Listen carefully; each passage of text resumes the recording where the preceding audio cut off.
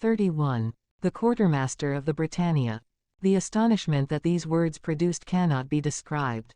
Glenarvan sprang to his feet, and, pushing back his chair, cried, "Who says that?" "I," replied one of Moore's workmen, seated at the end of the table.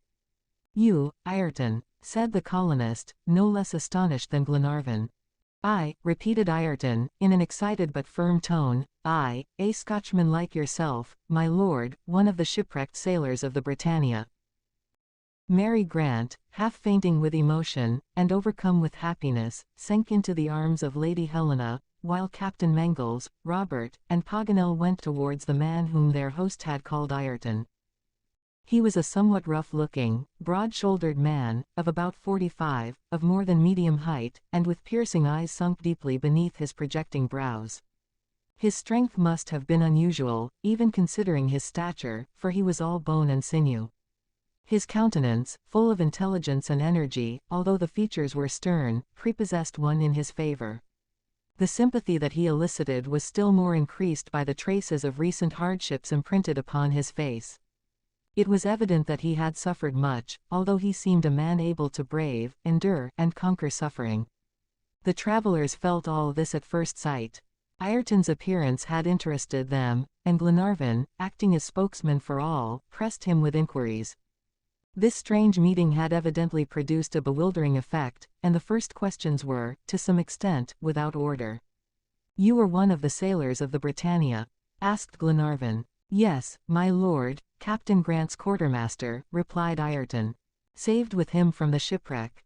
"No, my lord. At that terrible moment I was washed overboard and cast ashore."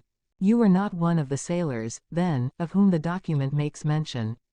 "No, I did not know of the existence of such a document. The captain must have thrown it overboard after I was gone."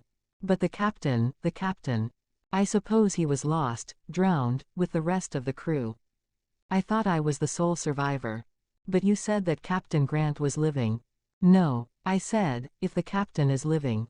"He is in Australia," you added. "He can be nowhere else." "You do not know, then, where he is?" "No, my lord. I repeat that I thought he was buried in the waves or dashed upon the rocks." "You say that perhaps he is still living. What do you know, then?" asked Glenarvan. "Simply this, that if Captain Grant is living he is in Australia." "Where did the shipwreck take place?" inquired the major. This should have been the first question, but, in the excitement of the moment, Glenarvan, anxious to know where Captain Grant was, had not inquired where the Britannia was lost. From this point the conversation assumed a more definite form, and soon the details of the complicated story appeared clear and exact to the minds of Ayrton's hearers. To the major's question Ayrton replied, "When I was washed from the forecastle, as I was hauling down the jib, the Britannia was driving towards the coast of Australia, which was not 2 cable lengths distant. The shipwreck, therefore, took place at that point." "In latitude 37, asked Captain Mangles. 37, replied Ayrton. "On the west coast?" "No, on the east coast." "And when?" "On the night of June 27, 1862. "The same, the very same," cried Glenarvan. "You see, then, my lord," added Ayrton, "that I was right in saying that, if Captain Grant still lives, you must seek him in Australia." "And we will seek, find, and save him, my friend," cried Paganel. "Ah, precious document," added he, with perfect simplicity, "it must be confessed that you have fallen into the hands of very sagacious people." No one noticed these flattering words of Paganel. Glenarvan, Lady Helena, Mary, and Robert had crowded around Ayrton, and eagerly clasped his hands. It seemed as if the presence of this man was a guarantee of the safety of Harry Grant. Since the sailor had escaped the dangers of shipwreck, why should not the captain be safe and sound? Ayrton repeated his declaration that if Captain Grant were living he must be in Australia. He answered with remarkable intelligence and clearness the many questions that were propounded to him. Miss Mary, while he spoke, held one of his hands in her own.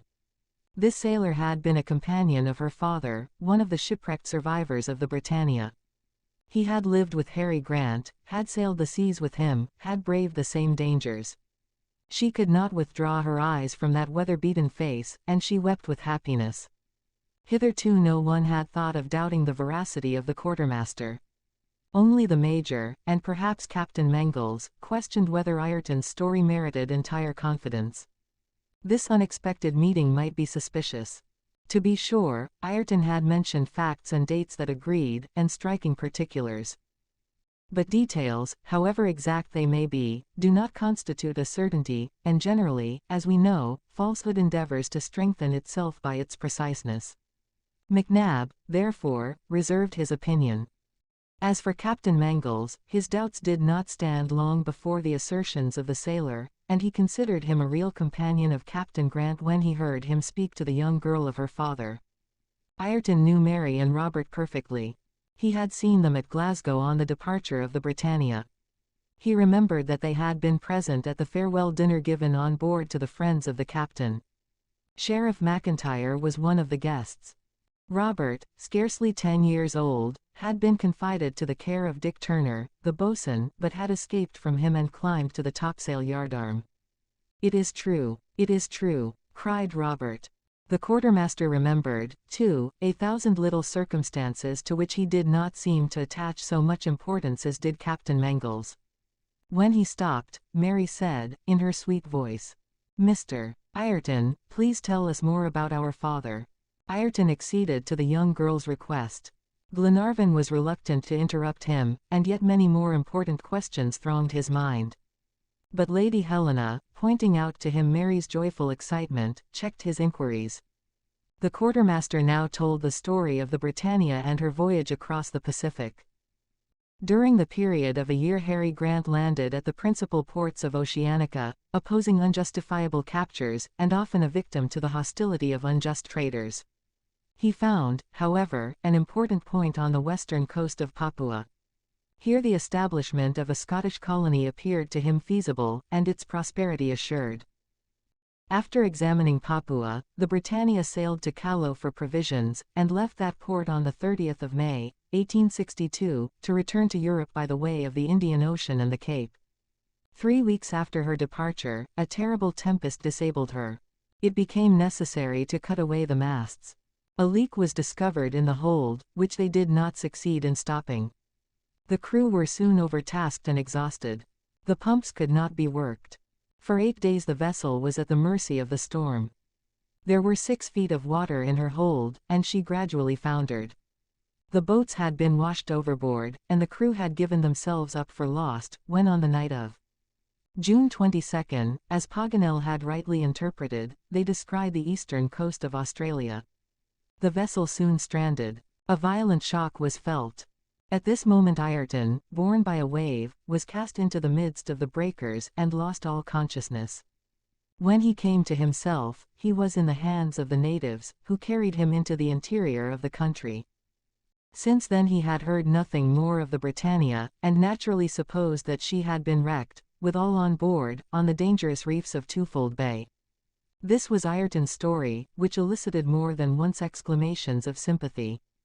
The major could not justly doubt its correctness, and after this recital the quartermaster's own experiences possessed a more real interest.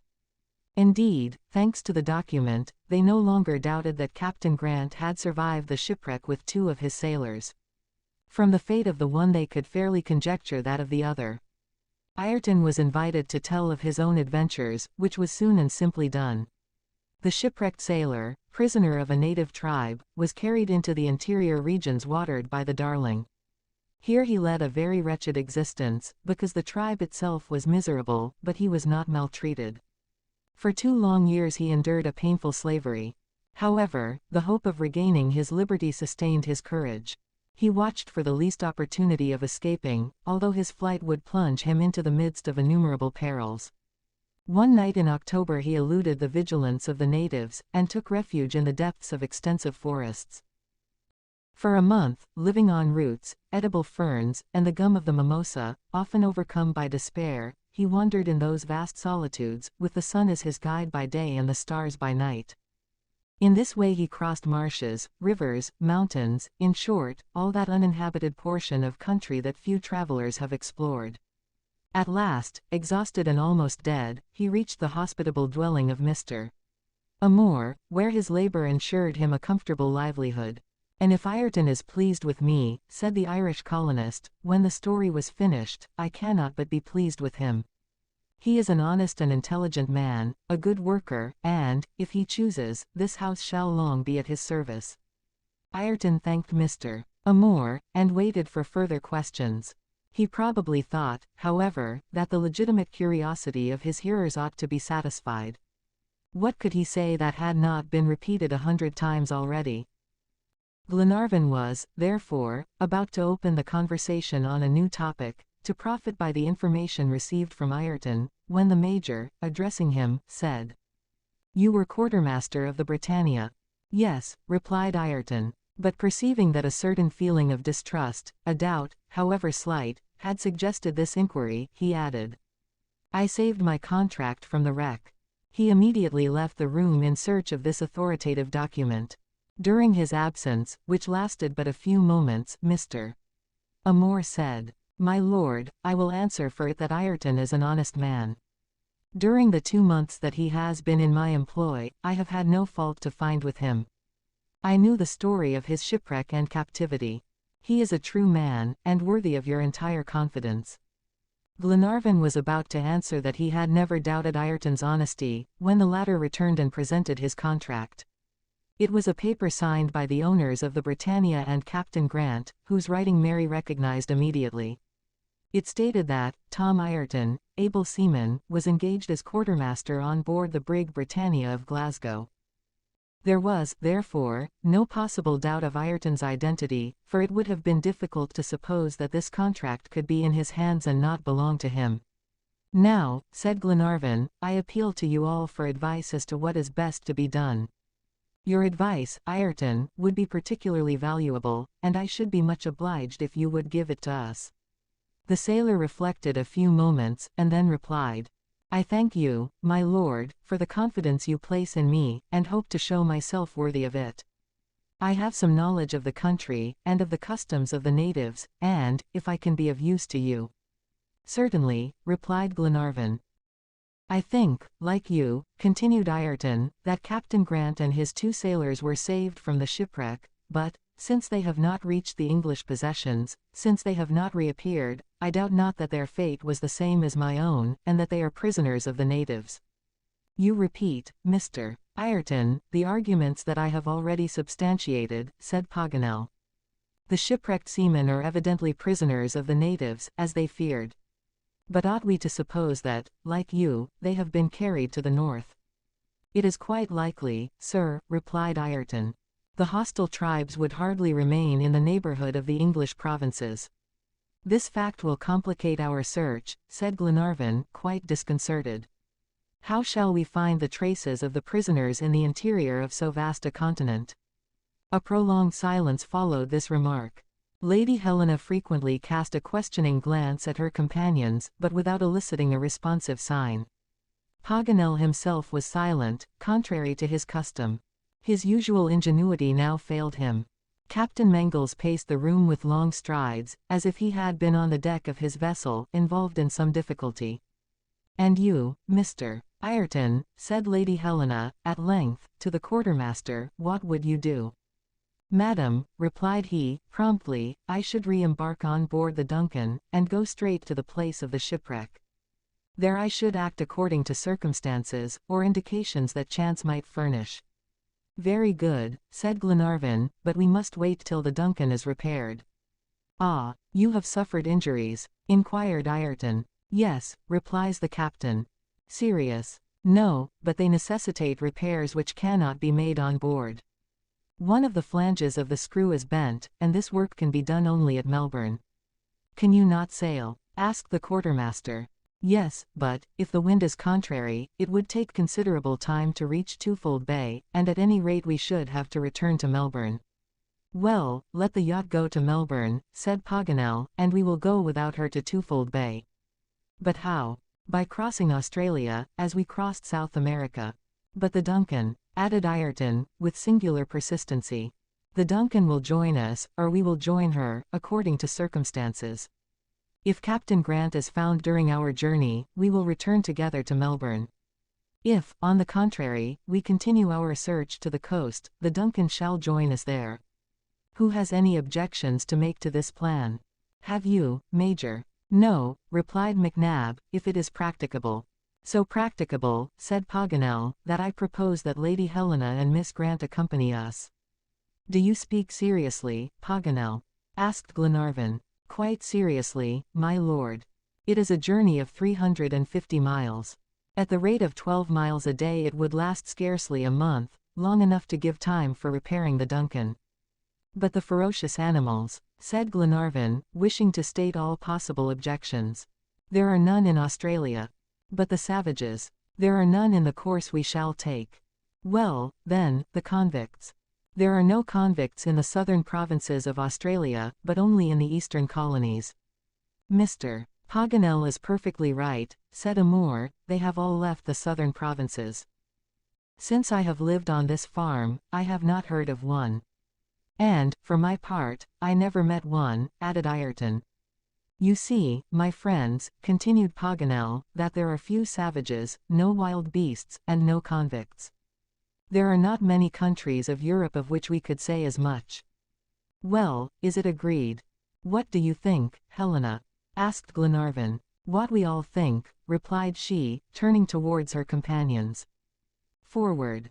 32. Preparations for the journey. It was not Glenarvan's habit to lose time in adopting and executing a plan. As soon as Paganel's proposal was accepted, he at once resolved that the preparations for the journey should be completed as soon as possible. And what was to be the result of this search?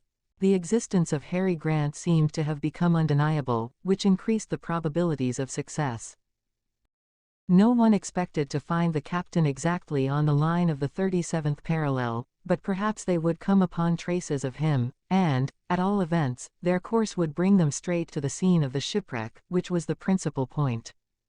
Moreover, if Ayrton would consent to join the travelers, to guide them through the forests, and to the eastern coast, there was another chance of success. Glenarvan felt the importance of this arrangement, and was therefore particularly desirous of obtaining the services of Captain Grant's companion. He inquired of his host whether he was willing for him to propose to Ayrton to accompany them. Mr. Amor consented, though not without regret at losing so good an assistant. Well, Ayrton, will you aid us in our search for the sailors of the Britannia? The quartermaster did not answer immediately. He seemed to hesitate for a few moments, but finally, after reflecting, said, Yes, my lord, I will follow you, and, if I do not set you upon the track of Captain Grant, I will at least guide you to the place where his vessel was wrecked.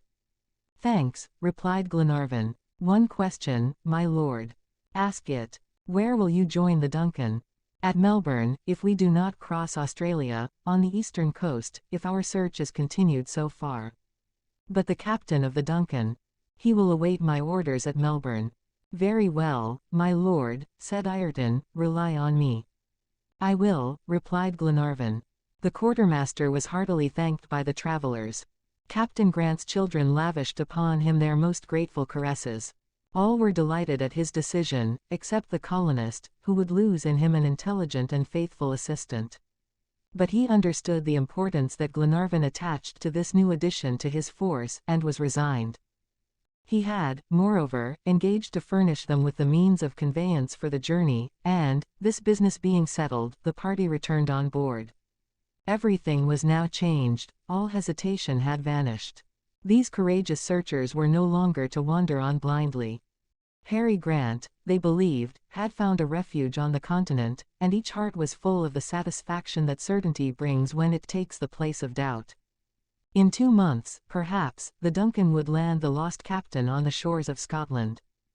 When Captain Mangles seconded the proposal that they should attempt to cross Australia with the ladies, he supposed that this time he would accompany the expedition. He therefore consulted Glenarvan on the subject, and brought forward various arguments in his own favor, such as his desire to take part in the search for his countrymen, and his usefulness in the undertaking. One question, John, said Glenarvan. You have absolute confidence in your mate.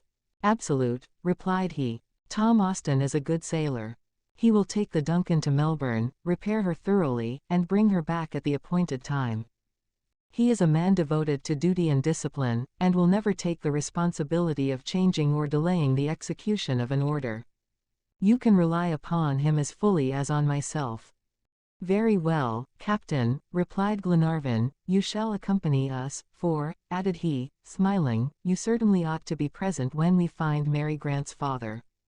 "Ah, my lord," murmured Captain Mangles, with something like a blush upon his swarthy cheeks. The next day the captain, accompanied by the carpenter and by the sailors loaded with provisions, returned to the farm of Mr. Amor, who was to assist him in the preparations. All the family were waiting for him, ready to work under his orders. Ayrton was there, and freely gave them the benefit of his experience. He and his employer were agreed on this point, that the ladies ought to make the journey in an oxcart and the gentlemen on horseback. The colonist could procure them the animals and vehicle. The vehicle was a cart 20 feet long and covered with an awning, the whole resting upon 4 wheels, without spokes, felloes, or tires. The front wheels were a long way from the hind ones, and were joined together by a rude contrivance that made it impossible to turn short. To the body of the cart was attached a pole 35 feet long, to which 3 pairs of oxen were coupled. The animals, thus arranged, drew by means of a yoke across their necks, to which the bow was fastened with an iron pin. It required great skill to manage this long, narrow, tottering vehicle, and guide the oxen by means of the whip. But Ayrton had served his apprenticeship at Amor's farm, and his employer guaranteed his dexterity. Upon him, therefore, devolved the duty of driving. The cart, being without springs, was not very easy, but our travelers were obliged to conform to circumstances as much as they could. As no change was possible in its rude construction, Captain Mangles arranged the interior in the most comfortable manner. He divided it into 2 compartments by a wooden partition. The rear one was designed for the provisions, the baggage, and Mr. Olbanet's portable kitchen, while the forward one was reserved exclusively for the ladies. The carpenter converted it into a convenient chamber, covered it with a thick carpet, and furnished it with a dressing table and 2 berths for Lady Helena and Mary Grant. Thick leathern curtains secured privacy, when necessary, and were a protection against the chilliness of the night. In rainy weather the men could find shelter under the awning, but a tent was to serve this purpose at the time of encampment. Captain Mangles succeeded in crowding into this narrow space all that 2 ladies could need, and Lady Helena and Mary Grant did not greatly miss the comfortable cabins of the Duncan. As for the men, 7 strong horses were apportioned to Lord Glenarvan, Paganel, Robert Grant, Major McNab, Captain Mangles, and the 2 sailors, Wilson and Mulready, who accompanied this new expeditionary party. The horses and oxen grazed near at hand, and could be easily collected at the moment of departure. Having made his arrangements, and given his orders to the carpenter, Captain Mangles returned on board with the colonist's family, who wished to pay Lord Glenarvan a visit. Ayrton thought proper to join them, and about 4 o'clock the captain crossed the gangway of the Duncan. Of course, Glenarvan invited his visitors to dinner, and they willingly accepted his return hospitality. Mr. Amor was amazed. The furniture of the cabins, the tapestry, the upholstery, and the fancywork of maple and ebony excited his admiration. Ayrton, on the contrary, gave only a secondary attention to these costly luxuries. He first examined the yacht from a sailor's point of view. He explored the hold, he went down into the engine room, he looked at the engine, inquired its effective power and consumption, he visited the coal house, the pantry, and the powder magazine, and took particular interest in the gun room and the mounted cannon in the forecastle. Glenarvan now had to deal with a man who was a critical judge, as he could see by Ayrton's keen inquiries. At last the quartermaster finished his exploration by inspecting the masts and rigging, and, after a few moments of general review, said, "You have a fine vessel, my lord." "A good one, too," replied Glenarvan. "How many tons burden is she?" 210. "Shall I be greatly mistaken," added Ayrton, "if I say that the Duncan can easily make 15 knots an hour at full speed?" "Say 17, interposed the captain, "and you will be nearer right." 17, cried the quartermaster. "Why, then, no man of war, not even the best, could overtake her." "Not one," said the captain. "The Duncan is a real racing yacht, and is not to be beaten in any way. Not even in sailing? Asked Ayrton. Not even in sailing. Well, my lord, and you, captain, accept the compliments of a sailor who knows what a vessel is worth. Thanks, Ayrton, replied Glenarvan, and now remain on board, and it will be your own fault if the ship is not all you can desire. I will think of it, my lord, said the quartermaster, modestly. Mr. Olbinett now approached, and informed Lord Glenarvan that dinner was ready, and they all adjourned to the saloon. That Ayrton is an intelligent man, said Paganel to the major. Too intelligent, growled McNab, who, without any apparent reason, disliked the looks and manners of the quartermaster. During dinner, Ayrton gave some interesting information concerning Australia, with which he was perfectly familiar. He inquired the number of sailors that Glenarvan intended to take with him in his expedition. When he learned that only 2, Wilson and Mulrady, were to accompany them, he seemed astonished. He advised Glenarvan to form his party of the best seamen of the Duncan. He even insisted upon this point, which must have removed all suspicion from the mind of the major. But, said Glenarvan, is there any danger in our journey across Australia? None, replied Ayrton. Well, then, let us leave on board as many as possible. There must be men to navigate the Duncan and take charge of her. It is especially important that she should arrive promptly at the place of meeting, which we will appoint hereafter. Let us not, therefore, lessen the crew. Ayrton seemed to appreciate this reason, and no longer insisted. At evening the party separated. Ayrton and Amour's family returned to their home. The horses and cart were to be ready the next day, and the travelers were to start at 8 o'clock in the morning. Lady Helena and Mary Grant now made their last preparations, which were short and less minute than those of Jacques Paganel. The geographer passed half the night in unscrewing, cleaning, and screwing on again the lenses of his telescope. He was still asleep the next morning, when the major awoke him early with a loud summons. The baggage had already been conveyed to the farm through the care of Captain Mangles. A boat was waiting for the travelers, and they were not long in embarking. The young captain gave his last orders to Tom Austin, and instructed him above all to await the commands of Lord Glenarvan at Melbourne, and execute them scrupulously whatever they might be. The trusty sailor replied that they might rely on him. In the name of the crew he offered to his lordship their best wishes for the success of the expedition. The boat put off, and a thunder of applause rent the air. In a few moments the party reached the shore, and in no great length of time arrived at Amour's farm. Everything was ready. Lady Helena was delighted with her quarters. The immense cart, with its rude wheels and massive timbers, especially pleased her. The 6 oxen yoked in pairs seemed to indicate primeval simplicity, and were a novel sight. Ayrton, whip in hand, awaited the orders of his new chief. I declare, said Paganel, this is an admirable vehicle, worth all the mail coaches in the world. I know of no better way of traversing the earth than in this style, like mountebanks. A house that moves when you please and stops wherever you please is all you can desire. Monsieur Paganel, replied Lady Helena, I hope to have the pleasure of receiving you in my parlor. Madam, replied the geographer, you do me great honor. Have you chosen a day? I shall be at home every day for my friends, replied Lady Helena, smiling, and you are the most devoted of all, added Paganel, gallantly. This exchange of compliments was interrupted by the arrival of 7 horses, all harnessed, driven by one of Amour's sons. Lord Glenarvan paid for these new acquisitions, and added many thanks, which the honest colonist seemed to value as highly as the gold and notes which he received. The signal for departure was now given.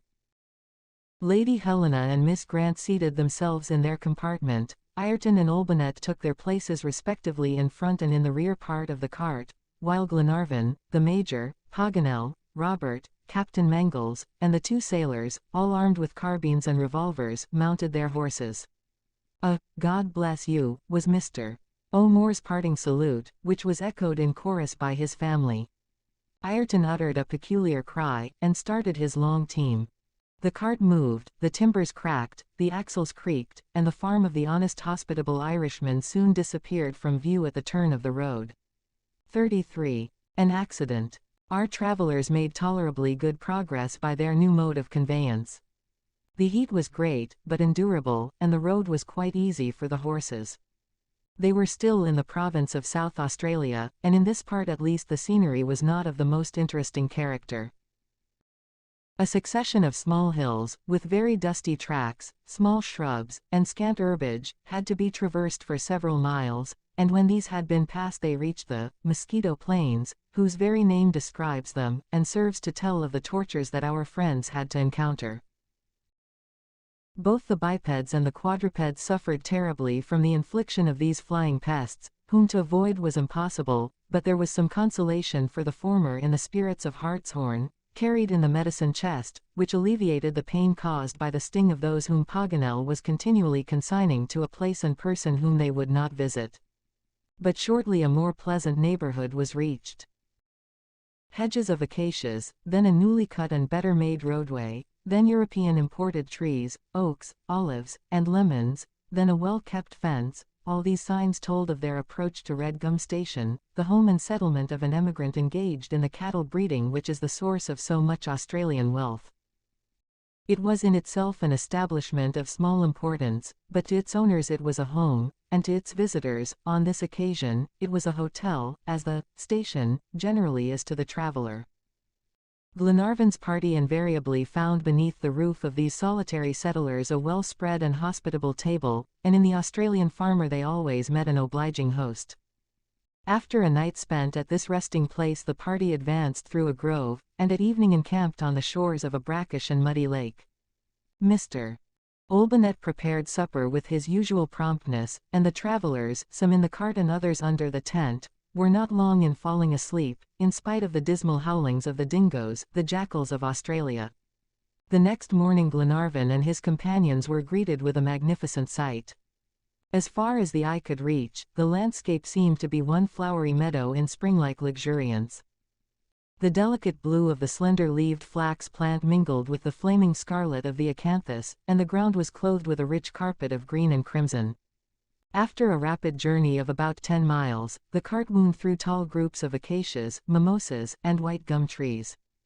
The vegetable kingdom on these plains did not show itself ungrateful towards the orb of day, and repaid in perfume and color what it received in sunshine. As for the animal kingdom, it was no less lavish of its products. Several cassowaries bounded over the plain with unapproachable swiftness. The major was skillful enough to shoot a very rare bird, a jabiru, or giant crane. This creature was 5 feet high, and its broad, black, sharp conical beak measured 18 inches in length. The violet and purple colors of its head contrasted strongly with the lustrous green of its neck, the dazzling white of its breast, and the vivid red of its long legs. This bird was greatly admired, and the major would have won the honors of the day, if young Robert had not encountered a few miles farther on, and bravely vanquished, an unsightly beast, half hedgehog, half anteater, a chaotic-looking animal, like those of prehistoric periods. A long, glutinous, extensible tongue hung out of its mouth, and fished up the ants that constituted its principal food. Of course, Paganel wished to carry away the hideous creature, and proposed to put it in the baggage room, but Mr. Olbinett opposed this with such indignation that the geographer gave up his idea of preserving this curious specimen. Hitherto few colonists or squatters had been seen. The country seemed deserted. There was not even the trace of a native, for the savage tribes wander farther to the north, over the immense wastes watered by the Darling and the Murray. But now a singular sight was presented to Glenarvan's party. They were fortunate enough to see one of those vast herds of cattle which bold speculators bring from the eastern mountains to the provinces of Victoria and South Australia. About 4 o'clock in the afternoon, Captain Mangles descried, 3 miles in advance, an enormous column of dust that spread along the horizon. What occasioned this? It would have been very difficult to say. Paganel was inclined to regard it as some phenomenon, for which his lively imagination already sought a natural cause. But Ayrton dissipated all his conjectures by declaring that this cloud of dust proceeded from a drove of cattle. The quartermaster was not mistaken. The thick cloud approached, from the midst of which issued a chorus of bleatings, neighings, and bellowings, while the human voice mingled in cries and whistles with this pastoral symphony. A man emerged from the noisy multitude. It was the commander-in-chief of this 4-footed army. Glenarvan advanced to meet him, and friendly relations were established without ceremony. The leader, or, to give him his real title, the stock-keeper, was proprietor of a part of the herd. His name was Sam Machell, and he was on his way from the eastern provinces to Portland Bay. His cattle comprised 1,000 oxen, 11,000 sheep, and 75 horses. All these animals, bought when lean on the plains of the Blue Mountains, were to be fattened in the healthy pastures of South Australia, where they would be sold for a large price. Sam Machell briefly told his story, while the drove continued its course through the clumps of mimosas. Lady Helena, Mary Grant, and the horsemen dismounted, and, seated in the shade of a huge gum tree, listened to the stock-keeper's narrative. He had set out 7 months before, and had made about 10 miles a day, at which rate his journey would last 3 months longer. To aid him in this laborious task, he had with him 20 dogs and 30 men. 5 of the men were blacks, who were very skillful in recovering stray animals. 6 carts followed the drove, and the drivers, provided with stock whips, the handles of which were 18 inches and the lashes 9 feet in length, moved among the ranks and maintained order, while the canine light dragoons hovered about on the wings. The travelers were amazed at the discipline of this novel army. The different classes advanced separately, for wild oxen and sheep do not associate well, the first will never graze where the second have passed. Hence it was necessary to place the oxen at the head, and these accordingly, divided into 2 battalions, took the lead. 5 regiments of sheep, commanded by 5 drivers, followed, and the platoon of horses formed the rearguard. The stock-keeper observed to his hearers that the leaders of the army were neither dogs nor men, but oxen, whose superiority was recognized by their mates. They advanced in the front rank with perfect gravity, choosing the best course by instinct, and thoroughly convinced of their right to be treated with consideration. Thus the discipline was maintained, for the drove obeyed them without resistance. If it pleased them to stop, the others were obliged to yield, and it was useless to attempt to resume the line of march if the leaders did not give the signal. Such was Sam Machell's account, during which a great part of the herd had advanced in good order. It was now time for him to join his army, and choose the best pastures. He therefore took leave of Lord Glenarvan, mounted a fine native horse that one of his men was holding for him, and a few moments after had disappeared in a cloud of dust, while the cart, resuming its interrupted journey, stopped at nightfall at the foot of Mount Talbot. The next day they reached the shores of the Wimmera, which is half a mile wide, and flows in a limpid stream between tall rows of gum trees and acacias. Magnificent myrtles raised aloft their long, drooping branches, adorned with crimson flowers, while thousands of goldfinches, chaffinches, and golden-winged pigeons, not to speak of chattering parrots, fluttered about in the foliage. Below, on the surface of the stream, sported a pair of black swans, shy and unapproachable. Meantime the cart had stopped on a carpet of turf whose fringes hung over the swiftly flowing waters. There was neither raft nor bridge, but they must cross at all hazard. Ayrton busied himself in searching for a practicable ford. A quarter of a mile upstream, the river seemed to him less deep, and from this point he resolved to reach the other bank. Various soundings gave a depth of only 3 feet. The cart could, therefore, pass over this shallow without running much risk.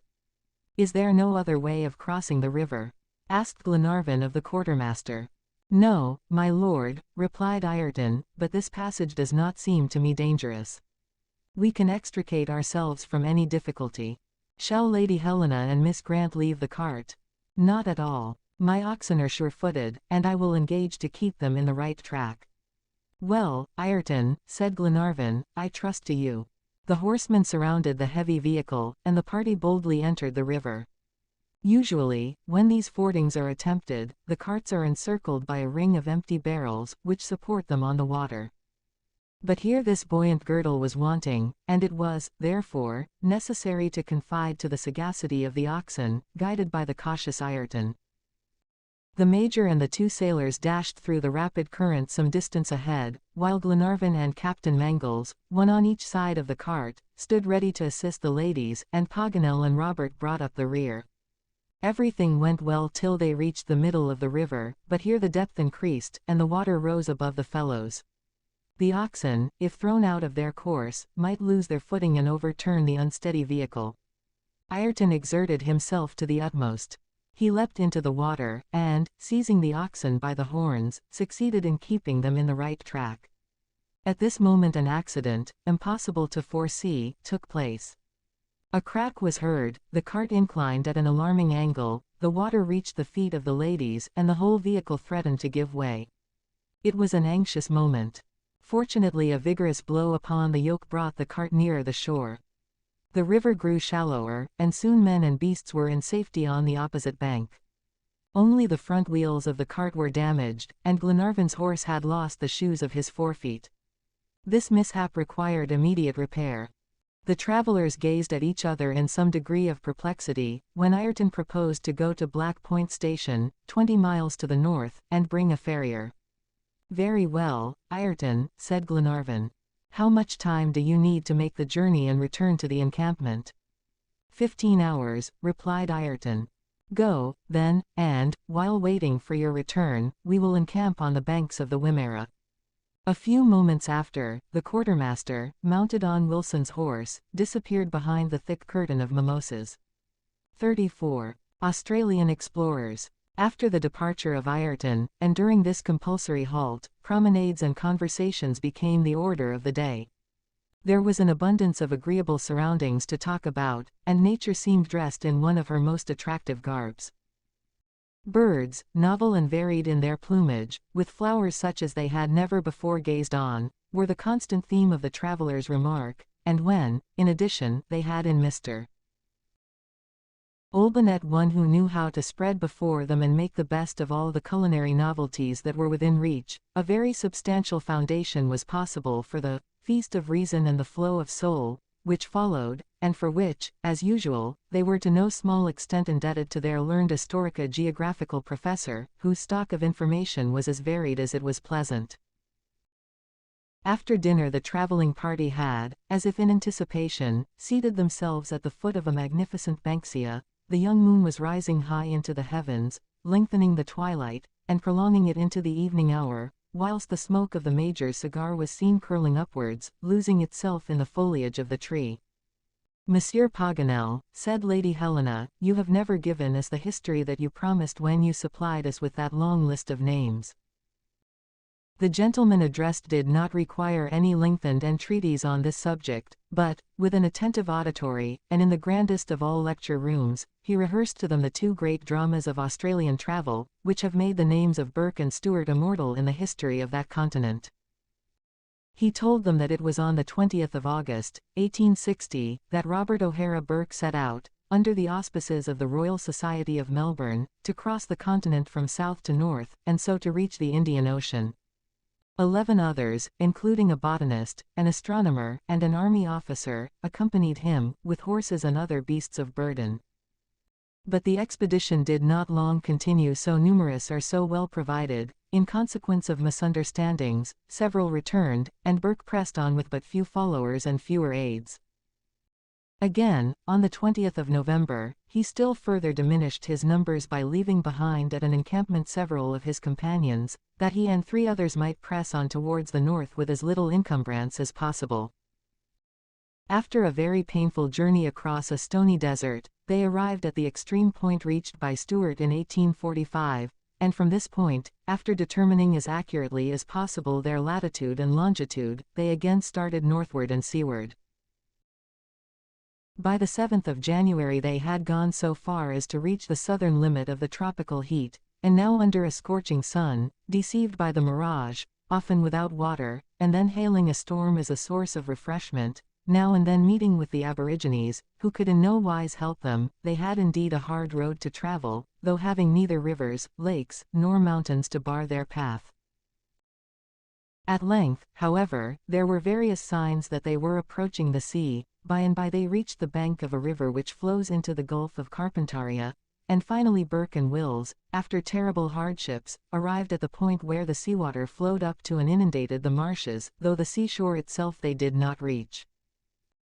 With naught but barrenness in sight on either hand, their great desire was to get back and rejoin their companions, but peril after peril awaited them, many of which their notebook has preserved an account of, but many more will be forever unrecorded. The 3 survivors, for one of the party had succumbed to the hardships, now strained every effort to reach the encampment, where they hoped to find their companions and a store of provisions. On the 21st of April they gained the goal, but the prize was missing. Only 7 hours before, after 5 months of waiting in vain, their companions had taken their departure. Of course nothing remained but to follow them with their feeble strength and scanty means of subsistence, but calamities still dogged their footsteps, and at last the leader, Burke, lay down exhausted, saying to his companion, "King, I have not many hours to live. Here are my watch and my notes. When I am dead, place a pistol in my right hand, and leave me without burial." His forebodings were realized, and the next morning he died. King, in despair, went in search of some Australian tribe, for now wills had begun to sink, and he shortly afterwards died also. At length the sole survivor was rescued by an expedition sent out in search of Burke, and thus the sad tale was told of this Australian tragedy. The narrative concerning Stuart was a less melancholy one, though the trials endured on his expedition were likewise great. Aided by the Parliament of South Australia, he likewise proceeded northward, in the year 1862, about 7 degrees to the west of the line taken by Burke.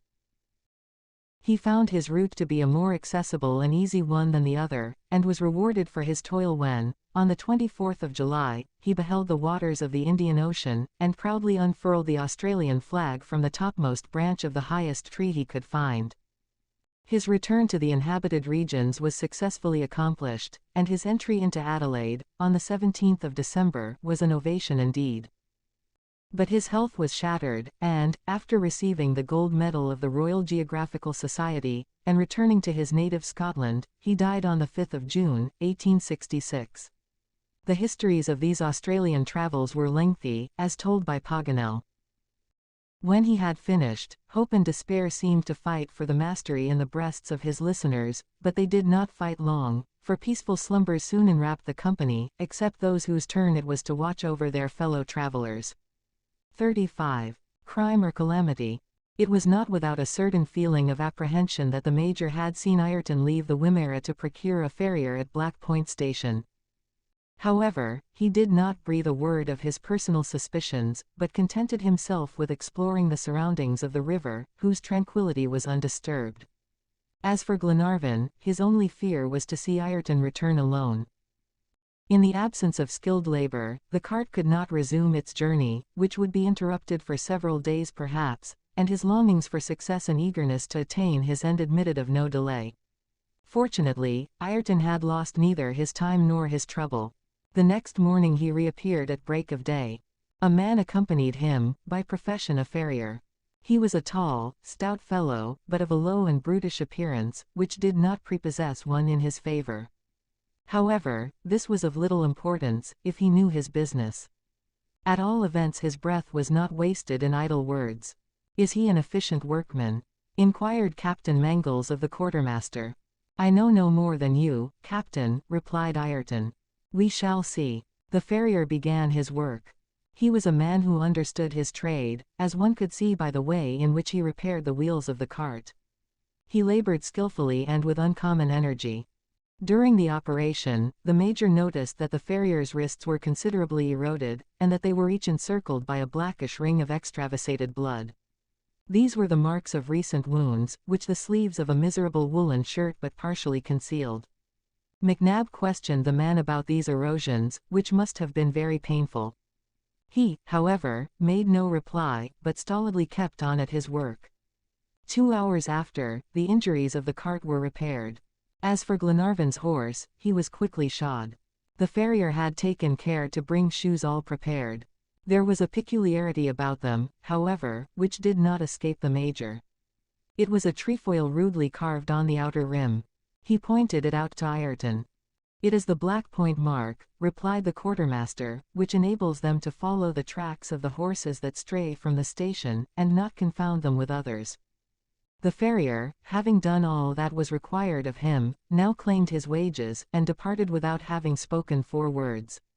Half an hour later, the travelers were on the move. Beyond the curtain of mimosas extended a broad, uncovered space, which justly deserved its name of open plain. Fragments of quartz and ferruginous rocks lay among the bushes, tall grass, and hedgerows that protected numerous flocks.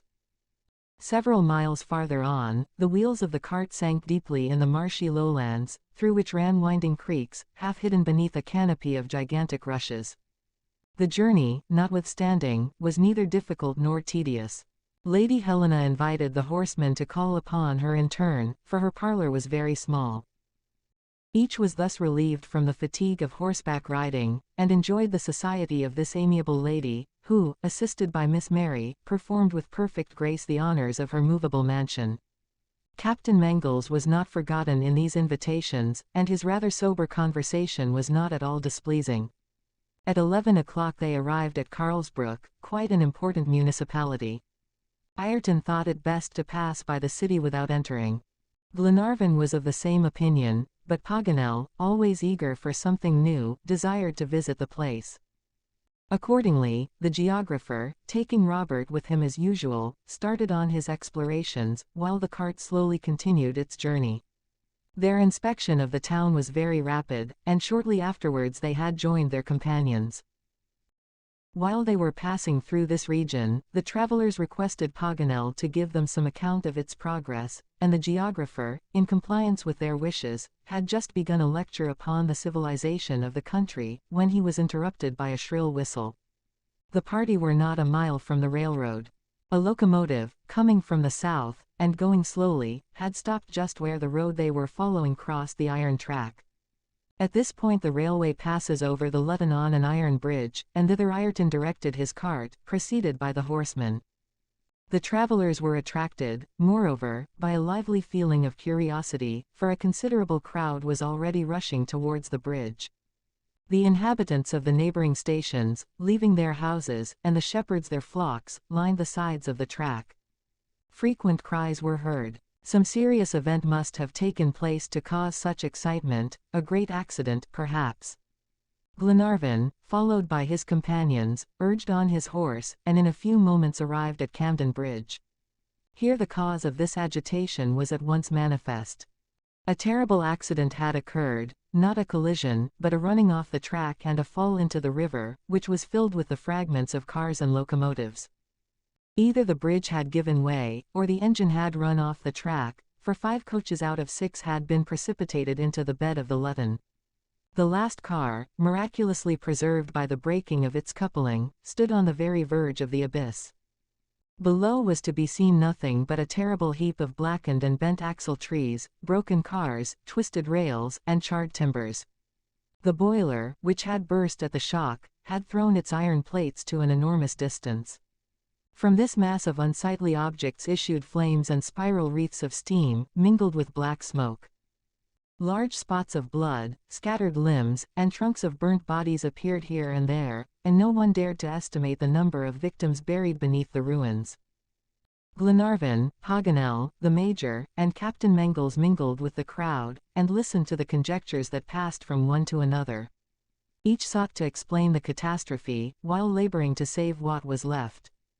"The bridge has broken," said one. "Broken," replied others. "That cannot be, for it is still uninjured. They forgot to close it for the passage of the train, that is all." It was a drawbridge, which had been constructed for the convenience of the shipping. Had the man on guard, through unpardonable negligence, forgotten to close it, and thus precipitated the train, at full speed, into the bed of the Lutton? This supposition seemed plausible, for one half of the bridge lay beneath the fragments of the cars, while the other still hung intact in its chains. Doubt was no longer possible, surely carelessness must have caused the calamity. The accident had happened to the night express, which left Melbourne at 45 minutes past 11. It must have been 3:15 in the morning when the train reached Camden Bridge, where this terrible destruction of life and property took place. The travelers and employees of the last car at once busied themselves in seeking assistance, but the telegraph wires, whose poles lay on the ground, were no longer available. It took the authorities of Castlemaine 3 hours to reach the scene of the disaster, and it was, therefore, 6 o'clock in the morning before a corps of workers was organized under the direction of the Surveyor General of the district, and a detachment of policemen, commanded by an officer. The squatters had come to their aid, and exerted themselves to extinguish the fire, which consumed the heap of ruins with unconquerable fierceness. Several unrecognizable bodies lay on the edge of the embankment, but it was impossible to rescue a living being from this furnace. The fire had rapidly accomplished the work of destruction. Of the travelers in the train, whose number was not known, only 10 survived, those in the last car. The railroad company had just sent an extra locomotive to convey them to Castlemaine. Meantime, Lord Glenarvan, having made the acquaintance of the Surveyor General, was conversing with him and the police officer. The latter was a tall, thin man, of imperturbable coolness, who, if he had any feeling, betrayed no sign of it on his impassible features. He was like a mathematician engaged upon a problem. He was seeking to elucidate the mystery of the disaster. To Glenarvan's first words, "This is a great calamity," he replied, calmly, "It is more than that." "More than that," cried Glenarvan, "and what can be more than that?" "It is a crime," replied the officer, coolly. Glenarvan turned to Mr. Mitchell, the Surveyor General, with a questioning look. "That is correct," said the latter. "Our examination has convinced us that the catastrophe is the result of a crime. The last baggage wagon was robbed. The surviving travelers were attacked by a party of 5 or 6 malefactors. The bridge was opened intentionally, and, taking into account this fact with the disappearance of the guard, I cannot but come to the conclusion that the miserable man was the accomplice of the criminals." The police officer, at these words, slowly shook his head. "You are not of my opinion?" inquired Mr. Mitchell. "Not as regards the complicity of the guard. At any rate, this assumed complicity," continued the Surveyor General, "enables us to attribute the crime to the natives who wander about the country. Without the guard's assistance these natives could not have opened the drawbridge, for they do not understand its working." "Exactly," replied the officer. "Now, it is known," added Mr. Mitchell, "from the testimony of a boatman, whose boat passed Camden Bridge at 40 minutes past 10 in the evening, that the bridge was closed according to regulation, after his passage." "Quite right. Therefore the complicity of the guard seems to me to be proved incontestably." The officer again made a gesture of dissent. "Then you do not attribute the crime to the natives?" inquired Glenarvan. "I do not."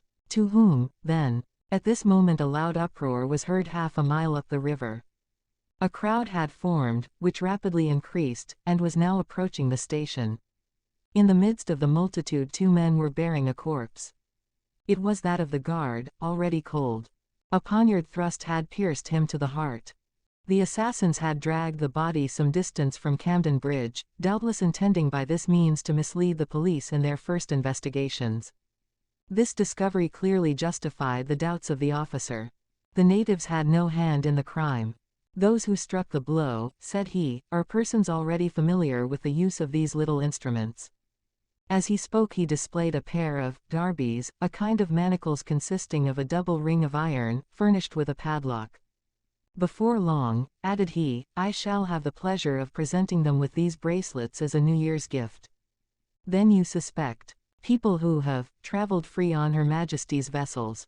"What, convicts?" cried Paganel, who recognized the phrase employed in the Australian colonies.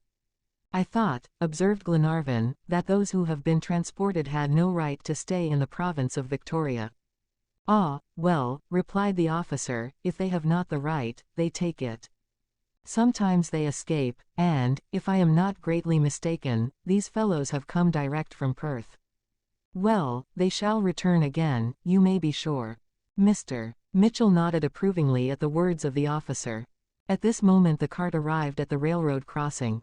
Glenarvan, wishing to spare the ladies the spectacle at Camden Bridge, took leave of the Surveyor General, and made a sign to his companions to follow him. "There is no occasion," said he, "for us to interrupt our journey." On reaching the cart, Glenarvan simply told Lady Helena that a railroad accident had taken place, without mentioning the part that the convicts had played in the catastrophe. He reserved this matter that he might question Ayrton in private. The little party then crossed the track, not far above the bridge, and resumed their route towards the east. 36. Fresh faces. They had not proceeded far before they reached a native cemetery, pleasantly situated and with abundance of shady trees. Here for a time they halted, and, whilst Robert and Paganel were exploring, Lord and Lady Glenarvan almost stumbled over a queer object. It was human, indigenous, and sleeping, but at first this was all that they could decide, until, as the eyes opened and the sleeper roused to active life, they saw before them a boy of 8 years, with a notice pinned to the back of his jacket which read as follows: Tollanay, to be conducted to Echuca, care of Jeff Smith, railway porter. Prepaid. Here, it would seem, was another waif that Providence had cast in their path. They questioned him, and his answers were pertinent and clear. He had been educated in the Wesleyan Methodist Day School at Melbourne, and was now going for a time to visit his parents, who were living with the rest of their tribe in Lachlan. He had been in the train to which the accident had happened, and had, with childlike confidence, troubled less about his fate than did those of older years. Going to a little distance, and laying himself on the grass, he had soon fallen into the slumber from which our travellers had aroused him. Paganel and the others had now gathered round, and Tollanay had to answer many a question. He came out of his examination very creditably. The reverence with which he spoke of the Creator and of the Bible produced a very favourable impression on the Scottish heads of the expedition, whilst the fact that he had taken the first prize in geography was sufficient introduction to Monsieur Paganel, who forthwith tested his knowledge, greatly to his own satisfaction, and considerably to the credit of his young pupil. The curiosity of his discoverers having been fully satisfied, Tollanay was made welcome, and partook with the others of the general repast. Many were the plans and purposes concerning him, and much wonder was expressed as to how they could speed him on his way, but in the morning it was discovered that he had solved the problem for himself, and a bouquet of fresh leaves and flowers, laid by the side of Lady Helena's seat, was the only memento that Tollanay had left. The party were now approaching the district which, in the years 1851 and 1852, was so much talked of throughout the civilized world, and attracted from all parts so many reckless adventurers and fortune hunters. The line of the 37th parallel, on which they were traveling, led them through the diggings and municipality of Mount Alexander, which was one of the most successful spots for the digger at the commencement of the gold fever, in consequence of the comparatively level nature of the ground and the general richness of the soil, so different from some other localities where only once in a while was some enormous nugget to be found. As they drew near to the streets of this hastily built town, Ayrton and Mulready, who were in charge of the cart, were sent forward, whilst the others walked through the place to inspect what there might be of interest, as well as to ascertain what might be learned concerning the object of their expedition. Thus, in this strange gathering of all nationalities and creeds and professions, the regular inhabitants beheld a still more extraordinary sight than that every day afforded them, folks who to the refinement which education and civilization give added both the earnestness of the worker and the freshness and vigor of the pleasure-seeking tourist. In the streets, in connection with the strange signboards and announcements, the novel erections and purposes to which some of them were adapted, Paganel had a history and commentary for everyone. Still more did he expatiate upon the 1,001 topics of interest when they visited the Bank building, which here is the center of more than one agency connected with this great gold-bearing district. Here was the Mineralogical Museum, in which might be seen specimens illustrative of all the various ways in which the gold has been found, whether in combination with clay or other minerals, or, as it is sometimes, to the great joy of the finder, discovered, pure et simple.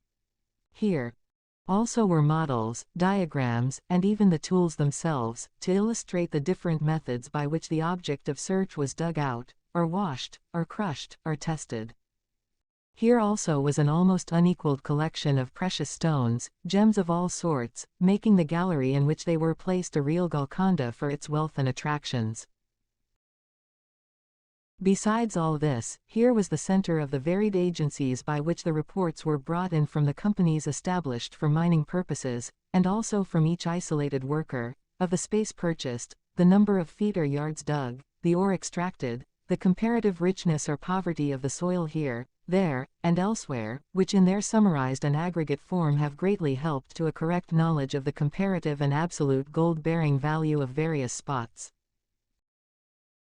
Then, in addition to the usual operations of a banking establishment, it was here that the ore was stored, from hence that it was sent, under government escort and with government guarantee, subject to a fixed, though moderate, charge, so that the transport to Melbourne, which at first was a dangerous and expensive, middle passage, was now as easily and inexpensively accomplished as the transmission of freight from London to Paris. Over the whole of this establishment they were conducted by the most courteous and obliging of officials, and the services thus rendered charmed the Frenchman, who was nonetheless loquacious, and was in truth able even to enlighten his guides.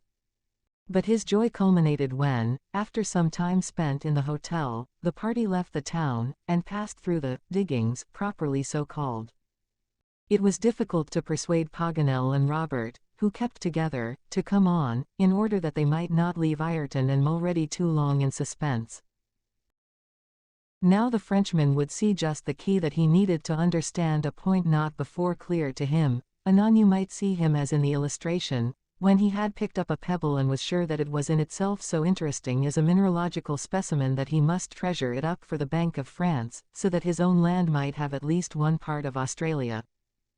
All this was done with such a mingling of childish good nature and scientific and national pride that it was useless to do anything but laugh, and an irrepressible smile came over even the Major's features. At length, however, by drawing him into a lecture, they succeeded in persuading him to follow them, and, as they left the diggings, he told them the history of the prophecies, the discovery, and the spread of knowledge as to the rich auriferous deposits of this part of Australia.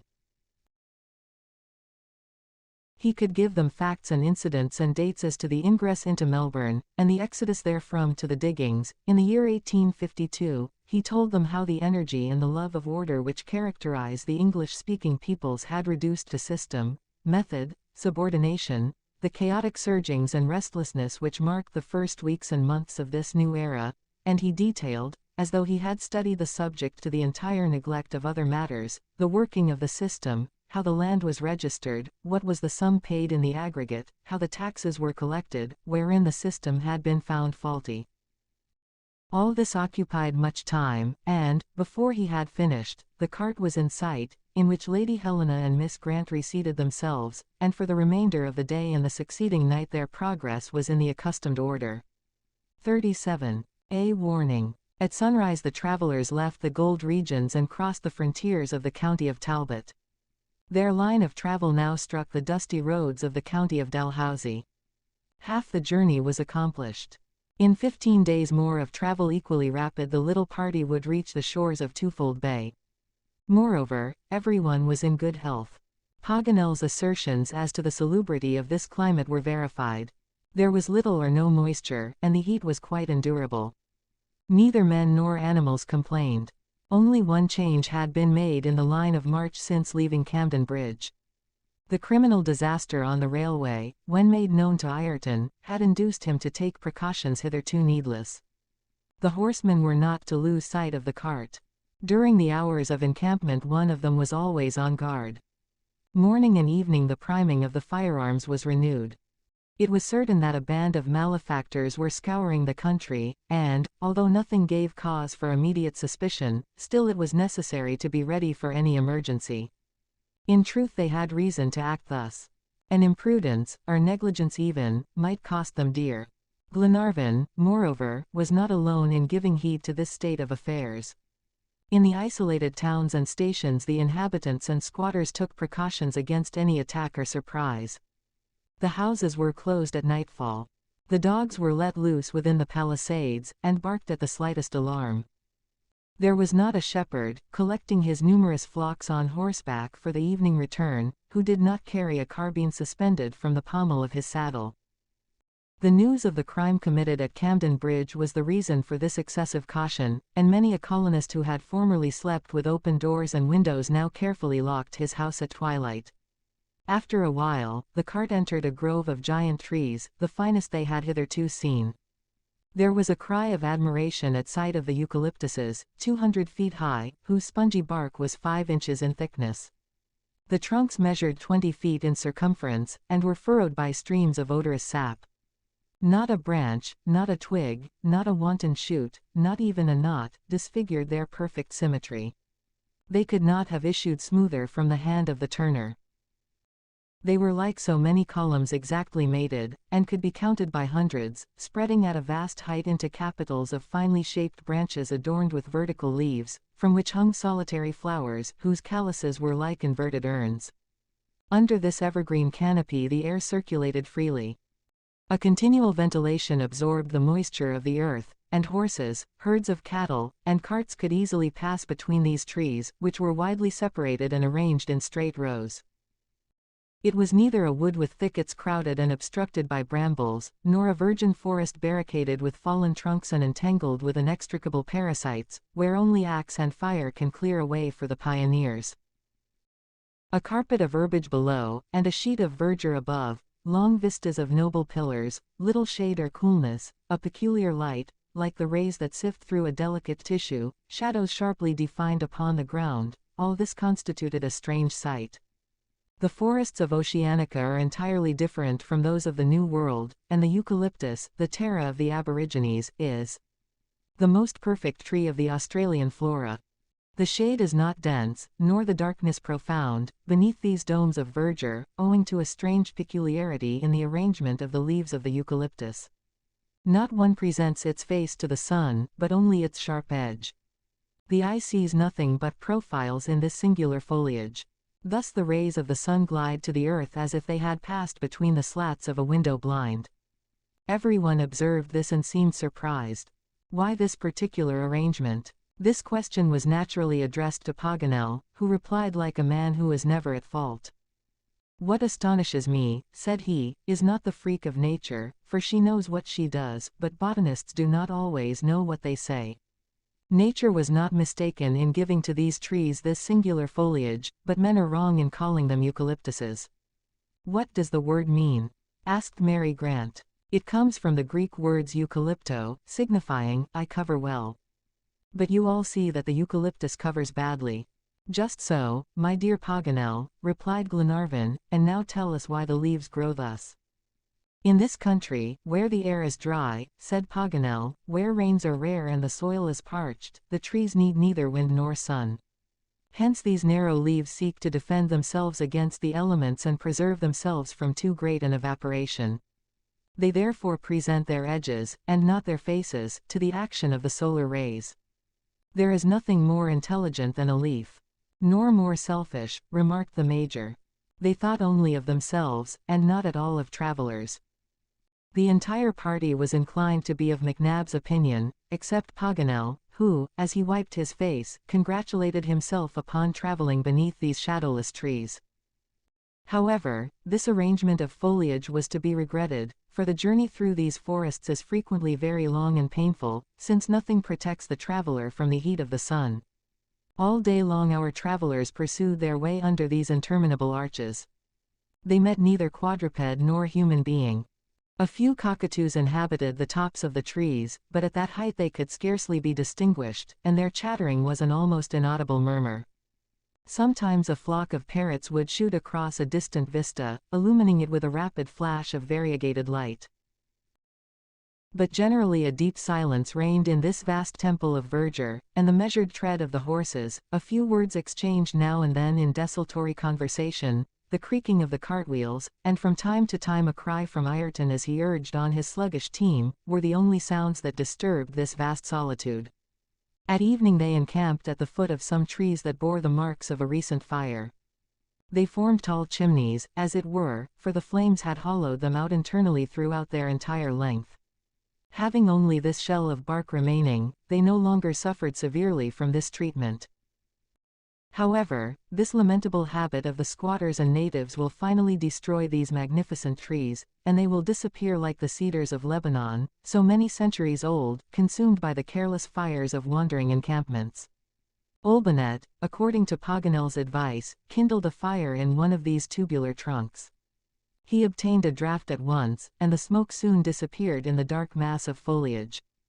The necessary precautions were taken for the night, and Ayrton, Mulready, Wilson, and Captain Mangles watched by turns till sunrise. During all the next day the interminable forest presented its long, monotonous avenues, till it seemed as if it would never end. Towards evening, however, the rows of trees became thinner, and a few miles farther on, upon a small plain, appeared a collection of regularly built houses. "Seymour," cried Paganel, "this is the last place we shall meet with before leaving the province of Victoria." "Is it an important town?" inquired Lady Helena. "Madam," replied he, "it is a simple parish that would like to become a municipality." "Shall we find a comfortable hotel?" asked Glenarvan. "I hope so," answered the geographer. "Well, then, let us go into the town, for the ladies will not be sorry, I imagine, to rest here one night." "My dear Edward," replied Lady Helena, "Mary and I accept, but on the condition that it shall cause no trouble or delay." "None at all," said Lord Glenarvan. "Moreover, our oxen are fatigued. Tomorrow we will start at break of day." It was now 9 o'clock. The moon was approaching the horizon, and her rays were dimmed by the gathering mist. The darkness was increasing. The whole party, accordingly, entered the broad street of Seymour under the guidance of Paganel, who always seemed to be perfectly acquainted with what he had never seen. But his instinct directed him, and he went straight to Campbell's North British Hotel. Horses and oxen were taken to the stable, the cart was put under the shed, and the travelers were conducted to quite comfortable apartments. At 10 o'clock the guests took their seats at a table, over which Olbinett had cast his experienced eye. Paganel had just explored the town, in company with Robert, and now related his nocturnal impressions in a very laconic style. He had seen absolutely nothing. However, a man less absent-minded would have observed a certain excitement in the streets of Seymour. Groups were formed here and there, which gradually increased. People talked at the doors of the houses, and questioned each other with an air of anxiety. Various daily papers were read aloud, commented upon, and discussed. These signs, one might suppose, could not have escaped the most careless observer. Paganel, however, had suspected nothing. The Major, on the contrary, without even leaving the hotel, had ascertained the fears that were agitating the little community. 10 minutes' conversation with the loquacious landlord had informed him, but he did not utter a word. Not until supper was over, and Lady Helena, Mary, and Robert had retired to their chambers, did the Major say to his companions, "They have traced the authors of the crime committed at Camden Bridge." "Have they been arrested?" asked Ayrton, quickly. "No," replied McNab, without seeming to notice the eagerness of the quartermaster. "So much the worse," added Ayrton. "Well," inquired Glenarvan, "to whom do they attribute the crime?" "Read," said the Major, handing to Glenarvan a copy of the Australian and New Zealand Gazette, "and you will see that the police officer was not mistaken." Glenarvan read aloud the following passage. "Sydney, Jan. 2, 1865. It will be remembered that on the night of December 29 an accident took place at Camden Bridge, 5 miles from Castlemaine Station, on the Melbourne and Sandhurst Railway, by which the night express was precipitated at full speed into the Loddon River. Numerous thefts committed after the accident, and the corpse of the guard found half a mile above, prove that it was the result of a crime, and, in accordance with the verdict at the inquest, this crime is to be attributed to a band of convicts who escaped, 6 months ago, from the Perth Penitentiary, in Western Australia, as they were about to be transferred to Norfolk Island. These convicts are 29 in number, and are commanded by a certain Ben Joyce, a dangerous criminal, who arrived in Australia several months ago in some way, and upon whom justice has not yet succeeded in laying hands. The inhabitants of the cities, and the colonists and squatters of the stations, are warned to be on their guard, and requested to send to the undersigned any information which may assist his investigations.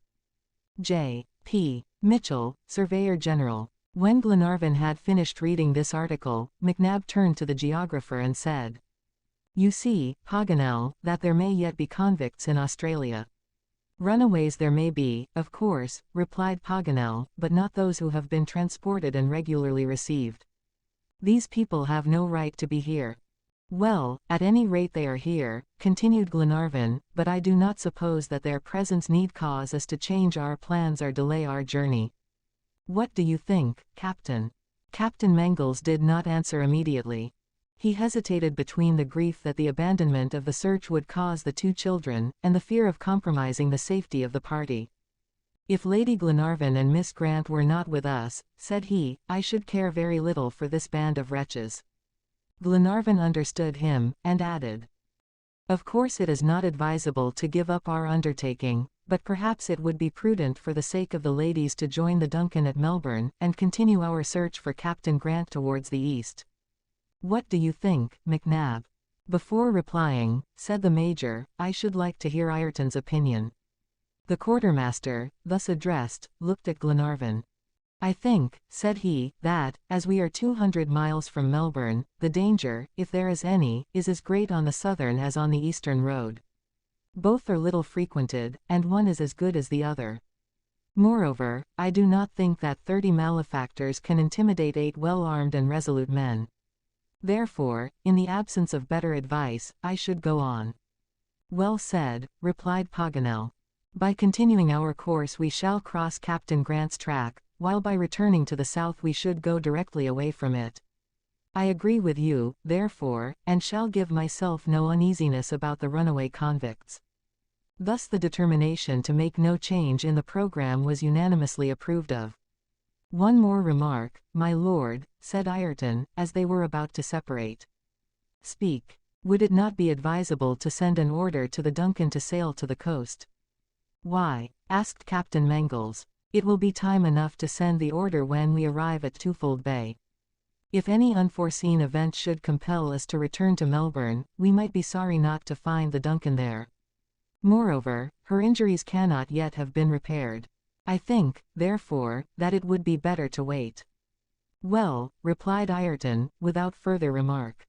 The next day the little party, armed and ready for any emergency, left Seymour, and half an hour after re-entered the forest of eucalyptuses, which appeared again towards the east.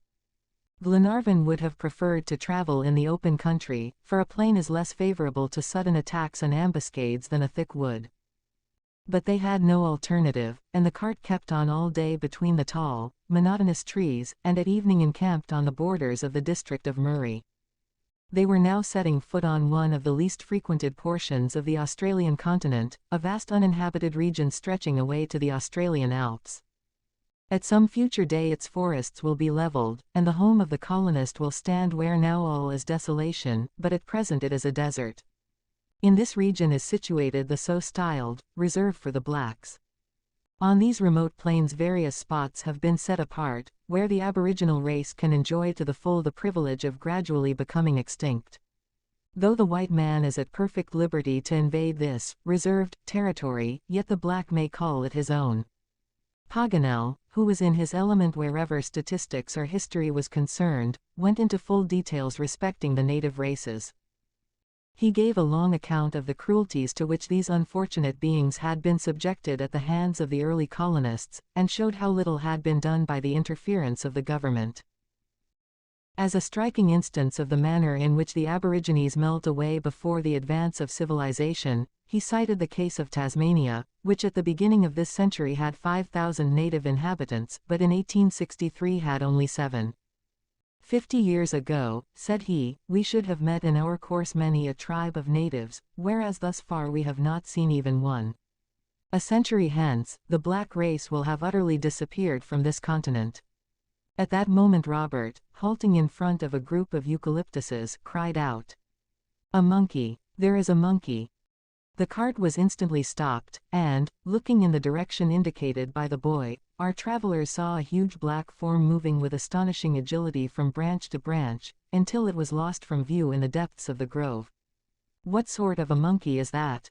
asked McNab. "That monkey," answered Paganel, "is a full-blooded Australian."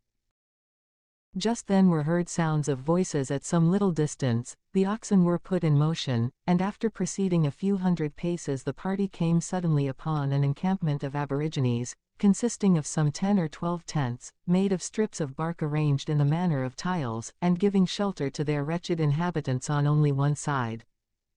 Of these miserable beings there were about 30, men, women, and children, dressed in ragged kangaroo skins. Their first movement was one of flight, but a few words from Ayrton restored confidence, and they slowly approached the party of Europeans. The Major jocularly insisted that Robert was correct in saying that he had seen a monkey, but Lady Helena declined to accept his views, and, getting out of the cart, made friendly advances to these degraded beings, who seemed to look upon her as a divinity. Reassured by her gentle manner, they surrounded the travelers, and began to cast wishful glances at the provisions which the cart contained. Glenarvan, at the request of his wife, distributed a quantity of food among the hungry group. After this had been dispatched, our friends were favored by their new acquaintances with a sham fight, which lasted about 10 minutes, the women urging on the combatants and pretending to mutilate those who fell in the fray. Suddenly the excited crowd dropped their arms, and a profound silence succeeded to the din of war. A flight of cockatoos had made its appearance in the neighboring trees, and the opportunity to display their proficiency in the use of the boomerang was at once improved by the Australians. The skill manifested in the construction and use of this instrument served Lady Helena as a strong argument against the monkey theory, though the Major pretended that he was not yet convinced.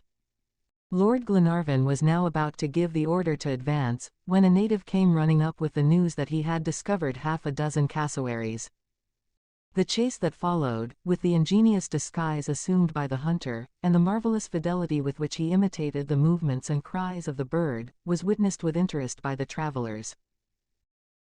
Lady Helena adduced the skill displayed as a still further argument against the Major's theory, but the obstinate McNab declined to recede from his position, citing to his antagonist the statement of the Negroes concerning the orangutans, that they are Negroes like themselves, only that they are too cunning to talk, for fear of being made to work. 38. Wealth in the wilderness. After a peaceful night, the travelers, at 7 o'clock in the morning, resumed their journey eastward over the plains. Twice they crossed the tracks of squatters, leading towards the north, and then the different hoof-prints would have been confounded if Glenarvan's horse had not left upon the dust the black point mark, distinguishable by its 3 trefoils. Sometimes the plain was furrowed with winding creeks, bordered by boxwood, which took their source on the slopes of the Buffalo Range, a chain of mountains whose picturesque outlines stretched along the horizon, and which the party resolved to reach that evening. Ayrton urged on his oxen, and, after a journey of 35 miles, they reached the place. The tent was pitched beneath a great tree. Night had come, and supper was quickly dispatched. All thought more of sleeping than of eating, after the fatigues of the day. Paganel, to whom fell the first watch, did not lie down, but, rifle on shoulder, guarded the encampment, walking to and fro that he might the better resist sleep. In spite of the absence of the moon, the night was almost bright with the splendor of the southern constellations, and the geographer amused himself in reading the great book of the firmament, which is always open. The silence of sleeping nature was broken only by the sound of the horses' chains as they rattled against their feet. Paganel was becoming fully absorbed in his astronomical meditations, and occupying himself more with the things of heaven than those of earth, when a distant sound startled him from his reverie. He listened attentively, and, to his great astonishment, thought he distinguished the tones of a piano. A few boldly struck chords wafted to his ears their harmonious vibrations. He could not be mistaken. "A piano in the desert," said he to himself. "It cannot be." It was indeed very surprising, and Paganel began to think that some strange Australian bird was imitating the sound of the instrument. But at that moment a voice, harmoniously pitched, was heard. The pianist was accompanied by a vocalist. The geographer listened incredulously, but in a few moments was forced to recognize the sublime air that struck upon his ear. It was Il mio tesoro tonto, from Don Juan. Harbaloo. Thought the geographer, however strange the Australian birds may be, or even though the parrots were the most musical in the world, they could not sing Mozart. He listened to the end of this grand inspiration of the master. The effect of this sweet melody, in the stillness of the starlit night, was indescribable. He remained a long time under the influences of its enchantment. At last the voice ceased, and all was silent. When Wilson came to relieve the geographer, he found him wrapped in a profound reverie. Paganel said nothing to the sailor, but, reserving his account of the incident for Glenarvan the next day, he crept into the tent. In the morning the whole party were awakened by unexpected bayings. Glenarvan at once arose. 2 magnificent pointers were gambolling along the edge of a small wood, but at the approach of the travelers they disappeared among the trees, barking loudly. "There must be a station in this desert," said Glenarvan, "and hunters, since those are hunting dogs." Paganel was just about to relate his experiences of the past night, when two men appeared, in hunting costume, mounted on fine horses. They naturally stopped at sight of the little party, encamped in gypsy-like fashion, and seemed to be wondering what the presence of armed men in this place meant, when they perceived the ladies, who were alighting from the cart. They immediately dismounted, and advanced towards them, hat in hand. Glenarvan went to meet them, and introduced himself and party, giving the name and rank of each member. The young men bowed, and one of them, the elder, said, "My lord, will your ladies, your companions, and yourself do us the honor to accompany us to our house?" "May I ask, gentlemen, whom I have the honor of addressing?" inquired Glenarvan. "Michael and Alexander Patterson, proprietors of Hotham Station. You are already on the grounds of the establishment, and have but a quarter of a mile to go." "Gentlemen," replied Glenarvan, "I should be unwilling to slight a hospitality so graciously offered." "My lord," interrupted Michael Patterson, "by accepting you will confer a favor upon two poor colonists, who will be only too happy to extend to you the honors of the desert." Glenarvan bowed in token of assent. "Sir," said Paganel, addressing Michael Patterson, "should I be too inquisitive were I to ask if it was you who sang that divine air of Mozart last night?" "It was I, sir," replied the gentleman, "and my brother accompanied me." "Well, sir," continued Paganel, extending his hand, "accept the sincere compliments of a Frenchman, who is an ardent admirer of Mozart's music." The young man modestly returned the geographer's greeting, and then pointed towards the right to the road they were to take.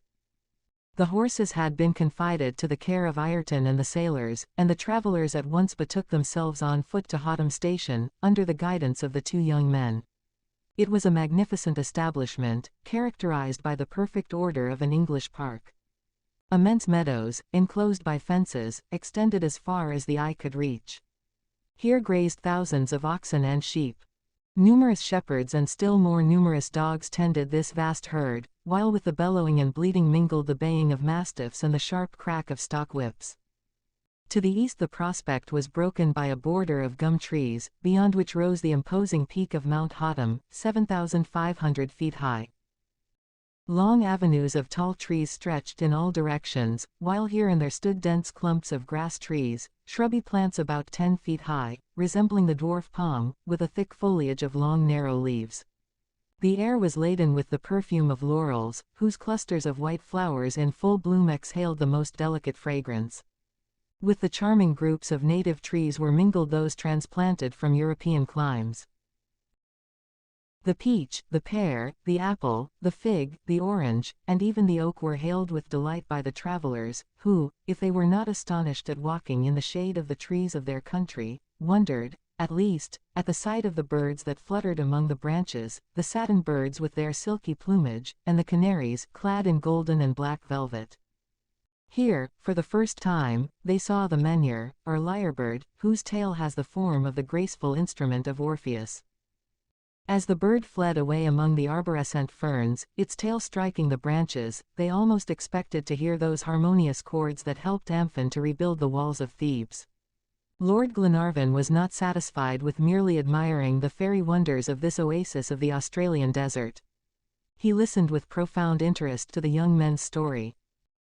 In England, in the heart of civilization, a newcomer would have first informed his host whence he came and whither he was going, but here, by a nice shade of distinction, Michael and Sandy Patterson thought they should make themselves known to the travelers to whom they offered their hospitalities, and briefly told their story. It was like that of all intelligent and active young Englishmen, who do not believe that the possession of riches absolves from the responsibility to labor for the welfare of others. Michael and Alexander Patterson were the sons of a London banker. When they were 20 years old, their father had said, "Here is money, my sons. Go to some distant land, found there a useful establishment, and acquire in labor the knowledge of life. If you succeed, so much the better; if you fail, it matters little. We shall not regret the money that will have enabled you to become men."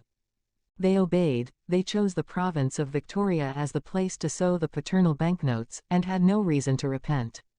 At the end of 3 years their establishment had attained its present prosperity. They had just finished the brief account of their career, when the dwelling came in sight at the end of a fine avenue of trees. It was a charming house of wood and brick, surrounded by clusters of plants, and had the elegant form of a Swiss cottage, while a veranda, from which hung Chinese lanterns, encircled it like a Roman impluvium. The windows were shaded by brilliant-colored awnings, which at a distance looked almost like masses of flowers. Nothing could be prettier, cozier, or pleasanter to the sight. On the lawn and among the shrubbery round about stood bronze candelabra, supporting elegant lamps with glass globes, which at nightfall illumined the whole garden with a beauteous light. No farmhands, stables, or outhouses were to be seen, nothing that indicated scenes of toil. The dwellings of the workmen, a regular village, consisting of some 20 cottages, were a quarter of a mile distant, in the heart of a little valley. Telegraph wires secured immediate communication between the village and the house of the proprietors, which, far from all tumult, was in truth a thing of beauty. The avenue was soon passed. A little iron bridge, of great elegance, crossing a murmuring stream, gave access to the private grounds. A courteous attendant advanced to meet the travelers, the doors of the house were opened, and the guests of Hotham Station entered the sumptuous dwelling. All the luxuries of refined and civilized life seemed to be present. Into the vestibule, which was adorned with decorative subjects, illustrating the turf or the chase, opened a spacious parlor, lighted with 5 windows.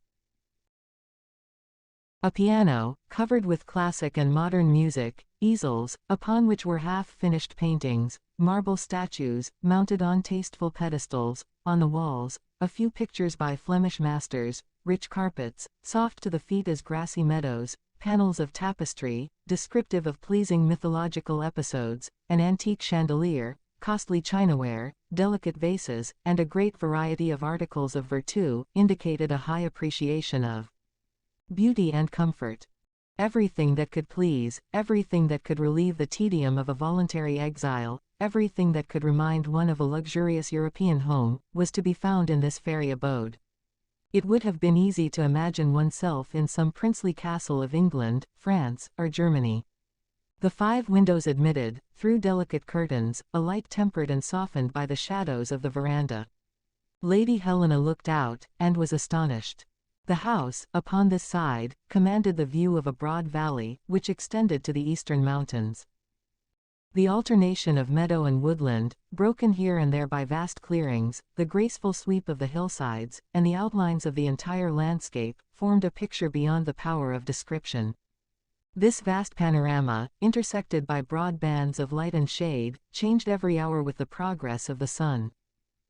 In the meantime, in accordance with the host's orders, breakfast had been prepared by the steward of the station, and in less than a quarter of an hour the travelers were seated at a bountiful table. The quality of the viands and the wines was unexceptionable, but what was especially gratifying, in the midst of these refinements of wealth, was the evident pleasure experienced by the young settlers in dispensing to strangers, beneath their own roof, this magnificent hospitality. The young gentlemen were soon made acquainted with the object of the expedition, and took a lively interest in Glenarvan's search, giving also great encouragement to the captain's children. "Harry Grant," said Michael, "has evidently fallen into the hands of the natives, since he has not appeared in the settlements on the coast. He knew his position exactly, as the document proves, and, as he has not reached any English colony, he must have been made prisoner by the natives as soon as he landed." "That is precisely what happened to his quartermaster, Ayrton," replied Captain Mangles. "But, gentlemen," inquired Lady Helena, "have you never heard of the shipwreck of the Britannia?" "Never, madam," said Michael. "And what treatment do you think Captain Grant would experience as a prisoner among the Australians?" "The Australians are not cruel, madam," replied the young settler. "Miss Grant may reassure herself on this point. There are many instances of their kindness, and some Europeans have lived a long time among them, without having any reason to complain of brutality." These words corroborated the information previously given by Paganel and Ayrton. When the ladies had left the table, the conversation turned upon convicts. The settlers had heard of the accident at Camden Bridge, but the band of runaways gave no uneasiness. They would not dare to attack a station that was guarded by more than 100 men. They were confident, too, that they would not venture into the deserted regions of the Murray, nor into the colonies of New South Wales, where the roads are well protected. Glenarvan could not decline the invitation of his amiable hosts to spend the entire day at Hotham Station. The delay thus occasioned could be turned to good account. The horses and oxen would be greatly benefited by their rest in the comfortable stables of the establishment. It was, therefore, decided to remain, and the two young men submitted to their guests a program for the day's sports, which was adopted with alacrity. At noon, 7 fine hunters pawed the ground at the gate of the house. For the ladies was provided an elegant coach, and the long reins enabled their driver to show his skill in maneuvering the four in hand. The horsemen, accompanied by outriders, and well armed, galloped beside the carriage, while the pack of hounds bayed joyously in the coppices. For 4 hours the cavalcade traversed the paths and avenues of these spacious grounds. As for game, an army of bushmen could not have started up a greater number of animals. Young Robert, who kept close to the Major's side, accomplished wonders. The intrepid boy, in spite of his sister's injunctions, was always ahead, and the first to fire. But Captain Mangles had promised to watch over him, a fact which tended not a little to allay Miss Grant's apprehension for her brother's safety. Of all the sports of the day the most interesting was unquestionably a kangaroo hunt. About 4 o'clock the dogs started a troop of these curious animals. The little ones took refuge in their mothers' pouches, and the whole drove rushed away in single file. Nothing can be more astonishing than the enormous bounds of the kangaroo, whose hind legs are twice as long as its fore ones, and bend like a spring. At the head of the drove was a male 5 feet high, an old man, in the language of the bushmen. For 4 or 5 miles the chase was briskly continued. The kangaroos did not slacken their pace, and the dogs, who feared, with good reason, the powerful blows of their formidable paws, did not venture to approach them. But at last the drove stopped in exhaustion, and, the old man, braced himself against the trunk of a tree, ready to fight for his life. One of the pointers, carried on by the impetus of his course, rolled within reach of him. A moment after, the unfortunate dog was tossed into the air, and fell back lifeless. The entire pack, deterred by the fate of their comrade, kept at a respectful distance. It became necessary to dispatch the kangaroo with the rifle, and nothing but bullets could bring down the gigantic quadruped. At this juncture Robert narrowly escaped being the victim of his rashness. In order to make sure of his aim, he approached so near the kangaroo that the animal made a spring at him. Robert fell. A cry of alarm resounded. Mary Grant, speechless with apprehension, stretched her hands towards her brother. No one dared to fire, for fear of hitting the boy. Suddenly Captain Mangles, with his hunting knife open, rushed upon the kangaroo, at the risk of his life, and stabbed it to the heart. The beast fell dead, and Robert rose unharmed. An instant after, he was in the arms of his sister. "Thanks, Captain Mangles, thanks," said Mary, extending her hand to the young captain. "I promised to take care of him," replied the captain, as he took the trembling hand of the young girl. This adventure ended the hunt. The troop of kangaroos had scattered after the death of their leader, whose carcass was brought to the house. It was now 6 o'clock, and dinner was in readiness for the hunters, comprising, among other dishes, a soup of kangaroo's tail, prepared in the native style. After a dessert of ices and sherbet, the party repaired to the parlor, where the evening was devoted to music. Lady Helena, who was a good pianist, presided at the instrument, while Michael and Alexander Patterson sang with great taste selections from the latest compositions of the modern musical masters. At 11 o'clock tea was served in true English style. Paganel, having desired to taste the Australian tea, a liquid, black as ink, was brought to him. It consisted of a quart of water, in which half a pound of tea had been boiled 4 hours. Paganel, with a wry face, pronounced it excellent. At midnight the guests were conducted to cool and comfortable chambers, where they renewed in dreams the pleasures of the day. The next morning, at sunrise, they took leave of the 2 young settlers, with many thanks, and with warmly expressed hopes to see them at Malcolm Castle at no very distant day. The cart then started, and in a few minutes, as the road wound around the foot of Mount Hotham, the hospitable habitation disappeared, like a passing vision, from the eyes of the travelers. For 5 miles farther they traversed the grounds of the station, and not till 9 o'clock did the little party pass the last palisade and enter upon the almost unknown districts of the country before them. 39. Suspicious occurrences. A mighty barrier crossed the road on the southeast. It was the chain of the Australian Alps, which extend in capricious windings 1,500 miles, and are capped with clouds 4,000 feet aloft. The sky was dull and lowering, and the rays of the sun struggled through dense masses of mist. The temperature was, therefore, endurable, but the journey was difficult on account of the irregularity of the surface. The unevenness of the plain constantly increased, and here and there rose mounds, covered with young green gum trees. Farther on, these excrescences formed the first slopes of the Great Alps. The ascent was very laborious, as was shown by the efforts of the oxen, whose yokes cracked under the tension of the heavy vehicle. The animals panted heavily, and the muscles of their hams were strained almost to breaking. The axles threatened to give way under the sudden jolts that Ayrton, with all his skill, could not prevent. The ladies, however, lost none of their accustomed cheerfulness. Captain Mangles and the 2 sailors rode a few hundred paces in advance, to choose practicable passes. It was a difficult and often a perilous task. Several times Wilson was forced to make a way with his hatchet through the midst of dense thickets. Their course deviated in many windings, which impassable obstacles, lofty blocks of granite, deep ravines, and treacherous swamps compelled them to make. At evening they encamped at the foot of the Alps, on the banks of a small stream that flowed along the edge of a plain covered with tall shrubbery, whose bright red foliage enlivened the banks. "We shall have difficulty in passing here," said Glenarvan, as he gazed at the chain of mountains, whose outlines were already growing dim in the twilight. "Alps. That is a name suggestive of arduous climbing." "You will change your opinion, my dear Glenarvan," replied Paganel. "You must not think you are in Switzerland." "Then these Australian Alps?" asked Lady Helena. "Are miniature mountains," continued Paganel. "You will cross them without noticing it." The next day, in spite of the assurances of the confident geographer, the little party found great difficulty in crossing the mountains. They were forced to advance at a venture, and descend into deep and narrow gorges that, for aught they knew, might end in a wall of rock.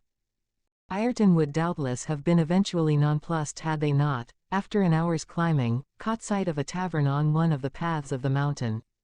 "Well," said Paganel, as they reached the hostelry, "the proprietor of this inn cannot make a great fortune in such a place." "Of what use can he be?" "To give us the information we need for our journey," replied Glenarvan. "Let us go in." Glenarvan, followed by Ayrton, entered the tavern. The landlord of Bush Inn was a coarse man, of forbidding appearance, who had to consider himself as the principal customer for the gin, brandy, and whiskey of his tavern, and scarcely ever saw anyone but squatters or herdsmen. He replied in an ill-humored way to the questions that were addressed him, but his answers sufficed to determine Ayrton upon his course. Glenarvan, however, remunerated the tavern keeper for the little trouble they had given him, and was about to leave the inn, when a placard, affixed to the wall, attracted his attention. It was a notice of the colonial police, detailing the escape of the convicts from Perth, and setting a price upon the head of Ben Joyce, £100 sterling to anyone who should deliver him up. "Indeed," said Glenarvan, "that is a rascal worth hanging." "And especially worth taking," replied Ayrton. £100. What a sum! He is not worth it. As for the innkeeper," added Glenarvan, as he left the room, "I scarcely put faith in him, despite his placard." "Nor I either," said Ayrton. Glenarvan and the quartermaster rejoined the party, and they all proceeded to where a narrow pass wound across the chain. Here they began the ascent. But it was an arduous task. More than once the ladies and their companions had to dismount, and it was often necessary to push the wheels of the heavy vehicle at some steep ascent, or to hold it back along the edge of some dangerous precipice. The oxen, as they could not work to advantage at sudden turns, had frequently to be unyoked, and the cart blocked to prevent it from sliding back. Ayrton was repeatedly forced to bring the already exhausted horses to his assistance. Whether this exertion was too prolonged, or whether from some other cause, one of the horses gave out during the ascent. He fell suddenly, without an instant's warning. It was Mulready's horse, and when the sailor attempted to help him up, he found that he was dead. Ayrton examined the animal carefully, but did not seem to understand the cause of this sudden death. "The beast must have burst a blood vessel," said Glenarvan. "Evidently," replied Ayrton. "Take my horse, Mulready," added Glenarvan. "I will join Lady Helena in the cart." Mulready obeyed, and the little party continued their fatiguing ascent, abandoning the body to the crows. The next day they began the descent, which was much more rapid. During its course a violent hailstorm burst on them, and they were forced to seek a shelter beneath the rocks. Not hailstones, but pieces of ice as large as one's hand, were precipitated from the angry clouds. A sling could not have hurled them with greater force, and several sharp blows warned Paganel and Robert to be on their guard. The cart was pierced through in many places; indeed, few roofs could have resisted the fall of these cutting missiles, some of which froze to the trunks of the trees. It was necessary to wait for the end of this avalanche, for fear of being stoned to death, and it was an hour before the party regained the steep path, still slippery with icy incrustations. At evening the cart, considerably shattered, but still firm on its wooden wheels, descended the last slopes of the Alps, between tall solitary pines, and reached the plains of Gippsland. All were impatient to gain their destination, the Pacific Ocean, where the Britannia had been wrecked. There only could traces of the shipwrecked seamen be found, and not in these desert regions. Ayrton urged Lord Glenarvan to send an order to the Duncan to repair to the coast, that he might have at his disposal all the aid possible in his search. In his opinion they ought to take advantage of the Lucknow road, which would lead them to Melbourne. Afterwards this might be difficult, for highways leading directly to the capital would be absolutely wanting. This advice of the quartermaster seemed reasonable. Paganel seconded it. He thought, too, that the yacht would be very useful under the present circumstances, and added that they could no longer communicate with Melbourne after passing the Lucknow road. Glenarvan was undecided, and perhaps would have sent the order that Ayrton so particularly desired, if the Major had not opposed this plan with great energy. He explained that Ayrton's presence was necessary to the expedition, that on approaching the coast the country would be unknown, that, if chance set them on the track of Captain Grant, the quartermaster would be more capable than anyone else of following it, in short, that he alone could point out the place where the Britannia was lost. McNab, therefore, advocated their continuing on the journey without change. Captain Mangles was of the same opinion. The young captain observed that his lordship's orders could more easily reach the Duncan if sent from Twofold Bay, than by dispatching a messenger 200 miles over a wild country. The Major carried his point, and it was therefore decided that they should proceed to Twofold Bay. McNab noticed that Ayrton seemed quite disappointed, but he said nothing, and, according to his custom, kept his thoughts to himself. Early in the afternoon they passed through a curious forest of ferns. These arborescent plants, in full bloom, measured 30 feet in height. Horses and horsemen could easily pass beneath their drooping branches, and sometimes the rowel of a spur would ring, as it struck against their solid stalks. The coolness of the grove was very grateful to the wearied travelers. Paganel, always demonstrative, gave vent to exclamations of delight that startled flocks of parrots and cockatoos. All at once his companions saw the geographer reel in the saddle, and fall to the ground like a log. Was it giddiness, or sunstroke, caused by the heat? They hastened to him. "Paganel! Paganel! What is the matter?" cried Lord Glenarvan. "The matter is, my dear friend," replied Paganel, extricating himself from the stirrups, "that I no longer have a horse." "What? Your horse is dead, stricken like Mulready's." At once Glenarvan, Captain Mangles, and Wilson examined the animal. Paganel was right. His horse had been suddenly stricken dead. "This is singular," said the captain. "Very singular indeed," muttered the Major. Glenarvan could not restrain a feeling of uneasiness at this strange occurrence. It was impossible for them to retrace their steps in this desert, while, if an epidemic were to seize all the horses, it would be very difficult to continue the journey. Before the end of the day his fears seemed to be justified. A third horse, Wilson's, fell dead, and, what was worse, one of the oxen was also stricken. Their means of conveyance now consisted of only 3 oxen and 4 horses. The situation had grown serious. The mounted horsemen could, of course, take turns in traveling on foot. But, if it should be necessary to leave the cart behind, what would become of the ladies? Could they accomplish the 120 miles that still separated them from Twofold Bay? Captain Mangles and Glenarvan anxiously examined the remaining horses. Perhaps preventives might be found against new calamities. No sign of disease, however, could be detected. The animals were in perfect health, and bravely endured the hardships of the journey. Glenarvan, therefore, was inclined to think that this mysterious epidemic would have no more victims. This was Ayrton's opinion too, who declared that he could not at all understand the cause of the frightful mortality. They started again, and the cart served to convey the pedestrians, who rode in it by turns. At evening, after a journey of only 10 miles, the signal to halt was given, the encampment arranged, and the night was passed comfortably beneath a large group of arborescent ferns, among whose branches fluttered enormous bats. The next day they made an excellent beginning, and accomplished 15 miles.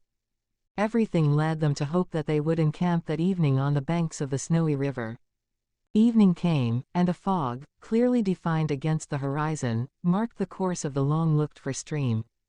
A forest of tall trees was seen at a bend in the road, behind a moderate elevation. Ayrton guided his oxen towards the tall trunks dimly discerned in the shadow, and was just passing the boundary of the wood, when the cart sank into the earth to the hubs. "What is the matter?" asked Glenarvan, when he perceived that the cart had come to a stop. "We are fast in the mud," replied Ayrton. He urged his oxen with voice and whip, but they were up to their knees in the mire, and could not stir. "Let us encamp here," said Captain Mangles. "That is the best plan," answered Ayrton. "Tomorrow, at daybreak, we can see to extricate ourselves." "Very well, be it so," replied Glenarvan. Night had set in rapidly, after a short twilight, but the heat had not departed with the sun. The air was heavy with stifling mists. Flashes of lightning, the dazzling forerunners of a coming storm, every now and then illumined the horizon. The beds were prepared, and the sunken cart was made as comfortable as possible. The somber arch of the great trees sheltered the tent of the travelers. Provided no rain fell, they would have no reason to complain. Ayrton succeeded with difficulty in extricating his 3 oxen from the mud, in which they had by this time sunk to their flanks. The quartermaster picketed them with the 4 horses, and would allow no one to give them their fodder. This service he performed himself with great exactness, and that evening Glenarvan observed that his care was redoubled, for which he thanked him, as the preservation of the team was of paramount importance. Meantime, the travelers partook of a hasty supper. Fatigue and heat had driven away hunger, and they needed rest more than nourishment. Lady Helena and Miss Grant, wishing their companions good night, retired to their accustomed bedroom. As for the men, some crawled under the tent, while others stretched themselves on the thick grass at the foot of the trees. Gradually each sank into a heavy sleep. The darkness increased beneath the curtain of dense clouds that covered the sky. Not a breath of air was felt. The silence of the night was only interrupted by the occasional howlings of wild animals. About 11 o'clock, after an uneasy slumber, the Major awoke. His half-closed eyes were attracted by a dim light that flickered beneath the great trees. One would have thought it was a whitish sheet glittering like the surface of a lake. McNab imagined, at first, that the flames of a conflagration were spreading over the ground. He rose and walked towards the wood. His surprise was great when he found himself in the presence of a purely natural phenomenon. Before him extended an immense field of mushrooms, which emitted phosphorescent flashes.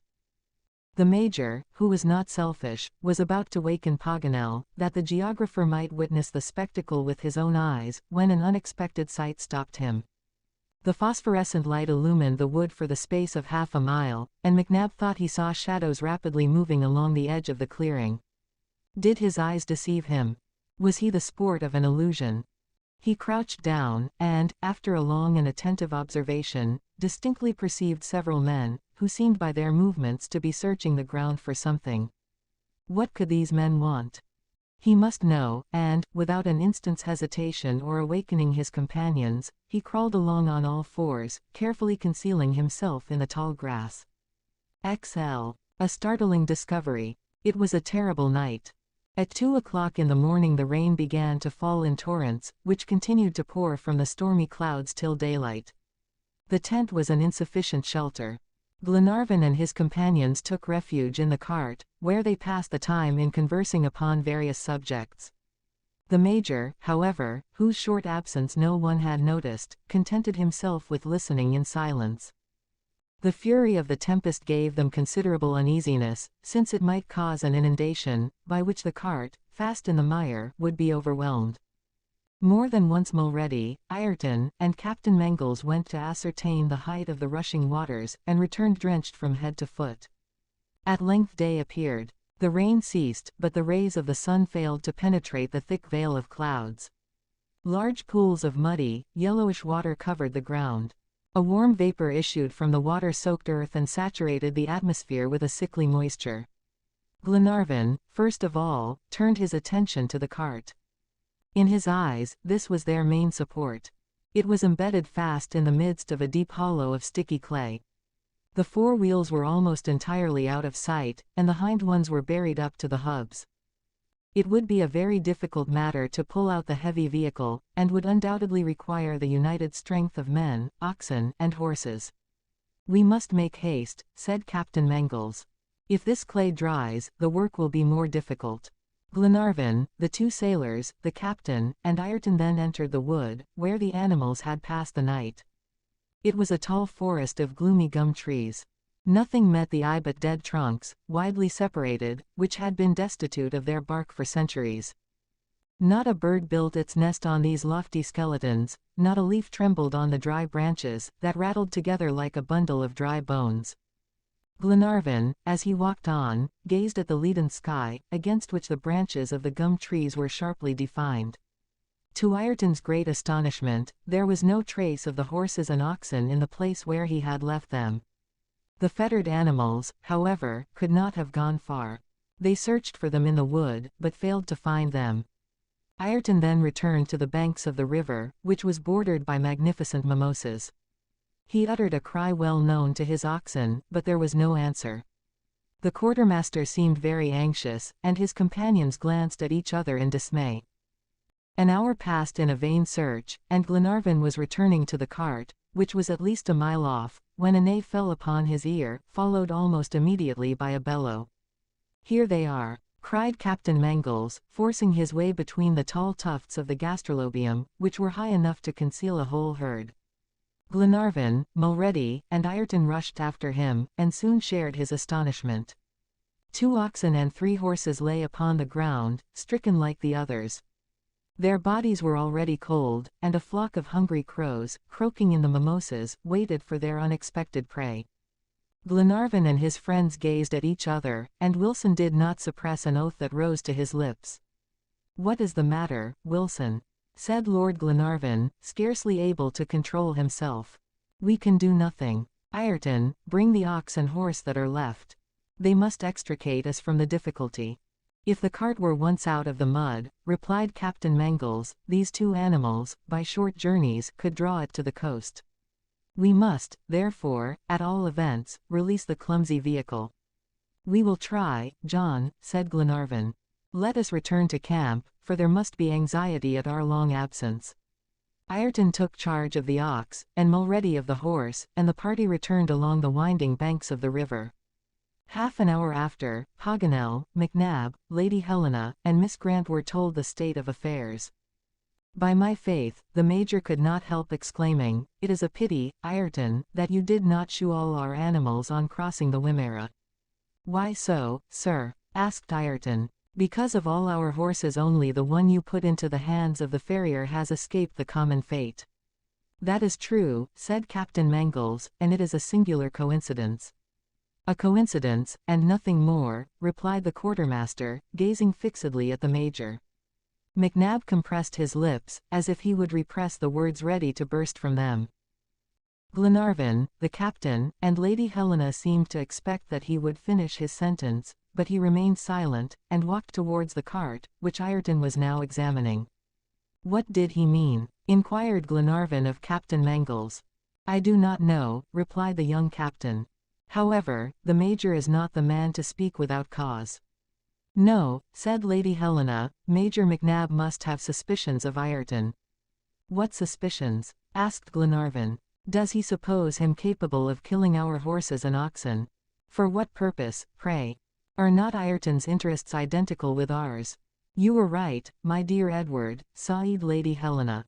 "Besides, the quartermaster has given us, ever since the beginning of the journey, indubitable proofs of his devotion to our comfort." "True," replied Captain Mangles. "But, then, what does the Major's remark mean? I must have an understanding."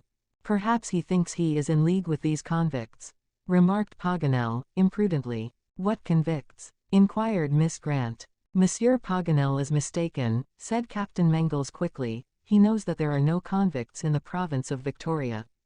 "Yes, yes, that is so," eagerly replied Paganel, who would fain have retracted his words. "What could I have been thinking of? Convicts! Who ever heard of convicts in Australia? Moreover, as soon as they land, they make very honest people. The climate, you know, Miss Mary, the moral effect of the climate." In his desire to correct his blunder, the poor geographer became hopelessly involved. Lady Helena looked at him, wondering what had deprived him of his usual coolness, but, not wishing to embarrass him further, she retired with Mary to the tent, where Mr. Olbinett was engaged in preparing breakfast. "I deserve to be transported myself," said Paganel piteously. "I think so," replied Glenarvan. Ayrton and the two sailors were still trying to extricate the cart. The ox and the horse, yoked side by side, were pulling with all their strength. The traces were stretched almost to breaking, and the bows threatened to give way to the strain. Wilson and Mulready pushed at the wheels, while the quartermaster, with voice and whip, urged on the ill-matched team. But the heavy vehicle did not stir. The clay, now dry, held it as if it had been cemented. Captain Mangles wetted the clay to make it yield, but to no purpose. The cart was immovable. Unless the vehicle was taken to pieces, they must give up the idea of getting it out of the quagmire. As tools were wanting, of course they could not undertake such a task. Ayrton, however, who seemed determined to overcome the difficulty at any cost, was about to renew his exertions, when Lord Glenarvan stopped him. "Enough, Ayrton, enough," said he. "We must be careful of the ox and horse that remain. If we are to continue our journey on foot, one can carry the two ladies and the other the provisions. They may do us good service yet." "Very well, my lord," replied the quartermaster, unyoking his exhausted animals. "Now, my friends," added Glenarvan, "let us return to camp, deliberate, consider our situation, know what our chances are, and come to a resolution." A few minutes after, the travelers were indemnifying themselves for their sleeplessness the past night by a good breakfast, and the discussion of their affairs began. The first question was to determine the exact position of the encampment. Paganel was charged with this duty, and fulfilled it with his customary precision. "How far are we from Twofold Bay?" asked Glenarvan. 75 miles, replied Paganel. "And Melbourne is 200 miles distant, at least." "Very well. Our position being determined," continued Glenarvan, "what is it best to do?" The answer was unanimous: make for the coast without delay. Lady Helena and Mary Grant engaged to travel 15 miles a day. The courageous women did not shrink from traversing the entire distance on foot, if necessary. "But are we certain to find at the bay the resources that we need?" asked Glenarvan. "Without doubt," replied Paganel. "Eden is not a new municipality, and its harbor must have frequent communication with Melbourne. I even believe that 35 miles from here, at the parish of Delegate, we can obtain provisions and the means of conveyance." "And the Duncan?" asked Ayrton. "Do you not think it advisable to order her to the bay?" "What say you, Captain?" said Glenarvan. "I do not think that there is any necessity for such a proceeding," replied the young captain, after reflection. "There will be plenty of time to send your orders to Tom Austin and summon him to the coast." "That is quite true," added Paganel. Besides, continued Captain Mangles, in 4 or 5 days we shall be at Eden. 4 or 5 days, interposed Ayrton, shaking his head. Say 15 or 20, Captain, if you do not wish to regret your error hereafter. 15 or 20 days to make 75 miles, exclaimed Glenarvan. At least, my lord. You will have to cross the most difficult portion of Victoria, plains covered with underbrush, without any cleared roads, where it has been impossible to establish stations. You will have to travel with the hatchet or the torch in your hand, and, believe me, you will not advance rapidly. Ayrton's tone was that of a man who is thoroughly acquainted with his subject. Paganel, towards whom questioning glances were turned, nodded approvingly at the words of the quartermaster. I acknowledge the difficulties, said Captain Mangles, at length. Well, in 15 days, my lord, you can send your orders to the Duncan. I may add, resumed Ayrton, that the principal obstacles do not proceed from the roughness of the journey. We must cross the Snowy, and, very probably, have to wait for the subsidence of the waters. Wait, cried the captain. Can we not find a ford? I think not, replied Ayrton. This morning I searched in vain for a practicable one. It is unusual to find a river so much swollen at this season. It is a fatality against which I am powerless. This Snowy River is broad, then, remarked Lady Glenarvan. Broad and deep, madam, answered Ayrton, 1 mile in breadth, with a strong current. A good swimmer could not cross it without danger. Well, then, let us build a boat, cried Robert, who was never at fault for a plan. We can cut down a tree, hollow it out, embark, and the thing is done. Good for the son of Captain Grant, replied Paganel. The boy is right, continued Captain Mangles. We shall be forced to this. I therefore think it useless to waste our time in further discussions. What do you think, Ayrton? asked Glenarvan. I think, my lord, that if no assistance comes, in a month we shall still be detained on the banks of the Snowy. But have you a better plan? Inquired Captain Mangles, somewhat impatiently. Yes, let the Duncan leave Melbourne, and sail to the eastern coast. How can her presence in the bay assist us to arrive there? Ayrton meditated for a few moments, and then said, evasively, I do not wish to obtrude my opinion. What I do is for the interest of all, and I am disposed to start as soon as your lordship gives the signal for departure. Then he folded his arms. That is no answer, Ayrton, continued Glenarvan. Tell us your plan, and we will discuss it. What do you propose? In a calm and confident tone the quartermaster thereupon expressed himself as follows. I propose that we do not venture beyond the Snowy in our present destitute condition. We must wait for assistance in this very place, and this assistance can come only from the Duncan. Let us encamp here where provisions are not wanting, while one of us carries to Tom Austin the order to repair to Twofold Bay. This unexpected proposal was received with a murmur of astonishment, and Captain Mangles took no pains to conceal his aversion. In the meantime, continued Ayrton, either the waters of the Snowy will have subsided, which will enable us to find a practicable ford, or we shall have to resort to a boat, and shall have time to construct it. This, my lord, is the plan which I submit to your approval. Very well, Ayrton, replied Glenarvan, your idea deserves to be seriously considered. Its greatest objection is the delay it will cause, but it spares us severe hardships, and perhaps real dangers. What do you think, friends? Let us hear your advice, Major, said Lady Helena. During the whole discussion you have contented yourself with listening simply. Since you ask my opinion, answered the Major, I will give it to you very frankly. Ayrton seems to me to have spoken like a wise and prudent man, and I advocate his proposition. This answer was rather unexpected, for hitherto McNab had always opposed Ayrton's ideas on this subject. Ayrton, too, was surprised, and cast a quick glance at the Major. Paganel, Lady Helena, and the sailors had been favorably disposed to the quartermaster's project, and no longer hesitated after McNab's declaration. Glenarvan, therefore, announced that Ayrton's plan was adopted. And now, Captain, added he, do you not think that prudence dictates this course, and that we should encamp on the banks of the river while waiting for the means of conveyance? Yes, replied Captain Mangles, if the messenger succeeds in crossing the Snowy, which we cannot cross ourselves. All looked at the quartermaster, who smiled with the air of a man who knows perfectly well what he is about to do. "The messenger will not cross the river," said he. "Ah!" cried Captain Mangles. "He will strike the Lucknow road, which will take him direct to Melbourne." 200 miles on foot," exclaimed the captain. "On horseback," continued Ayrton. "There is one good horse left. It will be a journey of but 4 days.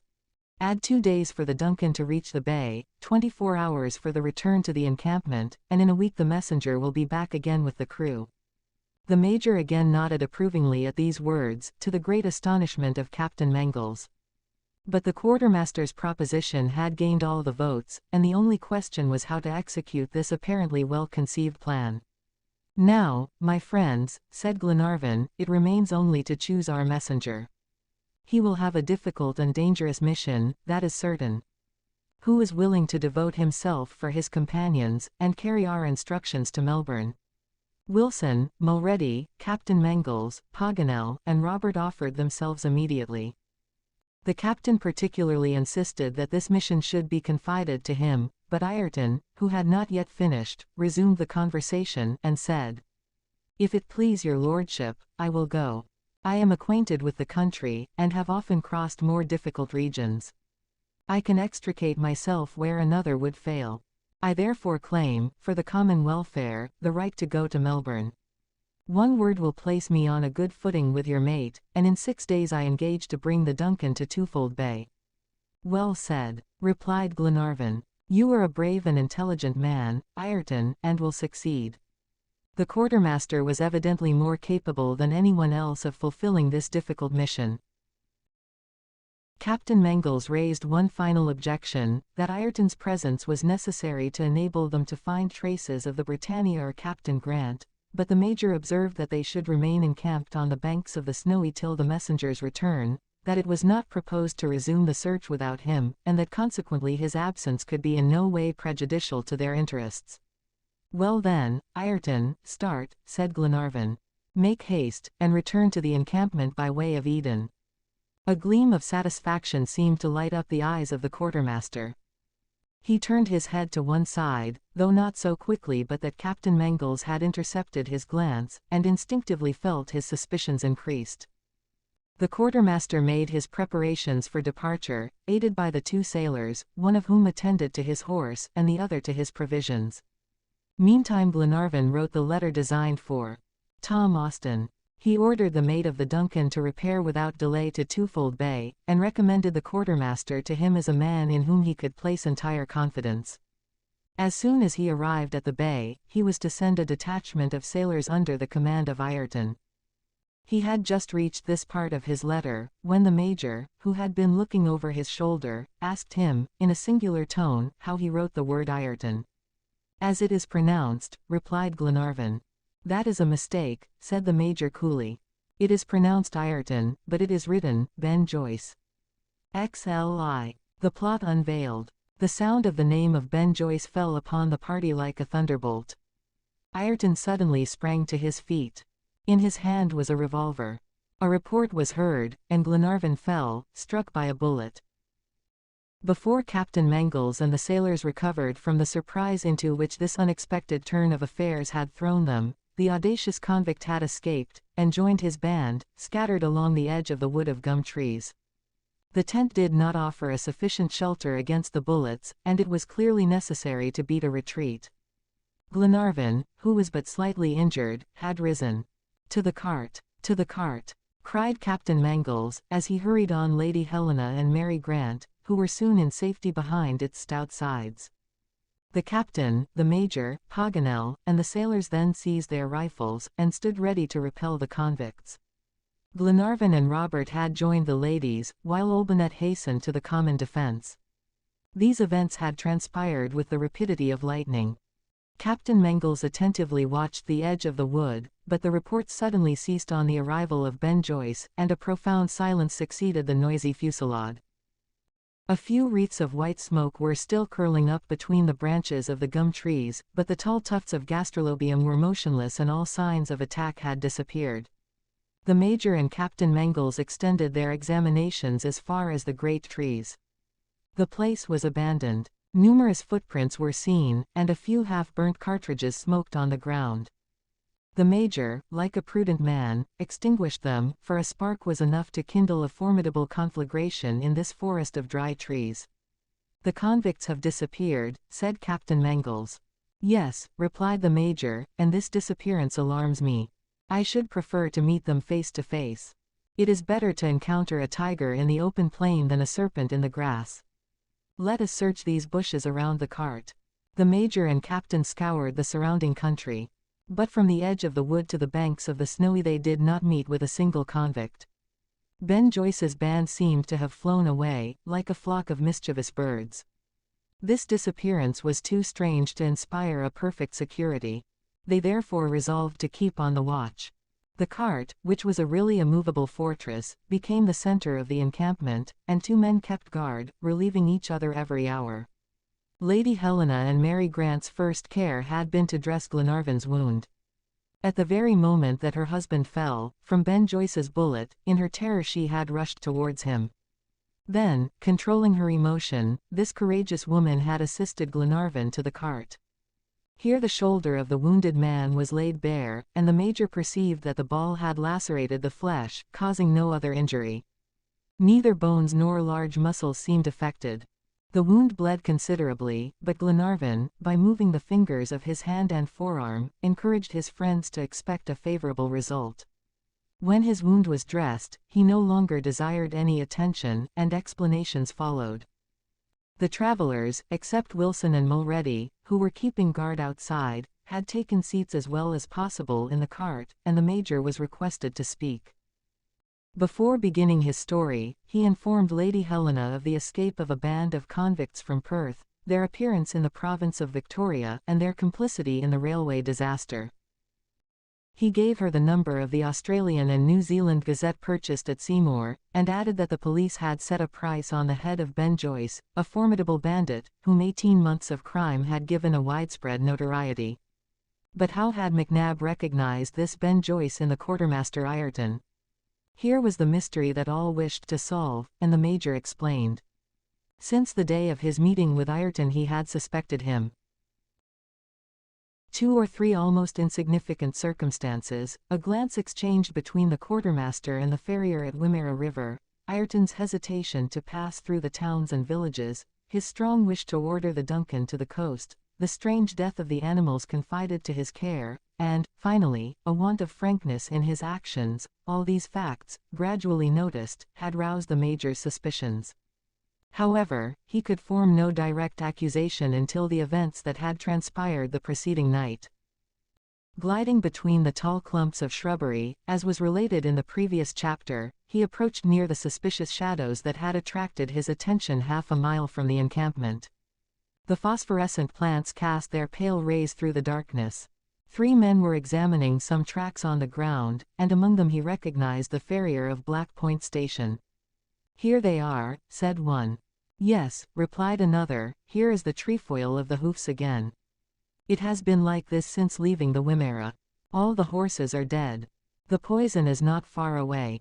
There is enough here to settle an entire troop of cavalry. This gastrolobium is a useful plant." Then they were silent, added McNab, and departed. I wanted to know more. I followed them. The conversation soon began again. "A cunning man, this Ben Joyce," said the farrier, a famous quartermaster, with his invented shipwreck. "If his plan succeeds, it will be a stroke of fortune. Devilish Ayrton. Call him Ben Joyce, for he has well earned his name." These rascals then left the wood of gum trees. I knew what I wished, and returned to the encampment with the certainty that all the convicts in Australia are not reformed, in spite of Paganel's arguments. "Then," said Glenarvan, whose face was pale with anger, "Ayrton has brought us here to rob and assassinate us." "Yes," replied the major. "And, since leaving the Wimmera, his band has followed and watched us, waiting for a favorable opportunity." "Yes. But this wretch is not, then, a sailor of the Britannia. He has stolen his name and contract." All eyes were turned towards McNab, who must have considered this matter. "These," replied he, in his calm voice, "are the proofs that can be derived from this obscure state of affairs. In my opinion this man's real name is Ayrton. Ben Joyce as his fighting title. It is certain that he knows Harry Grant, and has been quartermaster on board the Britannia. These facts, proved already by the precise details given by Ayrton, are still further corroborated by the conversation of the convicts that I have related.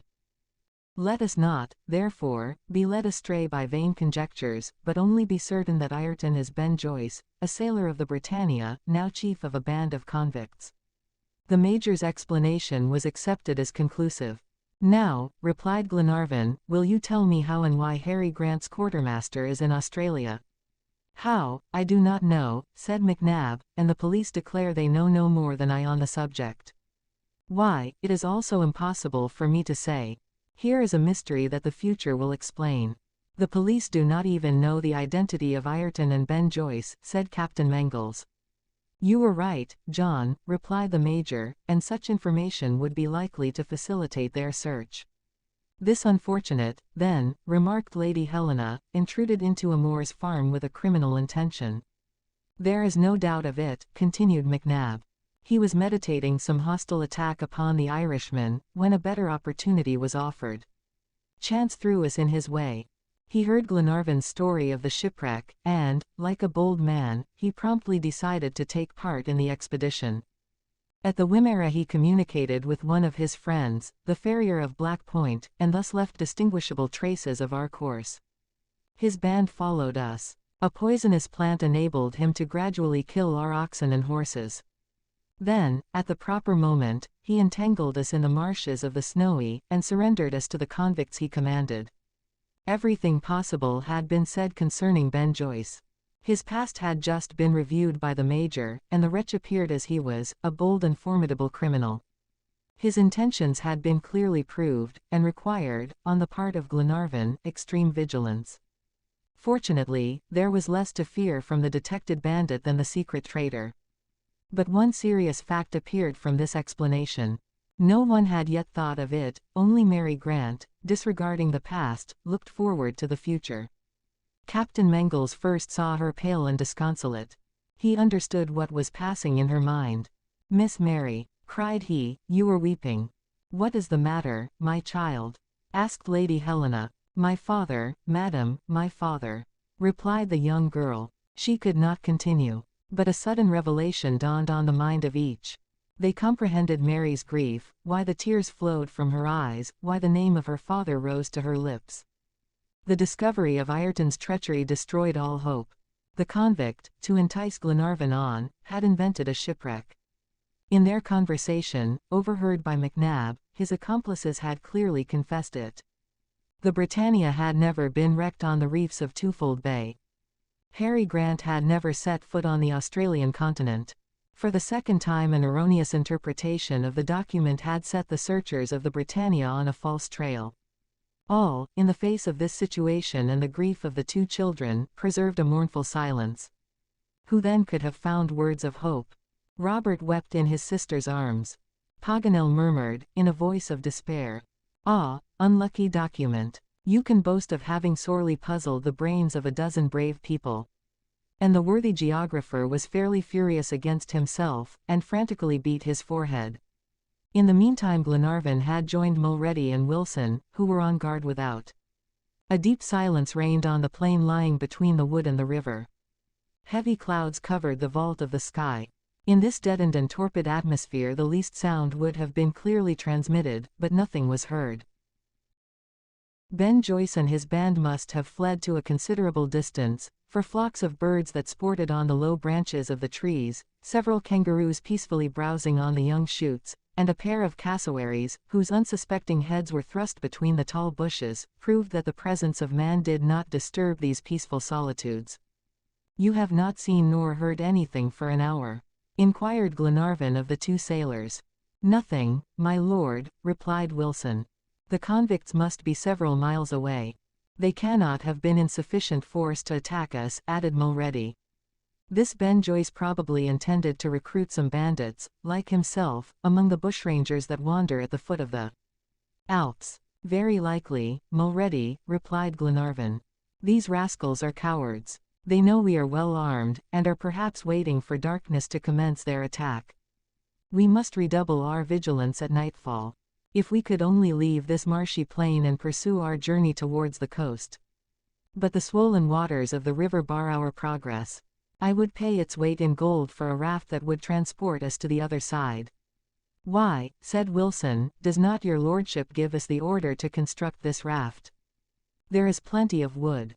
No, Wilson, answered Glenarvan, this Snowy is not a river, it is an impassable torrent. At this moment Captain Mangles, the Major, and Paganel joined Glenarvan. They had been to examine the Snowy. The waters, swollen by the recent rains, had risen a foot above low water mark, and formed an impetuous current. It was impossible to venture upon this roaring deluge, these rushing floods, broken into 1,000 eddies by the depressions of the riverbed. Captain Mangles declared that the passage was impracticable. But, added he, we ought not to remain here without making any attempt. What we wished to do before Ayrton's treason is still more necessary now. What do you say, Captain? Asked Glenarvan. I say that assistance is needed, and since we cannot go to Twofold Bay, we must go to Melbourne.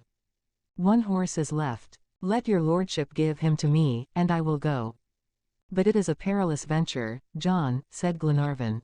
Aside from the dangers of this journey of 200 miles across an unknown country, all the roads may be guarded by Ben Joyce's accomplices. I know it, my lord, but I know, too, that our situation cannot be prolonged. Ayrton only asked 8 days' absence to bring back the crew of the Duncan. But I will return in 6 days to the banks of the Snowy. What are your lordship's orders?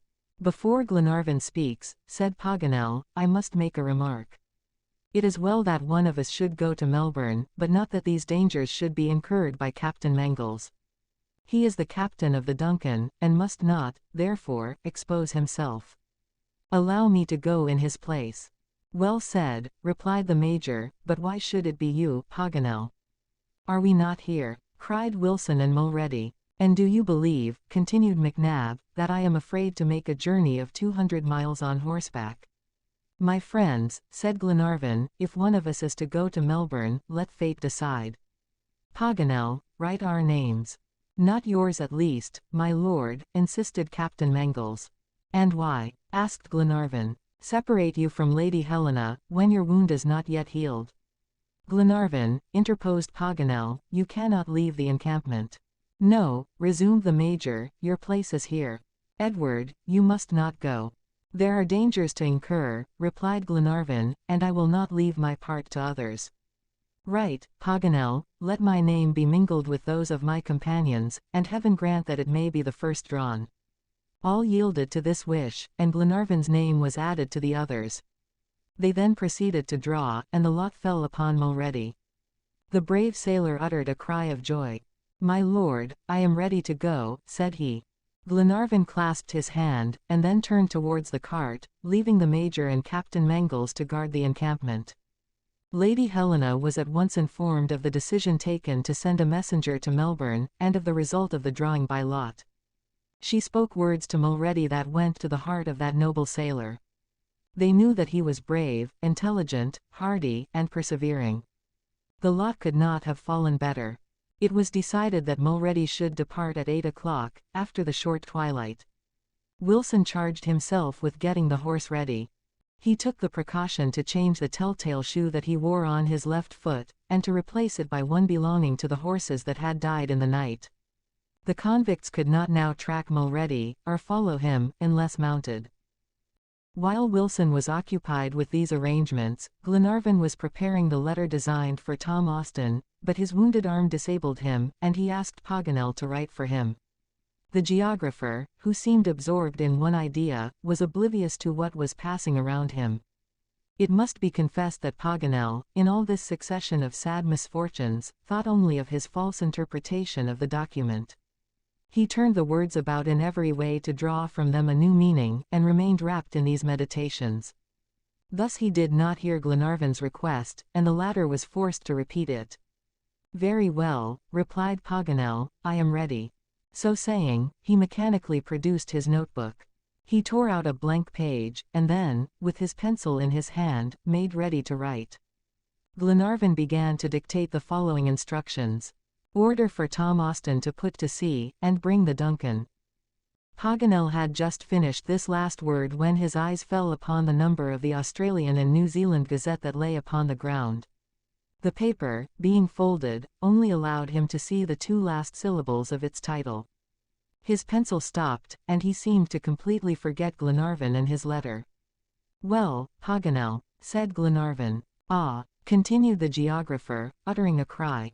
"What is the matter?" asked the Major. "Nothing, nothing," replied Paganel. Then, in a lower tone, he repeated, "Alland, Alland, Alland." He had risen, he had seized the paper. He shook it, seeking to repress words ready to escape his lips. Lady Helena, Mary, Robert, and Glenarvan gazed at him without understanding this inexplicable agitation. Paganel was like a man whom a sudden frenzy has seized. But this state of nervous excitation did not last. He gradually grew calm. The joy that gleamed in his eyes died away, and, resuming his place, he said, in a quiet tone, "When you wish, my lord, I am at your disposal." Glenarvan continued the dictation of his letter, which was distinctly worded as follows: "Order for Tom Austin to put to sea, and bring the Duncan to the eastern coast of Australia." "Australia," cried Paganel. "Ah, yes, Australia." The letter was now finished, and presented to Glenarvan for his signature, who, although affected by his recent wound, acquitted himself as well as possible of this formality. The note was then folded and sealed, while Paganel, with a hand that still trembled from excitement, wrote the following address: "Tom Austin, mate of the yacht Duncan, Melbourne." Thereupon he left the cart, gesticulating, and repeating these incomprehensible words: "Alland, Alland, Zealand, XLII. 4 days of anguish. The rest of the day passed without any other incident. Everything was ready for the departure of Mulrady, who was happy to give his master this proof of his devotion. Paganel had regained his coolness and accustomed manners. His look still indicated an uneasy state of mind, but he appeared decided to keep his secret. He had doubtless strong reasons for acting thus, for the Major overheard him repeating these words, like a man who is struggling with himself. "No, no, they would not believe me. And, besides, what use is it? It is too late." This resolution taken, he occupied himself with giving Mulrady the necessary directions for reaching Melbourne, and, with the map before him, marked out his course. All the trails of the prairie converged towards the Lucknow road, which, after extending straight southward to the coast, suddenly turned in the direction towards Melbourne. It was simply necessary to follow this, and not attempt to cross the unknown country. Mulrady could not, therefore, go astray. As for dangers, they lay only a few miles beyond the encampment, where Ben Joyce and his band were probably lying in wait. This point once passed, Mulrady was sure he could easily distance the convicts and accomplish his important mission. At 6 o'clock supper was eaten in common. A heavy rain was falling. The tent no longer afforded sufficient shelter, and each had taken refuge in the cart, which was a safe retreat. The sticky clay held it in its place as firm as a fort on its foundations. The firearms consisted of 7 rifles and 7 revolvers, and thus enabled them to sustain a long siege, for neither ammunition nor provisions were wanting. In 6 days the Duncan would anchor in Twofold Bay. 24 hours after, her crew would reach the opposite bank of the river, and, if the passage was not then practicable, at least the convicts would be compelled to retreat before superior forces. But, first of all, it was necessary that Mulrady should succeed in his enterprise. At 8 o'clock the darkness became intense. It was the time to start. The horse was brought out. His feet had been muffled, as an additional precaution, and made no sound. The animal seemed fatigued, but upon his sure-footedness and endurance depended the safety of all. The Major advised the sailor to spare his beast as soon as he was out of reach of the convicts. It was better to lose half a day and reach his destination safely. Captain Mangles gave him a revolver, which he had loaded with the greatest care. Mulrady mounted. "Here is the letter which you are to take to Tom Austin," said Glenarvan. "Let him not lose an hour, but start for Twofold Bay, and, if he does not find us there, if we have not crossed the river, let him come to us without delay. Now go, my brave sailor, and may God guide you." Glenarvan, Lady Helena, Mary Grant, all clasped Mulrady's hand. This departure on a dark and stormy night, over a road beset with dangers, across the unknown stretches of a desert, would have appalled a heart less courageous than that of the sailor. "Adieu, my lord," said he, in a calm voice, and soon disappeared by a path along the edge of the wood. At that moment the tempest redoubled its violence. The lofty branches of the trees shook dismally in the darkness. You could hear the fall of the dry twigs on the drenched earth. More than one giant tree, whose sap was gone, but which had stood till then, fell during this terrible hurricane. The wind roared amid the cracking of the trees and mingled its mournful sounds with the rushing of the river. The heavy clouds that chased across the sky poured forth masses of mist, while a dismal darkness increased still more the horrors of the night. The travelers, after Mulready's departure, ensconced themselves in the cart. Lady Helena, Mary Grant, Glenarvan, and Paganel occupied the front compartment, which had been made watertight. In the rear part Olbinett, Wilson, and Robert had found a sufficient shelter, while the Major and Captain Mangles were on guard without. This precaution was necessary, for an attack by the convicts was easy and possible. These two faithful guardians, therefore, took turns and philosophically received the blasts that blew sharply in their faces. They strove to pierce with their eyes the shades so favorable for an ambuscade, for the ear could detect nothing amid the din of the storm, the roaring of the wind, the rattling of the branches, the fall of trees, and the rushing of the impetuous waters. In the meantime there were several lulls in the fury of the tempest, the wind ceasing as if to take breath. The river only moaned down the motionless reeds and the black curtain of the gum trees, and the silence seemed more profound during these momentary rests.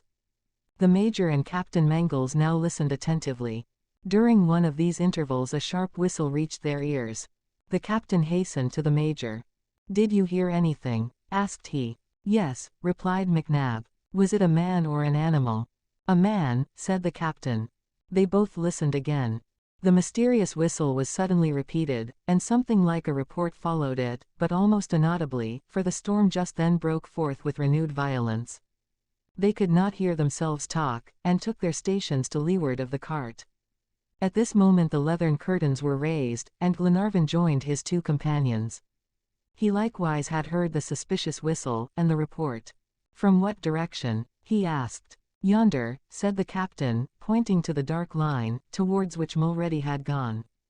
"How far?" "The wind carried it," was the reply. "It must be 3 miles distant at least." "Let us go," said Glenarvan, throwing his rifle over his shoulder. "No," interposed the Major, "it is a decoy to entice us away from the cart." "But if Mulready has fallen beneath the shots of these wretches," continued Glenarvan, seizing McNab's hand. "We shall know tomorrow," replied the latter, firmly determined to prevent Glenarvan from committing a useless imprudence. "You cannot leave the encampment, my lord," said Captain Mangles. "I will go alone." "No," cried McNab, with energy. "Will you have us, then, perish singly, diminish our numbers, and be left to the mercy of these criminals? If Mulready has been their victim, it is a calamity that we must not repeat a second time. He has gone according to lot. If the lot had chosen me, I should have gone like him, but should neither have asked nor expected any assistance." In restraining Glenarvan and Captain Mangles the Major was right from every point of view. To attempt to reach the sailor, to go on such a dark night to meet the convicts, ambuscaded in some coppice, was useless madness. Glenarvan's little party did not number enough men to sacrifice any more.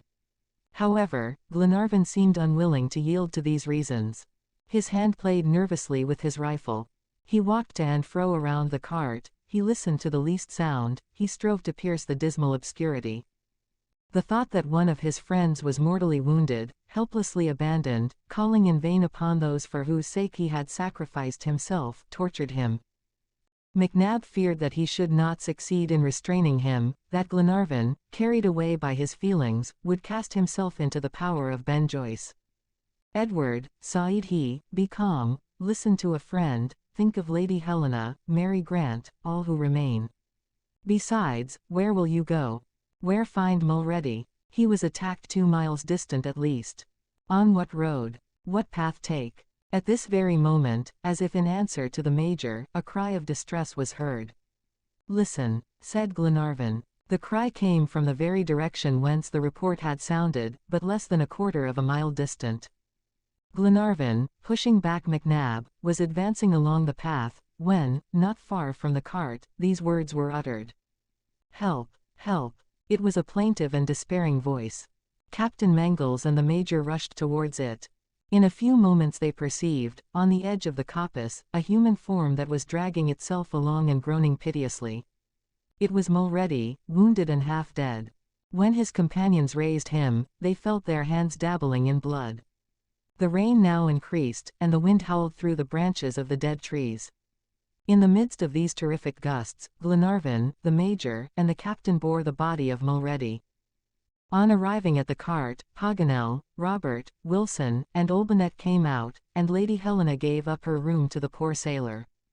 The Major took off Mulready's vest, wet with blood and rain. He discovered the wound. It was a poniard stab, which the unfortunate had received in his right side. McNab dressed it skillfully. Whether the weapon had reached the vital parts, he could not say. A stream of bright red blood spurted forth, while the paleness and the swoon of the wounded man proved that he had been seriously injured. The Major accordingly placed upon the opening of the wound, after first washing it with fresh water, a thick wad of tinder, and then a few layers of lint, confined by a bandage, and thus succeeded in stopping the hemorrhage. The patient was then laid on his side, his head and breast raised, and Lady Helena gave him a refreshing draught. At the end of a quarter of an hour, the wounded man, who had been motionless till then, made a movement. His eyes half opened, his lips murmured disconnected words, and the Major, putting down his ear, heard him say, "My lord, the letter, Ben Joyce." The Major repeated these words, and glanced at his companions. What did Mulready mean? Ben Joyce had attacked the sailor, but why? Was it not simply for the purpose of preventing him from reaching the Duncan? This letter, Glenarvan examined the sailor's pockets. The letter addressed to Tom Austin was gone. The night passed in anxiety and anguish. They feared every moment that the wounded man would die. A burning fever consumed him. Lady Helena and Mary Grant, as though his sisters, did not leave him. Never was patient better nursed, or by more tender hands. Day appeared. The rain had ceased. Heavy clouds still rolled along the vault of the sky, and the earth was strewn with the fragments of branches. The clay, soaked by floods of water, had yielded, and the sides of the cart became unsteady, but sank no deeper. Captain Mangles, Paganel, and Glenarvan took a tour of exploration around the camp. They traversed the path still marked with blood, but found no trace of Ben Joyce or his band. They went to the place where the attack had been made. Here 2 corpses lay on the ground, shot by Mulready. One was the farrier of Black Point. His face, which had mortified, was a horrible sight. Glenarvan did not pursue his investigations farther, prudence forbidding. He therefore returned to the cart, much alarmed by the seriousness of the situation. "We cannot think of sending another messenger to Melbourne," said he. "But we must," replied Captain Mangles, "and I will make the attempt, since my sailor has failed." "No, John. You have not even a horse to carry you these 200 miles. Indeed, Mulready's horse, the only one that remained, had not reappeared. Had he fallen beneath the shots of the murderers? Was he running wild over the desert? Had the convicts captured him? Whatever happens," continued Glenarvan, "we will separate no more. Let us wait 8 or 15 days, till the waters of the river resume their natural level. We will then reach Twofold Bay by short journeys, and from there send to the Duncan by a surer way the order to sail for the coast." "This is the only feasible plan," replied Paganel. "Well, then, my friends," resumed Glenarvan, "no more separation. A man risks too much to venture alone across this desert, infested with bandits. And now may God save our poor sailor and protect ourselves." Glenarvan was right in both resolves, first to forbid any single attempt to cross the plains, and next to wait patiently on the banks of the river for a practicable passage. Scarcely 35 miles separated them from Delegate, the first frontier town of New South Wales, where they would find means of reaching Twofold Bay. From this point he could telegraph his orders to the Duncan. These measures were wise, but they had been adopted rather tardily. If they had not sent Mulready with the letter, what misfortunes would have been avoided, not to speak of the attack upon the sailor. On arriving at the camp, Glenarvan found his companions less anxious. They seemed to have regained hope. "He is better," cried Robert, running to meet him. "Mulready." "Yes, Edward," replied Lady Helena. "A reaction has taken place. The Major is more encouraged. Our sailor will live." "Where is McNab?" asked Glenarvan. "With him." Mulready wished to speak with him. "We must not disturb them." Indeed, within an hour the wounded man had rallied from his swoon, and the fever had diminished. But the sailor's first care, on recovering memory and speech, was to ask for Lord Glenarvan, or, in his absence, the Major. McNab, seeing him so feeble, would have forbidden all conversation, but Mulready insisted with such energy that he was forced to yield. The interview had already lasted some time, and they were only waiting for the Major's report. Soon the curtains of the cart moved, and he appeared. He joined his friends at the foot of a gum tree. His face, usually so calm, betokened a serious anxiety. When his eyes encountered Lady Helena and the young girl, they expressed a deep sadness. Glenarvan questioned him, and learned what the sailor had related. On leaving the encampment, Mulready had followed one of the paths indicated by Paganel. He hastened, as much at least as the darkness of the night permitted him. According to his estimate, he had traveled a distance of about 2 miles, when several men, 5, he thought, sprang to his horse's head. The animal reared. Mulready seized his revolver and fired. He thought that 2 of his assailants fell. By the flash of the report, he recognized Ben Joyce, but that was all. He had not time to fully discharge his weapon. A violent blow was struck upon his right side, which brought him to the ground. However, he had not yet lost consciousness. The assassins believed him dead. He felt them search him. Then a conversation ensued. "I have the letter," said one of them. "Give it to me," replied Ben Joyce, "and now the Duncan is ours." At this point in the story Glenarvan could not restrain a cry. McNab continued. "Now, you others," said Ben Joyce, "catch the horse. In 2 days I shall be on board the Duncan, and in 6 at Twofold Bay. There is the place of meeting. The Lord's party will be still fast in the marshes of the Snowy. Cross the river at Kemple Pier Bridge, go to the coast, and wait for me. I will find means to bring you on board. With the crew once at sea, and a vessel like the Duncan, we shall be masters of the Indian Ocean." "Hurrah for Ben Joyce!" cried the convicts. Mulready's horse was then led up, and Ben Joyce disappeared at a gallop on the Lucknow road, while the band proceeded southeastward to the Snowy River. Mulready, although severely wounded, had strength to drag himself within 200 paces of the encampment, where we picked him up almost dead. "This," added McNab, "is Mulready's sad story.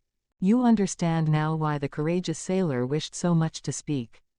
This revelation terrified all. "Pirates! Pirates!" cried Glenarvan. "My crew massacred, my Duncan in the hands of these bandits." "Yes, for Ben Joyce will surprise the vessel," replied the Major, "and then—" "Well, we must reach the coast before these wretches," said Paganel. "But how cross the Snowy?" asked Wilson. "Like them," answered Glenarvan. "They will cross Kemple Pier Bridge, and we will do the same." "But what will become of Mulready?" inquired Lady Helena. "We will take turns in carrying him. Shall I give up my defenseless crew to Ben Joyce's band?" The plan of crossing Kemple Pier Bridge was practicable, but perilous. The convicts might locate themselves at this point to defend it. It would be at least 30 against 7.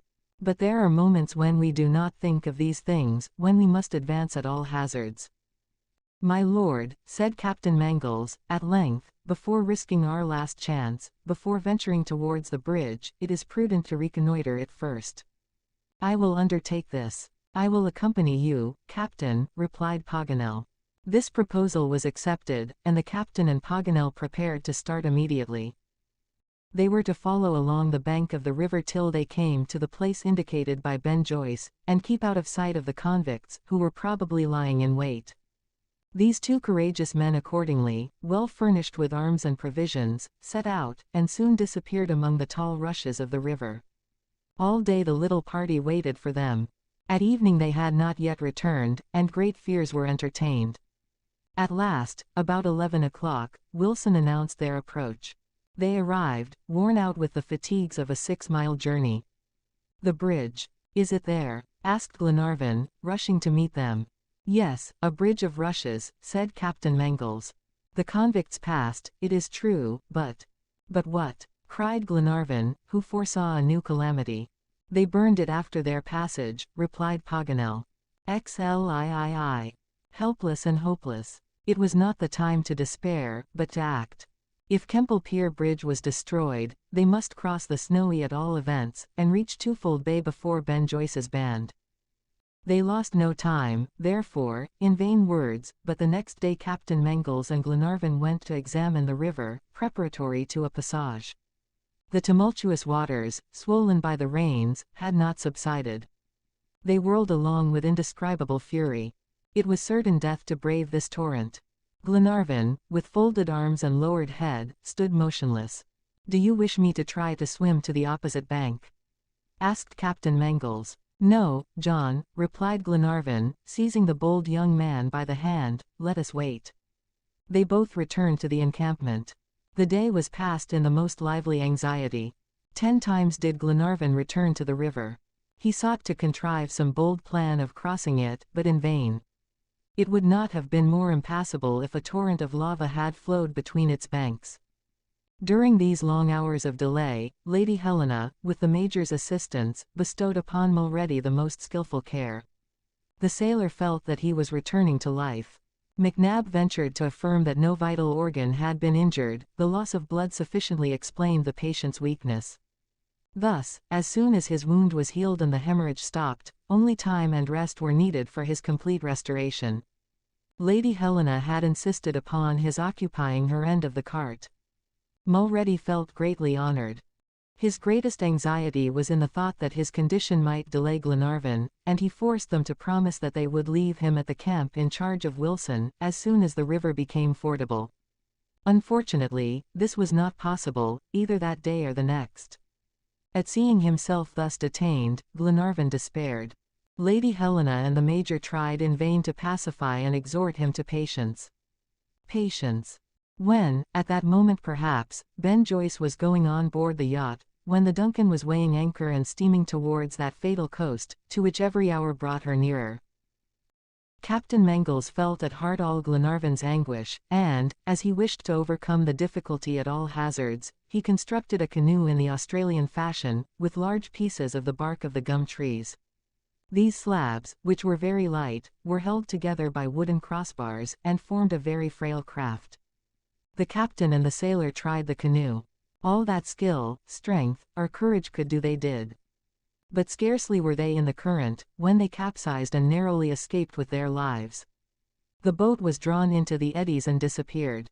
Captain Mangles and Wilson had not advanced 10 yards into the river, which was swollen by the rains and melting snows till it was now a mile in breadth. 2 days were wasted in this way. The Major and Glenarvan went 5 miles upstream without finding a practicable ford.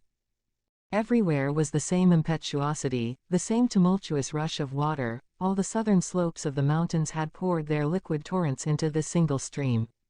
They were forced, therefore, to give up any hope of saving the Duncan. 5 days had passed since Ben Joyce's departure. The yacht was probably that very moment at the coast, in the hands of the convicts. However, this state of things could not last long.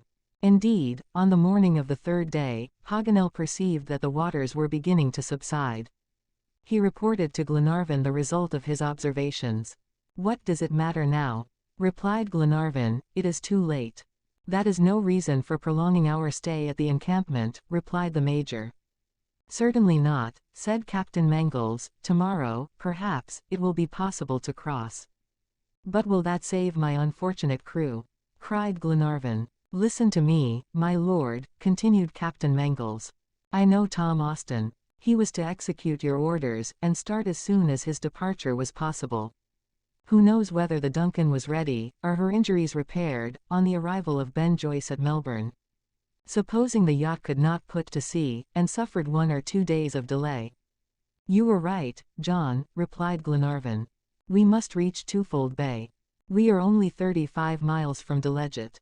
"Yes," said Paganel, "and in that town we shall find rapid means of conveyance.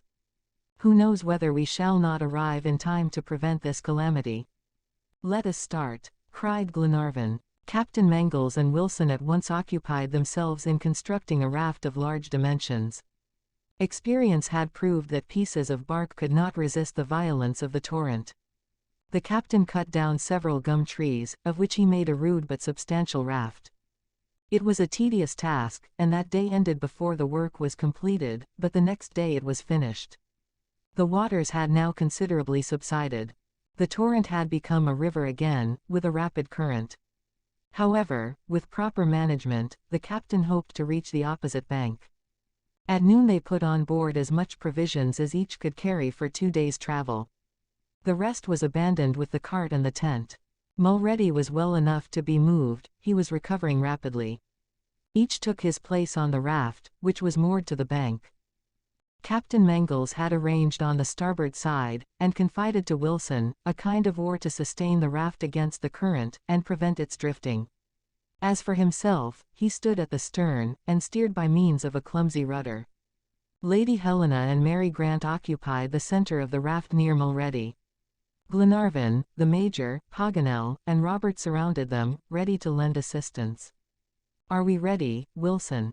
asked Captain Mangles. "Yes, Captain," replied the sailor, seizing his oar with a firm hand.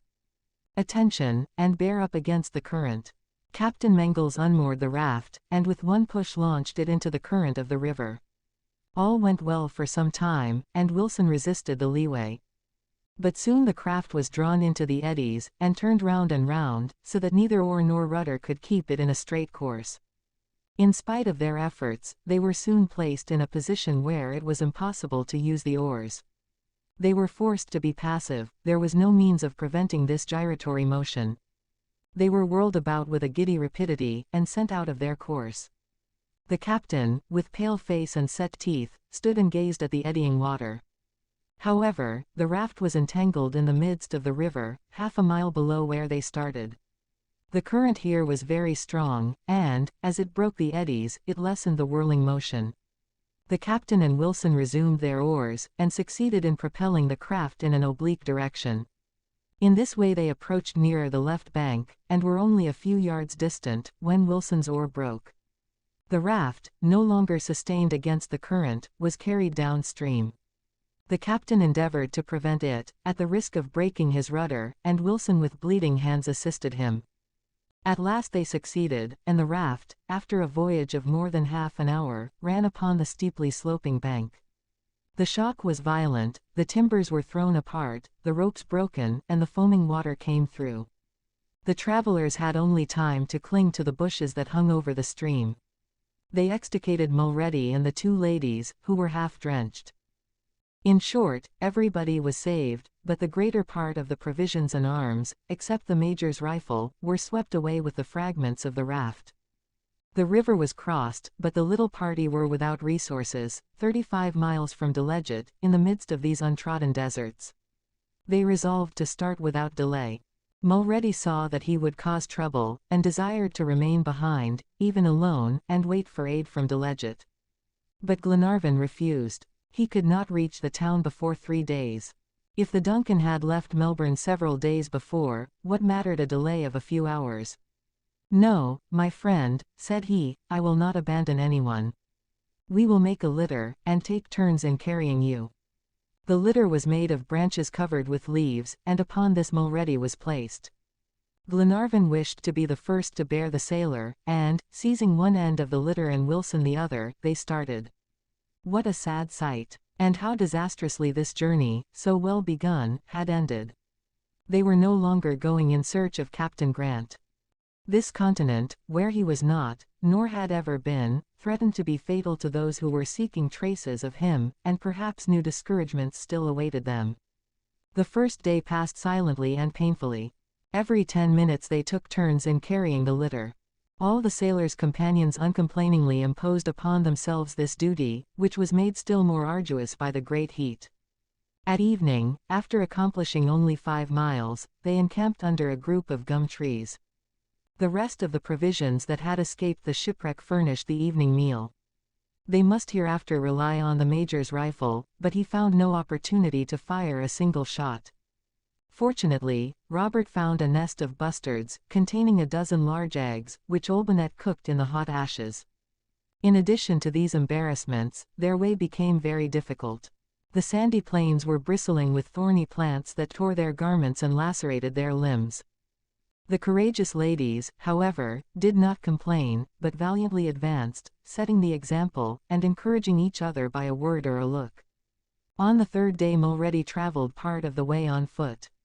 His wound had entirely healed. The town of Delegate was only 10 miles distant, and at evening they encamped on the very frontiers of New South Wales. A fine and penetrating rain had been falling for several hours, and all shelter would have failed, if Captain Mangles had not fortunately discovered a ruined and abandoned sawyer's hut. They were obliged to content themselves with this miserable hovel of branches and thatch. Wilson attempted to kindle a fire to prepare the food, and accordingly collected some dead wood that strewed the ground. But when he attempted to light the fuel he did not succeed, the great quantity of aluminous material that it contained prevented combustion. It was, therefore, necessary to dispense with fire and food, and sleep in wet garments, while the birds, hidden in the lofty branches, seemed to mock these unfortunate travelers. However, Glenarvan and his friends were approaching the end of their sufferings, and it was time. The two ladies exerted themselves heroically, but their strength was failing every hour. They dragged themselves along, they no longer walked. The next day they started at daybreak, and at 11 o'clock Delegate came in sight, 50 miles from Twofold Bay. Here means of conveyance were quickly obtained. Feeling himself so near the coast, hope returned to Glenarvan's heart. Perhaps there had been some slight delay, and he would arrive before the Duncan. In 24 hours he would reach the bay. At noon, after a comforting repast, all the travelers took their seats in a mail coach, and left Delegate at the full speed of 5 strong horses. The postilions, stimulated by the promise of a large reward, drove them along at a rapid rate, over a well-kept road. No time was lost in changing horses, and it seemed as if Glenarvan had inspired all with his own intense eagerness. All day and all night they traveled with the same swiftness, and at sunrise the next morning a low murmur announced the proximity of the Indian Ocean. It was necessary, however, to pass around the bay to gain that part of the coast where Tom Austin was to meet the travelers. When the sea appeared, all eyes quickly surveyed the wide expanse. Was the Duncan there, by a miracle of Providence, as she had been discerned before by some of them on the Argentine coast? Nothing was seen, sky and water mingled in an unbroken horizon, not a sail brightened the vast extent of ocean. One hope still remained. Perhaps Tom Austin had thought it best to cast anchor in Twofold Bay, as the sea was rough and a vessel could not be moored in safety near such shores. "To Eden," said Glenarvan. The mail coach at once took the road to the right, which ran along the edge of the bay, and proceeded towards the little town of Eden, only 5 miles distant. The postilions stopped not far from the light that guarded the entrance to the harbor. Several ships were anchored in the roadstead, but none displayed the flag of Malcolm Castle. Glenarvan, Captain Mangles, and Paganel alighted immediately, and hastened to the custom-house. Here they questioned the employees, and consulted the latest arrivals. No vessel had entered the bay for a week. "She may not have started," cried Glenarvan, who would not despair. "Perhaps we have arrived before her." Captain Mangles shook his head. He knew Tom Austin, his mate would never have delayed so long to execute an order. "I will know what this means," said Glenarvan. "Certainty is better than doubt." 15 minutes later a telegram was sent to the ship brokers of Melbourne, and the travelers repaired to the Victoria Hotel. Not long after an answer was delivered to Lord Glenarvan. It read as follows: Lord Glenarvan, Eden, Twofold Bay. Duncan started on the 18th instant for some unknown destination. The dispatch fell from Glenarvan's hands. There was no more doubt. The honest Scotch yacht, in Ben Joyce's hands, had become a pirate vessel.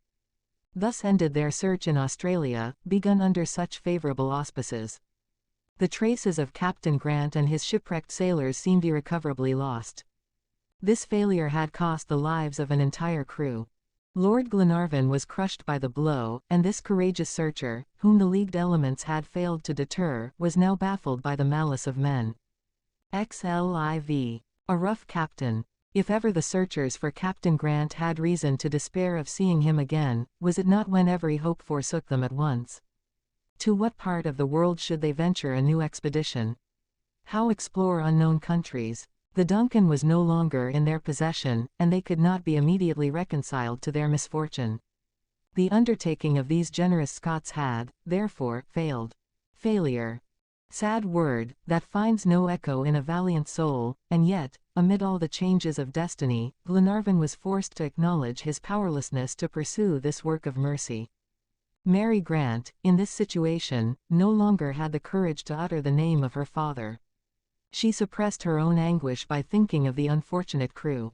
Controlling herself in the presence of her friend, it was she who consoled Lady Helena, from whom she had received so many consolations. The young girl was the first to speak of their return to Scotland.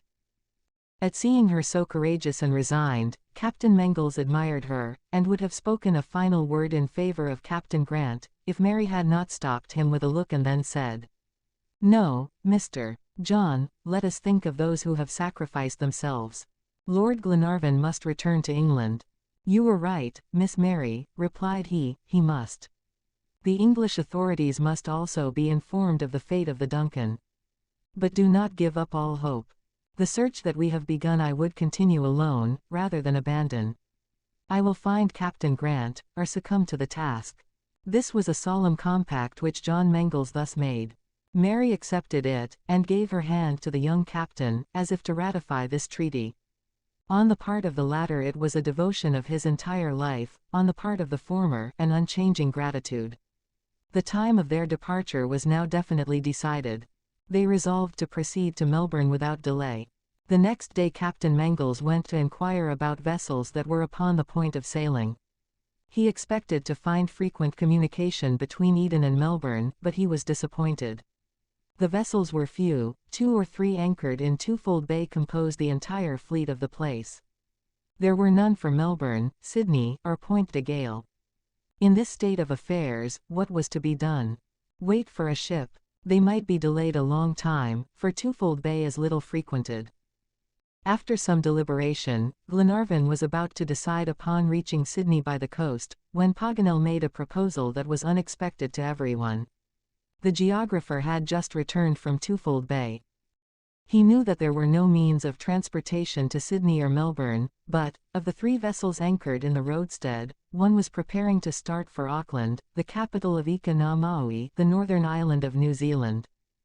Thither Paganel proposed to go by the bark in question, and from Auckland it would be easy to return to England by the steamers of the English Company.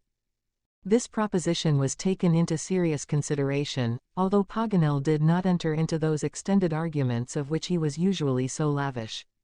He confined himself to stating the fact, and added that the voyage would not last more than 5 or 6 days. Captain Mangles advocated Paganel's plan. He thought it should be adopted, since they could not wait for the uncertain arrival of other vessels. But, before deciding, he judged it advisable to visit the ship in question. Accordingly, he, with Glenarvan, the Major, Paganel, and Robert, took a boat, and pulled out to where it was anchored. It was a brig of 250 tons, called the Macquarie, which traded between the different ports of Australia and New Zealand. The captain, or rather the master, received his visitors very gruffly. They saw that they had to deal with an uneducated man, whose manners were not different from those of the 5 sailors of his crew. A coarse red face, big hands, a flat nose, a blinded eye, lips blackened by his pipe, and a specially brutish appearance, made Will Haley a very forbidding character. But they had no choice, and for a voyage of a few days there was no need to be very particular. "What do you want?" asked Will Haley, as the strangers reached the deck of his vessel. "The captain," replied Mangles. "I am he," said Haley. "What then?" "The Macquarie is loading for Auckland." "Yes. What of it? What does she carry?" "Anything that is bought or sold." "When does she sail?" "Tomorrow, at the noon tide." "Would she take passengers?" "That depends upon the passengers, and whether they would be satisfied with the ship's mess." "They would take their own provisions." "Well, how many are there?" 9, 2 of them ladies." "I have no cabins." We will arrange a place for their exclusive use. What then? Do you accept? Asked Captain Mangles, who was not embarrassed by this curtness. I must see, replied the master of the Macquarie.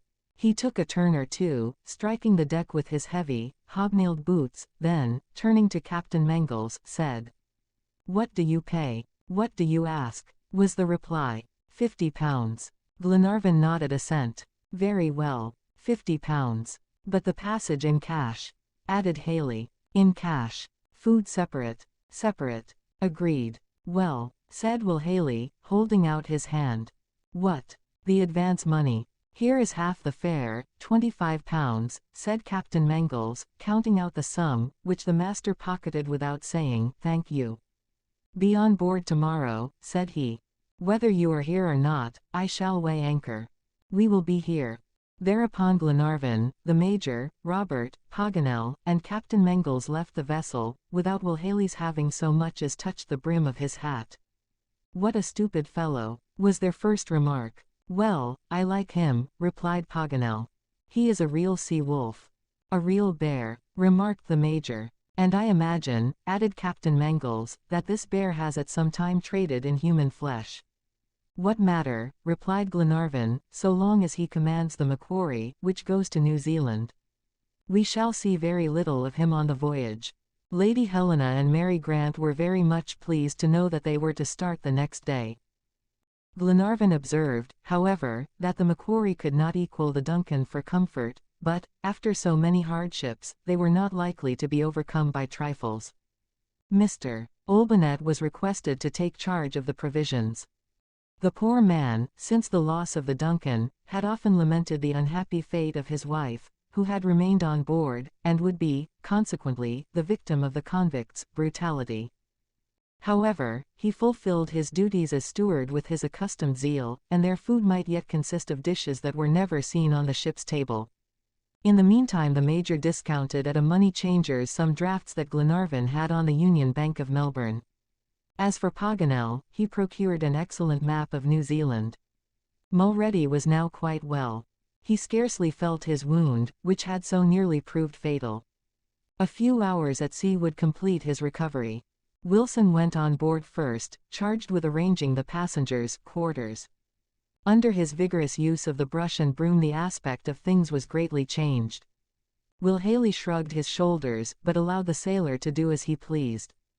As for Glenarvan and his friends, he scarcely noticed them, he did not even know their names, nor did he care to.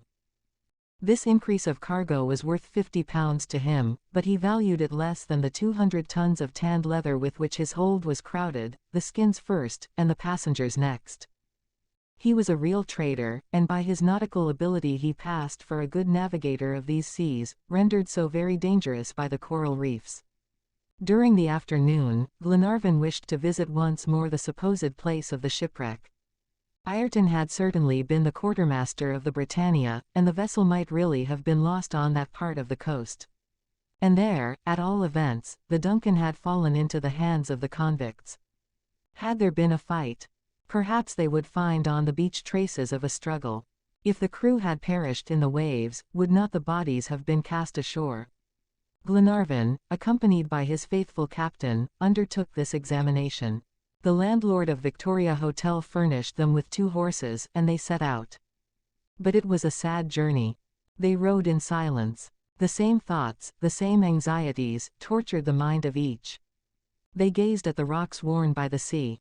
They had no need to question or answer, no sign of the Duncan could be found, the whole coast was bare. Captain Mangles, however, found on the margin of the shore evident signs of an encampment, the remains of fires recently kindled beneath the few trees. Had a wandering tribe of natives passed there within a few days? No, for an object struck Glenarvan's eye, which proved incontestably that the convicts had visited that part of the coast. It was a grey and yellow jacket, worn and patched, left at the foot of a tree. It bore a number and badge of the Perth Penitentiary.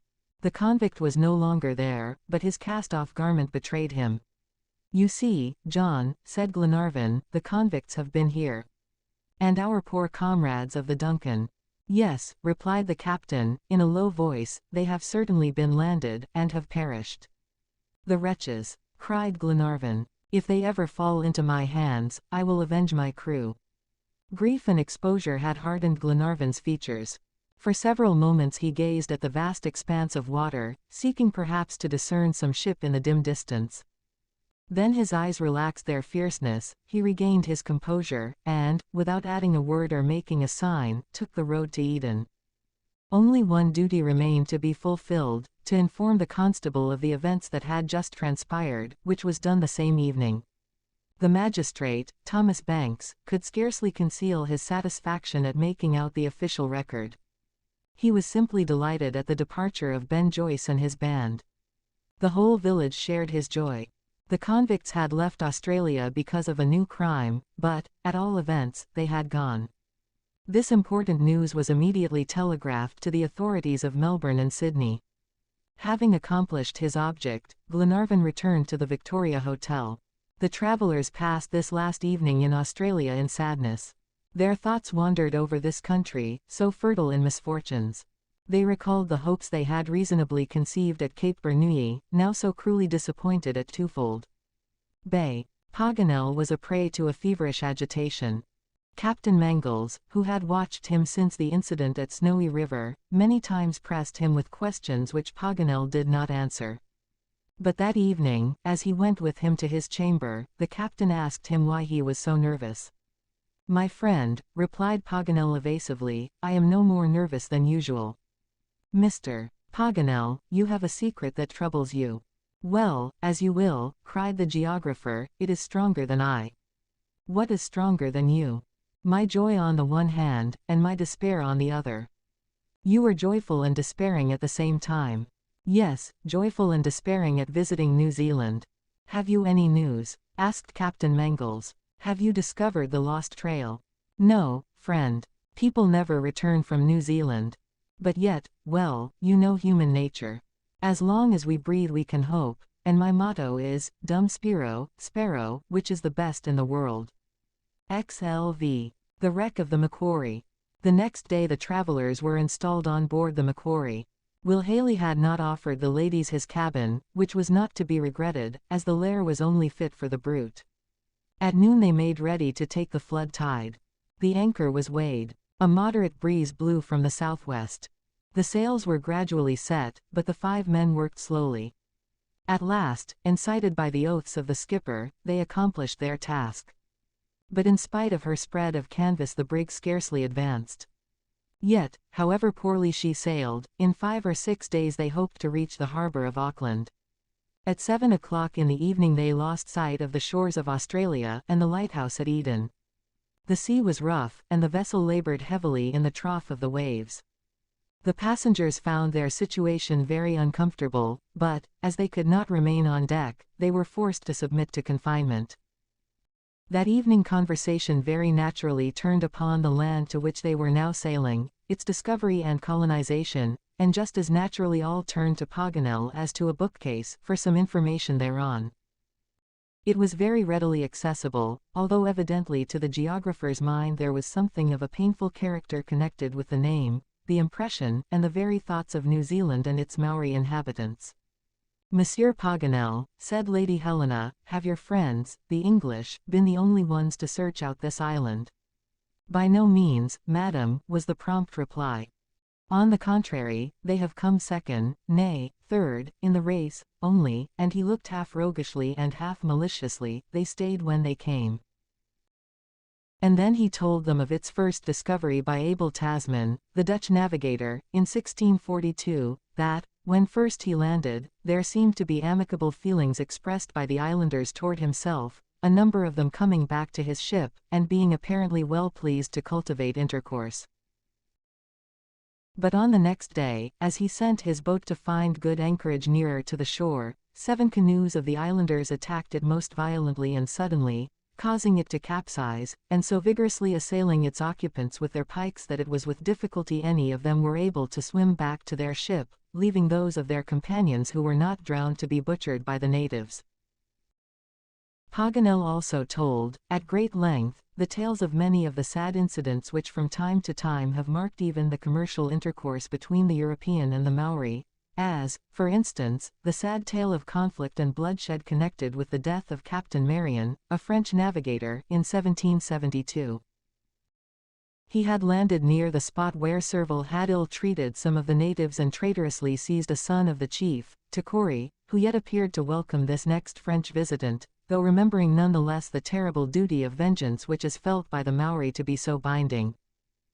For a long time the cloak of friendship was worn by the natives, the more thoroughly to lull the suspicions of the whites, and to entice a larger number on shore, in which endeavor they succeeded only too well. The French ships being greatly out of repair, Marion was induced to fell timber at some distance in the interior, and to establish in this occupation a great number of his men, going frequently to them, and remaining with them and the apparently friendly chiefs. On one of these occasions the Maoris fulfilled their revengeful project with a terrible satisfaction to themselves. Only one man, of all those in the interior, managed to escape, the commander himself falling a prey to their vengeance. They then endeavored to kill the second in command, who, with several others, was nearer to the shore. These, of course, at once started for their boats. Breathless, they reached them, hotly pursued to the water's edge by the insatiate savages. Then, safe themselves, the French marksmen picked off the chief, and the previous exultation of the aborigines was, even in the hour of their triumph, turned to lamentation, coupled with wonder at the terrible power of the white man's fire barrel. All this and much more did the geographer narrate, but it must be confessed that he neither spoke, nor did they listen, with the complacency evinced in his previous tales. Besides, their surroundings were at the time uncomfortable, and the first prognostications of a speedy passage were not likely to be verified. Unfortunately, this painful voyage was prolonged. 6 days after her departure, the Macquarie had not descried the shores of Auckland. The wind was fair, however, and still blew from the southwest, but nevertheless the brig did not make much headway. The sea was rough, the rigging creaked, the ribs cracked, and the vessel rode the waves with difficulty. Fortunately, Will Haley, like a man who was in no hurry, did not crowd on sail, or his masts would inevitably have snapped.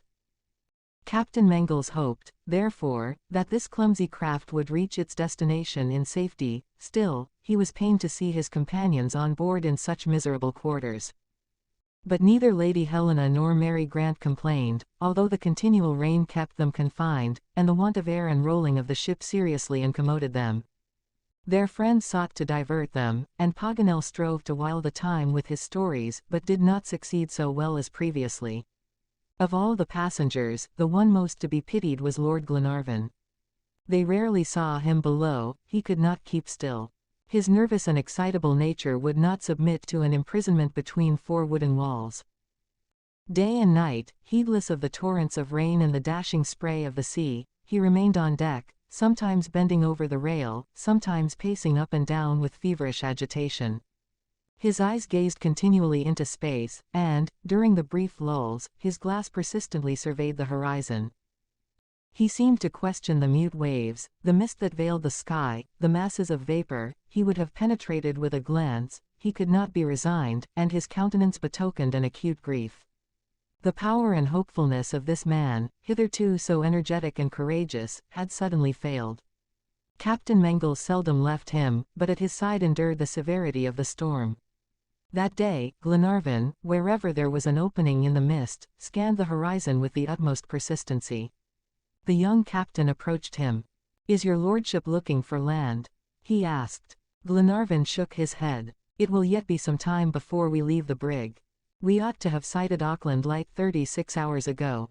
Glenarvan did not answer. He still gazed, and for a moment his glass was pointed towards the horizon to windward of the vessel.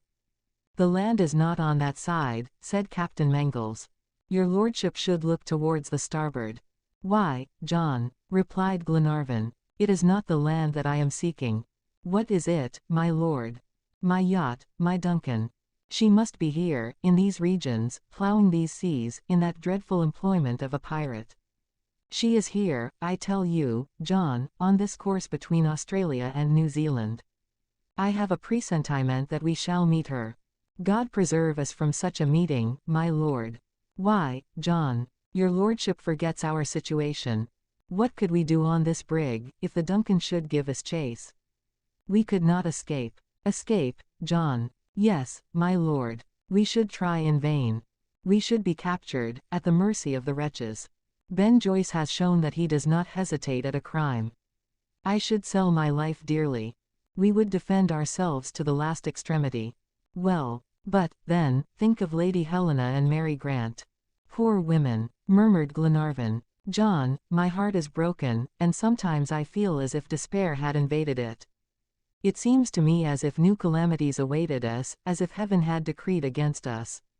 I am afraid. You, my lord. Not for myself, John, but for those whom I love, and whom you love also. Take courage, my lord, replied the young captain. We need no longer fear. The Macquarie is a poor sailor, but still she sails. Will Haley is a brutish creature, but I am here, and if the approach to the land seems to me dangerous I shall take the ship to sea again. Therefore from this quarter there is little or no danger. But as for meeting the Duncan, God preserve us, and enable us to escape. Captain Mangles was right. To encounter the Duncan would be fatal to the Macquarie, and this misfortune was to be feared in these retired seas, where pirates could roam without danger. However, that day, at least, the Duncan did not appear, and the 6th night since their departure from Twofold Bay arrived without Captain Mangles's fears being realized. But that night was destined to be one of terror. Darkness set in almost instantaneously towards evening, the sky was very threatening. Even Will Haley, whose sense of danger was superior to the brutishness of intoxication, was startled by these warning signs. He left his cabin, rubbing his eyes and shaking his great red head. Then he drew a long breath, and examined the masts. The wind was fresh, and was blowing strong towards the New Zealand coast. Captain Haley summoned his men, with many oaths, and ordered them to reef the topsails. Captain Mangles approved in silence. He had given up remonstrating with this coarse seaman, but neither he nor Glenarvan left the deck. 2 hours passed. The sea grew more tempestuous, and the vessel received such severe shocks that it seemed as if her keel were grating on the sand. There was no unusual roughness, but yet this clumsy craft labored heavily, and the deck was deluged by the huge waves. The boat that hung in the larboard davits was swept overboard by a rising billow. Captain Mangles could not help being anxious. Any other vessel would have mocked these surges, but with this heavy hulk they might well fear foundering, for the deck was flooded with every plunge, and the masses of water, not finding sufficient outlet by the scuppers, might submerge the ship. It would have been wise, as a preparation for any emergency, to cut away the waist cloth to facilitate the egress of the water, but Will Haley refused to take this precaution.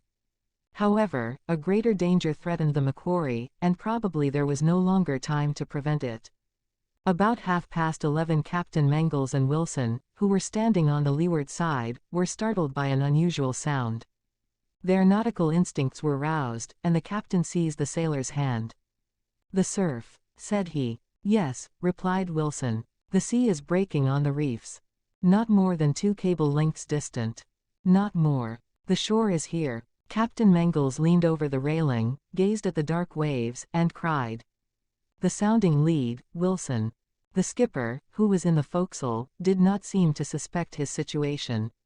Wilson grasped the sounding line, which lay coiled in its pail, and rushed into the port shrouds. He cast the lead, the rope slipped between his fingers, at the 3rd knot it stopped. 3 fathoms, cried Wilson. "We are on the breakers," shouted the sober captain to the stupefied one. Whether the former saw Haley shrug his shoulders or not is of little consequence. At all events, he rushed towards the wheel and crowded the helm hard alley, while Wilson, letting go the line, hauled upon the topsail yardarms to luff the ship. The sailor who was steering, and had been forcibly pushed aside, did not at all understand this sudden attack. "To the port yards! Let loose the sails!" cried the young captain, managing so as to escape the reefs. For half a minute, the starboard side of the brig grazed the rocks, and, in spite of the darkness, John perceived a roaring line of breakers that foamed a few yards from the ship. At this moment Will Haley, becoming conscious of the imminent danger, lost his presence of mind. His sailors, who were scarcely sober, could not comprehend his orders. Moreover, his incoherent words and contradictory commands showed that this stupid drunkard's coolness had failed. He was surprised by the nearness of the land, which was only 8 miles off, when he thought it 30 or 40. The currents had taken him unawares, and thrown him out of his ordinary course. However, Captain Mangles's prompt management had rescued the brig from her peril, but he did not know his position. Perhaps he was enclosed by a chain of reefs. The wind blew fresh from the east, and at every pitch they might strike bottom. The roar of the surf was soon redoubled, and it was necessary to luff still more. John crowded the helm down and braced farther to leeward. The breakers multiplied beneath the prow of the ship, and they were obliged to tack so as to put to sea. Would this maneuver succeed with such an unsteady vessel, and under such reduced sail? It was uncertain, but as their only chance they must venture it. "Hard alley," cried Captain Mangles to Wilson. The Macquarie began to approach the new line of reefs. Soon the water foamed above the submerged rocks. It was a moment of torturing suspense. The spray glittered on the crests of the waves. You would have thought a phosphorescent glow had suddenly illumined the water. Wilson and Mulready forced down the wheel with their whole weight. Suddenly a shock was felt. The vessel had struck upon a rock. The bobstays broke, and nearly overthrew the mainmast. Could they come about without any other injury? No, for all at once there was a calm, and the ship veered to windward again, and her movements suddenly ceased. A lofty wave seized and bore her forward towards the reefs, while she rolled heavily. The mainmast went by the board with all its rigging, the brig heaved twice and was motionless, leaning over to starboard. The pump lights were shattered in pieces, and the passengers rushed to the deck, but the waves were sweeping it from one end to the other, and they could not remain without danger. Captain Mangles, knowing that the ship was firmly embedded in the sand, besought them for their own sakes to go below again. "The truth, John?" asked Glenarvan, faintly. "The truth, my lord, is that we shall not founder. As for being destroyed by the sea, that is another question, but we have time to take counsel." "Is it midnight?" "Yes, my lord, and we must wait for daylight. Can we not put to sea in the boat? In this storm and darkness it is impossible. And, moreover, where should we strike land? Well, John, let us remain here till morning." Meantime Will Haley was running about the deck like a madman. His sailors, who had recovered from their stupor, stove in a brandy barrel and began to drink.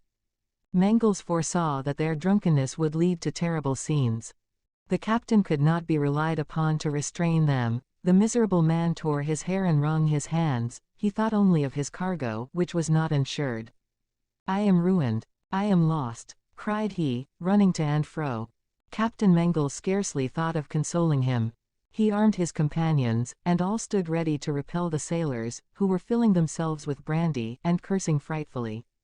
"The first of these wretches who approaches," said the major calmly, "I will shoot like a dog."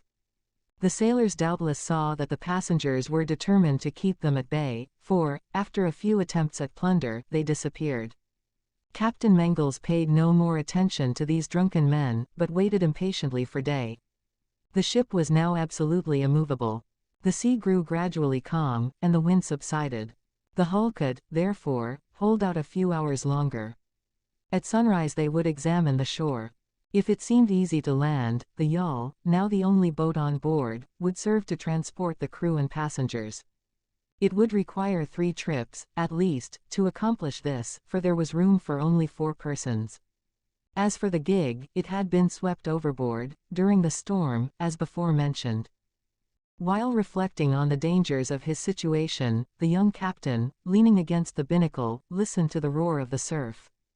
He strove to pierce the dense darkness, and estimate how far he was from that desired yet dreaded coast. Breakers are frequently heard several leagues at sea. Could the frail cutter weather so long a voyage in her present shattered state?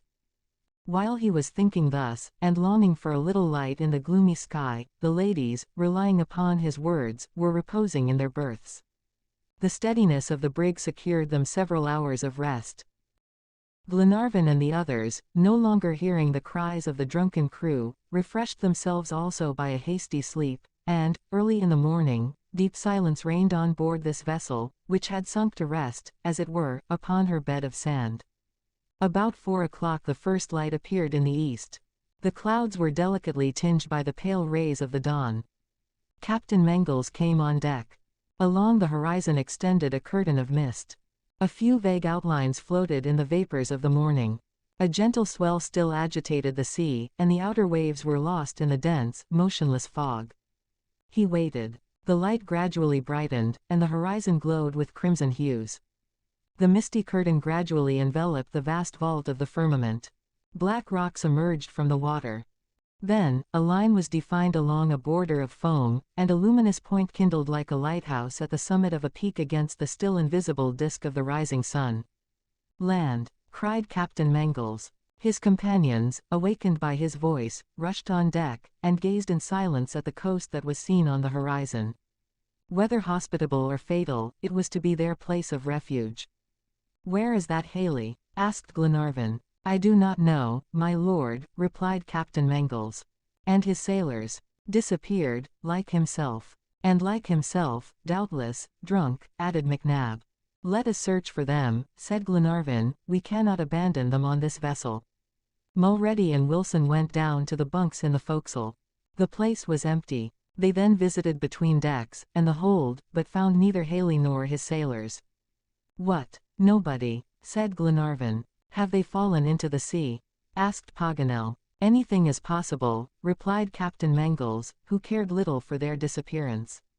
Then, turning towards the stern, he said, "To the boat." Wilson and Mulready followed, to assist in lowering it. The yawl was gone. XLVI. Vain efforts. Will Haley and his crew, taking advantage of the night and the passengers' sleep, had fled with the only boat left. They could not doubt it. This captain, who was in duty bound to be the last on board, had been the first to leave. "The rascals have fled," said Captain Mangles. "Well, so much the better, my lord. We are spared so many disagreeable scenes." "I agree with you," replied Glenarvan. "Besides, there is a better captain on board, yourself, and courageous seamen, your companions. Command us, we are ready to obey you." All endorsed Glenarvan's words, and, ranged along the deck, they stood ready for the young captain's orders. "What is to be done?" asked Glenarvan. John cast a glance over the ocean, looked at the shattered masts of the brig, and, after a few moments' reflection, said, "We have two ways, my lord, of extricating ourselves from this situation, either to raise the vessel and put her to sea, or reach the coast on a raft, which can be easily constructed." "If the vessel can be raised, let us raise it," replied Glenarvan. "That is the best plan, is it not?" "Yes, my lord, for, once ashore, what would become of us without means of transport?" "Let us avoid the coast," added Paganel. "We must beware of New Zealand." "All the more so, as we have gone considerably astray," continued Captain Mangles. "Haley's carelessness has carried us to the south, that is evident. At noon I will take an observation, and if, as I presume, we are below Auckland, I will try to sail the Macquarie up along the coast." "But the injuries of the brig?"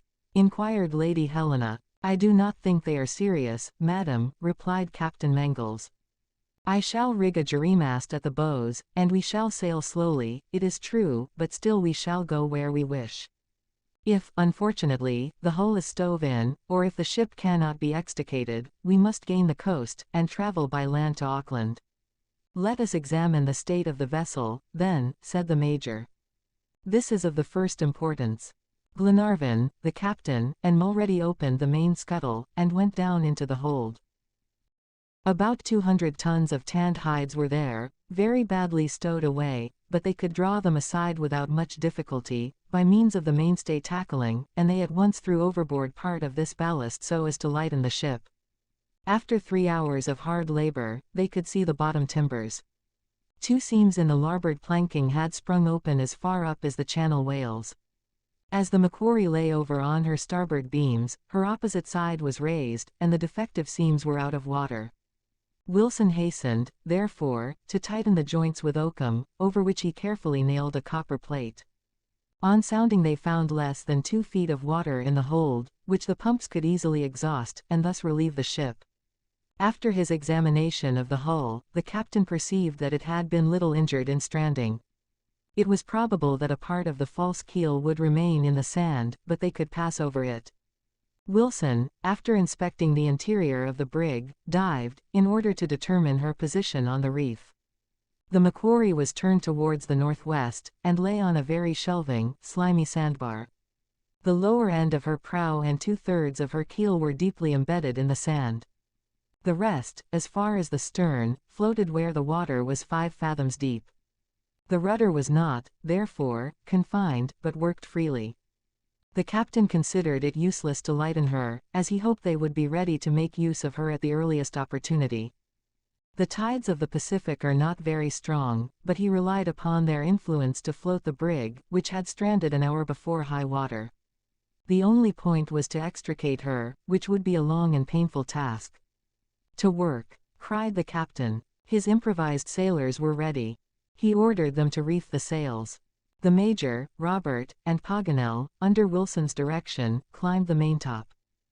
The topsail, swelled by the wind, would have prevented the extrication of the ship, and it was necessary to reef it, which was done as well as possible. At last, after much labor, severe to unaccustomed hands, the maintop gallant was taken down. Young Robert, nimble as a cat, and bold as a cabin boy, had rendered important services in this difficult operation. It was now advisable to cast 1 anchor, perhaps 2, at the stern of the vessel in the line of the keel. The effect of this would be to haul the Macquarie around into deep water. There is no difficulty in doing this when you have a boat, but here all the boats were gone, and something else must be supplied. Glenarvan was familiar enough with the sea to understand the necessity of these arrangements. 1 anchor was to be cast to prevent the ship from stranding at low water. "But what shall we do without a boat?" asked he of the captain. "We will use the remains of the mizzenmast and the empty casks," was the reply. "It will be a difficult, but not impossible task, for the Macquarie's anchors are small. Once cast, however, if they do not drag, I shall be encouraged." "Very well, let us lose no time." To accomplish their object, all were summoned on deck, each took part in the work. The rigging that still confined the mizzenmast was cut away, so that the maintop could be easily withdrawn. Out of this platform Captain Mangles designed to make a raft. He supported it by means of empty casks, and rendered it capable of carrying the anchors. A rudder was fastened to it, which enabled them to steer the concern. This labor was half accomplished when the sun neared the meridian. The captain left Glenarvan to follow out his instructions, and turned his attention to determining his position, which was very important. Fortunately, he had found in Mulhaly's cabin a nautical almanac and a sextant, with which he was able to take an observation.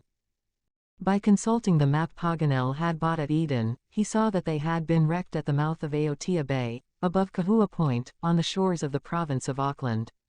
As the city was on the 37th parallel, the Macquarie had been carried a considerable distance out of her course. It was, therefore, necessary to sail northward to reach the capital of New Zealand. "A journey of not more than 25 miles, said Glenarvan. "It is nothing. What is nothing at sea will be long and difficult on land," replied Paganel. "Well, then," said Captain Mangles, "let us do all in our power to float the Macquarie." This question being settled, their labors were resumed. It was high water, but they could not take advantage of it, since the anchors were not yet moored. Yet the captain watched the ship with some anxiety. Would she float with the tide? This point would soon be decided. They waited. Several cracks were heard, caused either by a rising or starting of the keel. Great reliance had been placed upon the tide, but the brig did not stir. The work was continued, and the raft was soon ready. The small anchor was put on board, and the captain and Wilson embarked, after mooring a small cable at the stern. The ebb tide made them drift, and they therefore anchored, half a cable's length distant, in 10 fathoms of water. The bottom afforded a firm hold. The great anchor now remained. They lowered it with difficulty, transported it on the raft, and soon it was moored behind the other, the captain and his men returning to the vessel, and waiting for high water, which would be early in the morning. It was now 6 o'clock in the evening. The young captain complimented his sailors, and told Paganel that, with the aid of courage and good discipline, he might one day become quartermaster. Meantime, Mr. Olbinett, after assisting in different operations, had returned to the kitchen, and prepared a very comforting and seasonable repast. The crew were tempted by a keen appetite, which was abundantly satisfied, and each felt himself invigorated for fresh exertions. After dinner, Captain Mangles took a final precaution to ensure the success of his experiment. He threw overboard a great part of the merchandise to lighten the brig, but the remainder of the ballast, the heavy spars, the spare yards, and a few tons of pig iron, were carried to the stern, to aid by their weight in liberating the keel. Wilson and Mulready likewise rolled to the same place a number of casks filled with water. Midnight arrived before these labors were completed. But at this hour the breeze subsided, and only a few capricious ripples stirred the surface of the water. Looking towards the horizon, the captain observed that the wind was changing from southwest to northwest. A sailor could not be mistaken in the peculiar arrangement and color of the clouds. He accordingly informed Glenarvan of these indications, and proposed to defer their work till the next day. "And these are my reasons," said he. "First, we are very much fatigued, and all our strength is necessary to free the vessel. Then, when this is accomplished, how can we sail among the dangerous breakers, and in such profound darkness? Moreover, another reason induces me to wait. The wind promises to aid us, and I desire to profit by it, and am in hopes that it will drift the old hull out when the tide raises her. Tomorrow, if I am not mistaken, the breeze will blow from the northwest. We will set the mainsails, and they will help to raise the brig." These reasons were decisive. Glenarvan and Paganel, the most impatient on board, yielded, and the work was suspended. The night passed favorably, and day appeared. Their captain's predictions were realized. The wind blew from the northwest, and continued to freshen. The crew were summoned. It was 9 o'clock. 4 hours were still to elapse before it would be high water, and that time was not lost. The laborers renewed their efforts with very good success. Meantime the tide rose. The surface of the sea was agitated into ripples, and the points of the rocks gradually disappeared, like marine animals returning to their native element. The time for the final attempt approached. A feverish impatience thrilled all minds. No one spoke. Each gazed at the captain, and awaited his orders. He was leaning over the stern railing, watching the water, and casting an uneasy glance towards the cables. At last the tide reached its height. The experiment must now be made without delay. The mainsails were set, and the mast was bent with the force of the wind. "To the windlass!" cried the captain. Glenarvan, Mulready, and Robert on one side, and Paganel, the major, and Olbinett on the other, bore down upon the handles that moved the machine. At the same time the captain and Wilson added their efforts to those of their companions. "Down, down!" cried the young captain, all together. The cables were stretched taut under the powerful action of the windlass. The anchors held fast, and did not drag. But they must be quick, for high tide lasts only a few moments, and the water would not be long in lowering. They redoubled their efforts. The wind blew violently, and forced the sails against the mast. A few tremors were felt in the hull, and the brig seemed on the point of rising. Perhaps a little more power would suffice to draw her from the sand. "Helena! Mary!" cried Glenarvan. The two ladies came and joined their efforts to those of their companions. A final crack was heard, but that was all. The experiment had failed. The tide was already beginning to ebb, and it was evident that, even with the aid of wind and tide, this insufficient crew could not float their ship. As their first plan had failed, it was necessary to have recourse to the second without delay. It was plain that they could not raise the Macquarie, and that the only way was to abandon her. To wait on board for the uncertain arrival of assistance would have been folly and madness. The captain therefore proposed to construct a raft strong enough to convey the passengers and a sufficient quantity of provisions to the New Zealand coast. It was not a time for discussion, but for action. The work was accordingly begun, and considerably advanced when night interrupted them. In the evening, after supper, while Lady Helena and Mary Grant were reposing in their berths, Paganel and his friends conversed seriously as they paced the deck. The geographer had asked Captain Mangles whether the raft could not follow the coast as far as Auckland, instead of landing the passengers at once. The captain replied that it would be impossible with such a rude craft. "And could we have done with the boat what we cannot do with the raft?" "Yes, candidly speaking, we could," was the reply, "but with the necessity of sailing by day and anchoring by night.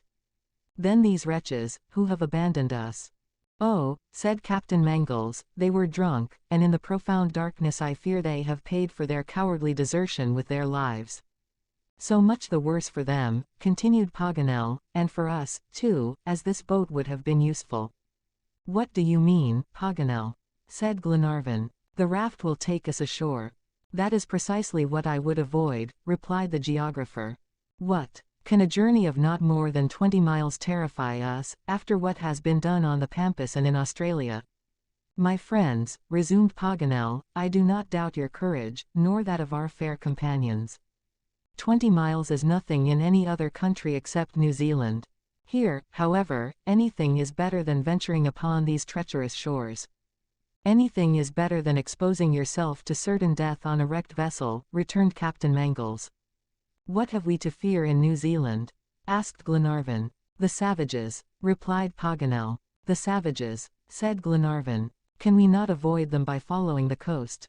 Besides, an attack from a few wretches cannot intimidate 10 well-armed and determined Europeans." "It is not a question of wretches," rejoined Paganel. "The New Zealanders form terrible tribes that struggle against the English government, fight with invaders, frequently conquer them, and always eat them." "Cannibals! Cannibals!" cried Robert, and then he murmured, as though afraid to give full utterance to the words, "My sister." "Lady Helena." "Never fear, my boy," said Glenarvan, "our friend Paganel exaggerates." "I do not exaggerate," replied Paganel.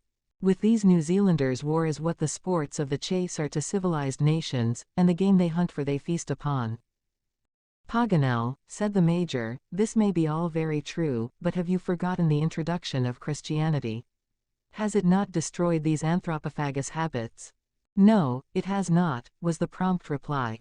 "The records are yet fresh of ministers who have gone out to proclaim Christianity and have fallen victims to the murderous and cannibal instincts of those to whom they preached.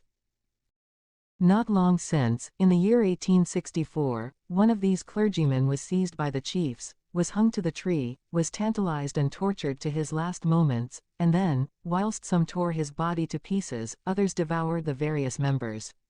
No, the Maoris are still cannibals, and will remain so for some time to come." But Paganel was on this point a pessimist, contrary to his usual characteristic. XLVII. A dreaded country. What Paganel had stated was indisputable. The cruelty of the New Zealanders could not be doubted. There was, therefore, danger in landing. But if the danger had been 100 times greater, it must have been faced. Captain Mangles felt the necessity of leaving this vessel, which would soon break up. Between two perils, one certain, the other only probable, there was no possible hesitation. As for the chance of being picked up by some passing ship, they could not reasonably rely upon it, for the Macquarie was out of the course usually taken in going to New Zealand. The shipwreck had happened on the desert shores of Ika na Maui. "When shall we start?" asked Glenarvan. "Tomorrow morning at 10 o'clock," replied Captain Mangles. "The tide will begin to rise then, and will carry us ashore." Early the next day the raft was finished. The captain had given his entire attention to its construction. They needed a steady and manageable craft, and one capable of resisting the waves for a voyage of 9 miles. The masts of the brig could alone furnish the necessary materials. The raft was at length completed. It could doubtless sustain the shock of the surges, but could it be steered, and the coast be reached, if the wind should veer? This was a question only to be decided by trial. At 9 o'clock the loading began. The provisions were first put on board in sufficient quantities to last until the arrival at Auckland, for there could be no reliance upon the products of this dreaded country. Olbinett furnished some preserved meats, the remains of the Macquarie's supplies. There was very little, however, and they were forced to depend upon the coarse fare of the mess, which consisted of very inferior ship biscuits and 2 barrels of salt fish, greatly to the steward's regret. These stores were enclosed in sealed cans and then secured to the foot of the mast. The arms and ammunition were put in a safe and dry place. Fortunately, the travelers were well supplied with rifles and revolvers. A small anchor was taken on board, in case they should reach the shore at low tide and be forced to anchor in the offing. Flood tide soon began, the breeze blew gently from the northwest, and a slight swell agitated the surface of the sea. "Are we ready?" asked Captain Mangles. All is ready, Captain, replied Wilson. Aboard, then. Lady Helena and Mary Grant descended the ship's side by a clumsy rope ladder, and took their seats at the foot of the mast near the cases of provisions, their companions around them. Wilson took the helm, the captain stationed himself at the sail tackling, and Mulready cut the cable that confined the raft to the brig. The sail was spread, and they began to move towards the shore under the combined influence of wind and tide. The coast was only 9 miles distant, not a difficult voyage for a well-manned boat, but with the raft it was necessary to advance slowly. If the wind held out, they might perhaps reach land with this tide, but if there should be a calm, the ebb would carry them back, or they would be compelled to anchor and wait for the next tide. However, Captain Mangles hoped to succeed. The wind freshened. As it had been flood now for some hours, they must either reach land soon, or anchor. Fortune favored them. Gradually the black points of the rocks and the yellow sand of the bars disappeared beneath the waves, but great attention and extreme skill became necessary, in this dangerous neighborhood, to guide their unwieldy craft. They were still 5 miles from shore. A clear sky enabled them to distinguish the principal features of the country. To the northeast rose a lofty mountain, whose outline was defined against the horizon in a very singular resemblance to the grinning profile of a monkey. Paganel soon observed that all the sandbars had disappeared. Except one, replied Lady Helena. Where? asked Paganel. There, said Lady Helena, pointing to a black speck a mile ahead. That is true, answered Paganel. Let us try to determine its position, that we may not run upon it when the tide covers it. It is exactly at the northern projection of the mountain, said Captain Mangles. Wilson, bear away towards the offing. Yes, Captain, replied the sailor, bearing with all his weight upon the steering oar. They approached nearer, but, strange to say, the black point still rose above the water. The captain gazed at it attentively, and, to see better, employed Paganel's telescope. It is not a rock, said he, after a moment's examination, it is a floating object, that rises and falls with the swell. Is it not a piece of the Macquarie's mast? asked Lady Helena. No, replied Glenarvan, no fragment could have drifted so far from the ship. Wait, cried Captain Mangles. I recognize it. It is the boat. The brig's boat, said Glenarvan. Yes, my lord, the brig's boat, bottom upwards. The unfortunate sailors, exclaimed Lady Helena, they have perished. Yes, madam, continued the captain, and they might have foreseen it, for in the midst of these breakers, on a stormy sea, and in such profound darkness, they fled to certain death. May heaven have pity on them, murmured Mary Grant. For a few moments the passengers were silent. They gazed at this frail bark towards which they drew nearer and nearer. It had evidently capsized a considerable distance from land, and of those who embarked in it probably not one had survived. But this boat may be useful, said Glenarvan. Certainly, replied Captain Mangles. Come about, Wilson. The direction of the raft was changed, but the wind subsided gradually, and it cost them much time to reach the boat. Mulready, standing at the bow, warded off the shock, and the yawl was drawn alongside. Empty? asked Captain Mangles. Yes, Captain, replied the sailor, the boat is empty, and her seams have started open. She is of no use to us. Can we not save any part? asked McNab. No, answered the captain. She is only fit to burn. I am sorry, said Paganel, for the yawl might have taken us to Auckland. We must be resigned, Mr. Paganel, rejoined the captain. Moreover, on such a rough sea, I prefer our raft to that frail conveyance. A slight shock would dash it in pieces. Therefore, my lord, we have nothing more to stay here for. As you wish, John, said Glenarvan. Forward, Wilson, continued the young captain, straight for the coast. The tide would yet flow for about an hour, and in this time they could accomplish a considerable distance. But soon the breeze subsided almost entirely, and the raft was motionless. Soon it even began to drift towards the open sea under the influence of the ebb. The captain did not hesitate a moment. Anchor, cried he. Mulready, who was in an instant ready to execute this order, let fall the anchor, and the raft drifted till the cable was taut. The sail was reefed, and arrangements were made for a long detention. Indeed, the tide would not turn till late in the evening, and, as they did not care to sail in the dark, they anchored for the night in sight of land. Quite a heavy swell agitated the surface of the water, and seemed to set steadily towards the shore. Glenarvan, therefore, when he learned that the whole night would be passed on board, asked why they did not take advantage of this current to approach the coast. "My lord," replied the young captain, "is deceived by an optical illusion. The apparent onward movement is only an oscillation of the water, nothing more. Throw a piece of wood into the water, and you will see that it will remain stationary, so long as the ebb is not felt. We must therefore have patience." "And dinner," added the major. Olbinett took out of a case of provisions some pieces of dried meat and a dozen biscuits, though reluctant to offer such meager fare. It was accepted, however, with good grace, even by the ladies, whose appetites the fresh sea air greatly improved. Night approached. Already the sun's disk, glowing with crimson, was disappearing beneath the horizon, and the waters glistened and sparkled like sheets of liquid silver under his last rays. Nothing could be seen but sky and water, except one sharply defined object, the hull of the Macquarie, motionless on the reefs. The short twilight was rapidly followed by the darkness, and soon the land that bounded the horizon some miles away was lost in the gloom. In this perplexing situation these shipwrecked people lapsed into an uneasy and distressing drowsiness, and as the result at daybreak all were more exhausted than refreshed. With the turn of the tide the wind rose. It was 6 o'clock in the morning, and time was precious.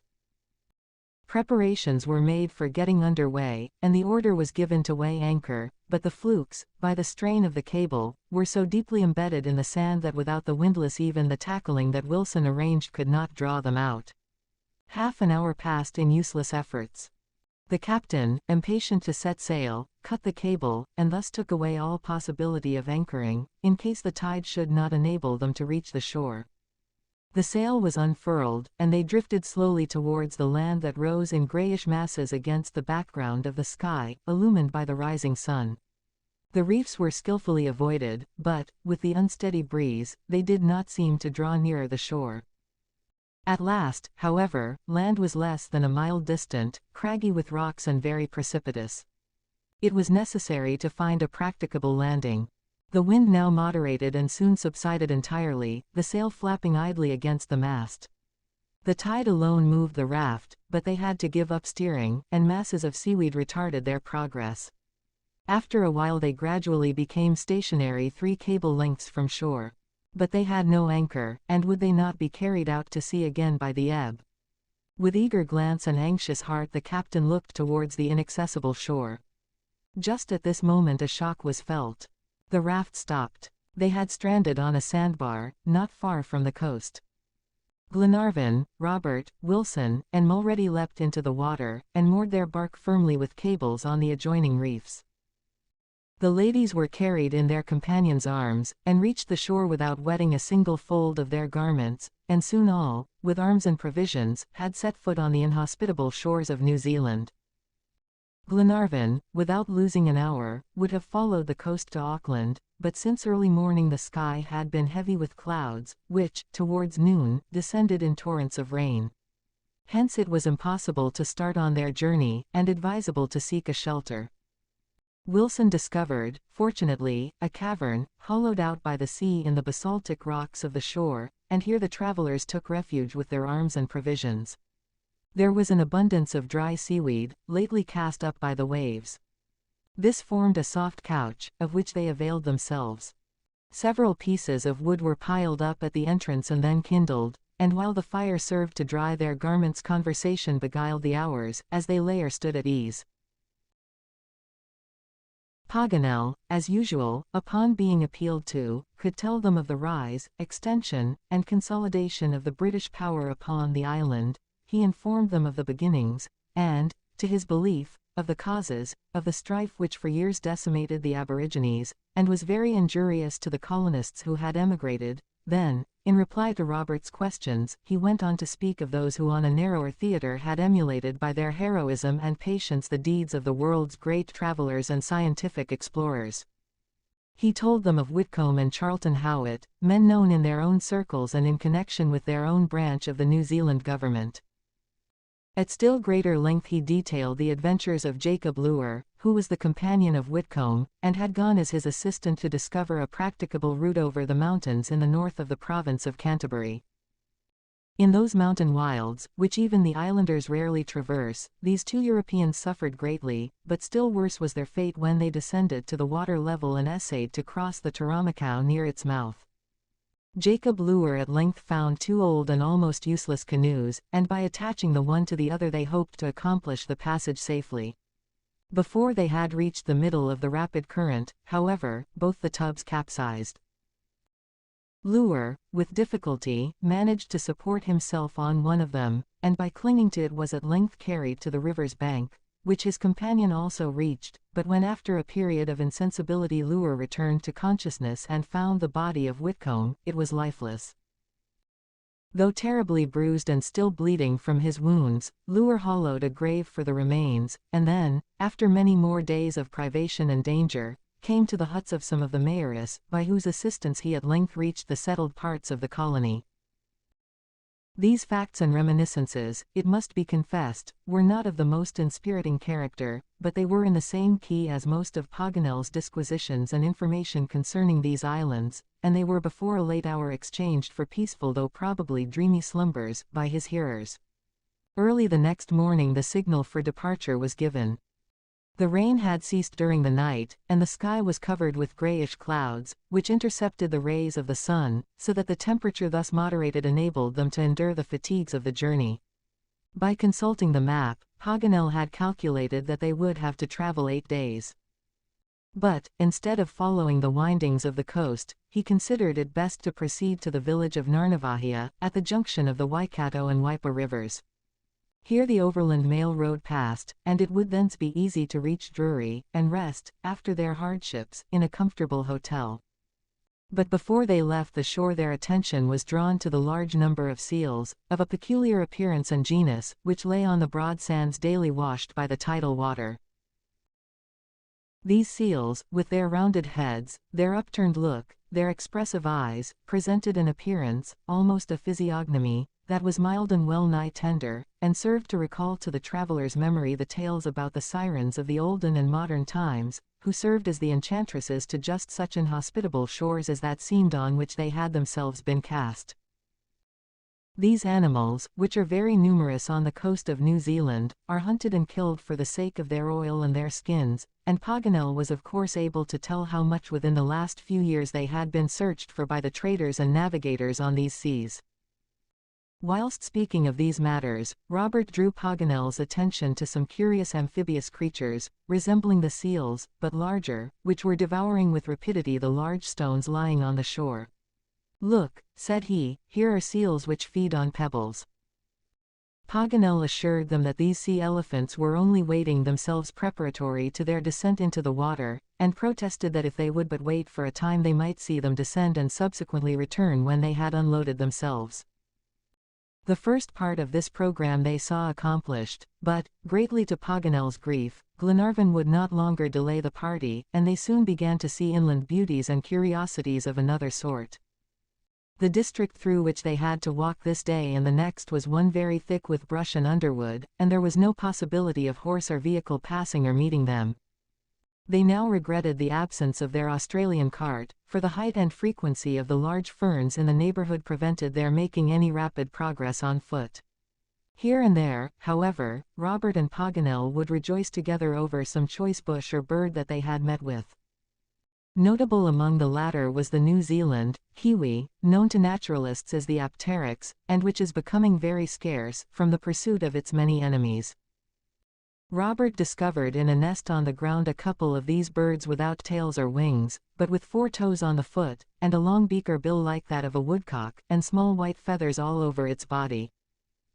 Of this bird there was then an entire absence in the zoological collections of Europe, and Paganel indulged the hope that he might be able to be the proud contributor of such a valuable specimen to the jardin of his own city. For the present, at least, the realization of his hopes had to be deferred, and at length, after some days of weariness and continued travel, the party reached the banks of the Waipa. The country was deserted. There was no sign of natives, no path that would indicate the presence of man in these regions. The waters of the river flowed between tall bushes, or glided over sandy shallows, while the range of vision extended to the hills that enclosed the valley on the east. At 4 o'clock in the afternoon 9 miles had been valiantly accomplished. According to the map, which Paganel continually consulted, the junction of the Waikato and Waipa could not be more than 5 miles distant. The road to Auckland passed this point, and there they would encamp for the night. As for the 50 miles that would still separate them from the capital, 2 or 3 days would be sufficient for this, and even 8 hours if they should meet the mail coach. Then, said Glenarvan, we shall be compelled to encamp again tonight. Yes, replied Paganel, but, as I hope, for the last time. So much the better, for these are severe hardships for Lady Helena and Mary Grant. And they endure them heroically, added Captain Mangles. But, if I am not mistaken, Mr. Paganel, you have spoken of a village situated at the junction of the two rivers. Yes, answered the geographer, here it is on the map. It is Narnavahia, about 2 miles below the junction. Well, could we not lodge there for the night? Lady Helena and Miss Grant would not hesitate to go 2 miles farther, if they could find a tolerable hotel. A hotel, cried Paganel. A hotel in a Maori village. There is not even a tavern. This village is only a collection of native huts, and, far from seeking shelter there, my advice is to avoid it most carefully. Always your fears, Paganel, said Glenarvan. My dear lord, distrust is better than confidence among the Maoris. I do not know upon what terms they are with the English. Now, timidity aside, such as ourselves would be fine prizes, and I dislike to try New Zealand hospitality. I therefore think it wise to avoid this village, and likewise any meeting with the natives. Once at Drury, it will be different, and there our courageous ladies can refresh themselves at their ease for the fatigues of their journey. The geographer's opinion prevailed. Lady Helena preferred to pass the last night in the open air rather than to expose her companions. Neither she nor Mary Grant required a halt, and they therefore continued to follow the banks of the river. 2 hours after, the first shadows of evening began to descend the mountains. The sun before disappearing below the western horizon had glinted a few rays through a rift in the clouds. The eastern peaks were crimsoned with the last beams of day. Glenarvan and his friends hastened their pace. They knew the shortness of the twilight in this latitude, and how quickly night sets in. It was important to reach the junction of the two rivers before it became dark. But a dense fog rose from the earth, and made it very difficult to distinguish the way. Fortunately, hearing availed in place of sight. Soon a distinct murmur of the waters indicated the union of the two streams in a common bed, and not long after the little party arrived at the point where the Waipa mingles with the Waikato in resounding cascades. Here is the Waikato, cried Paganel, and the road to Auckland runs along its right bank. We shall see tomorrow, replied the Major. Let us encamp here.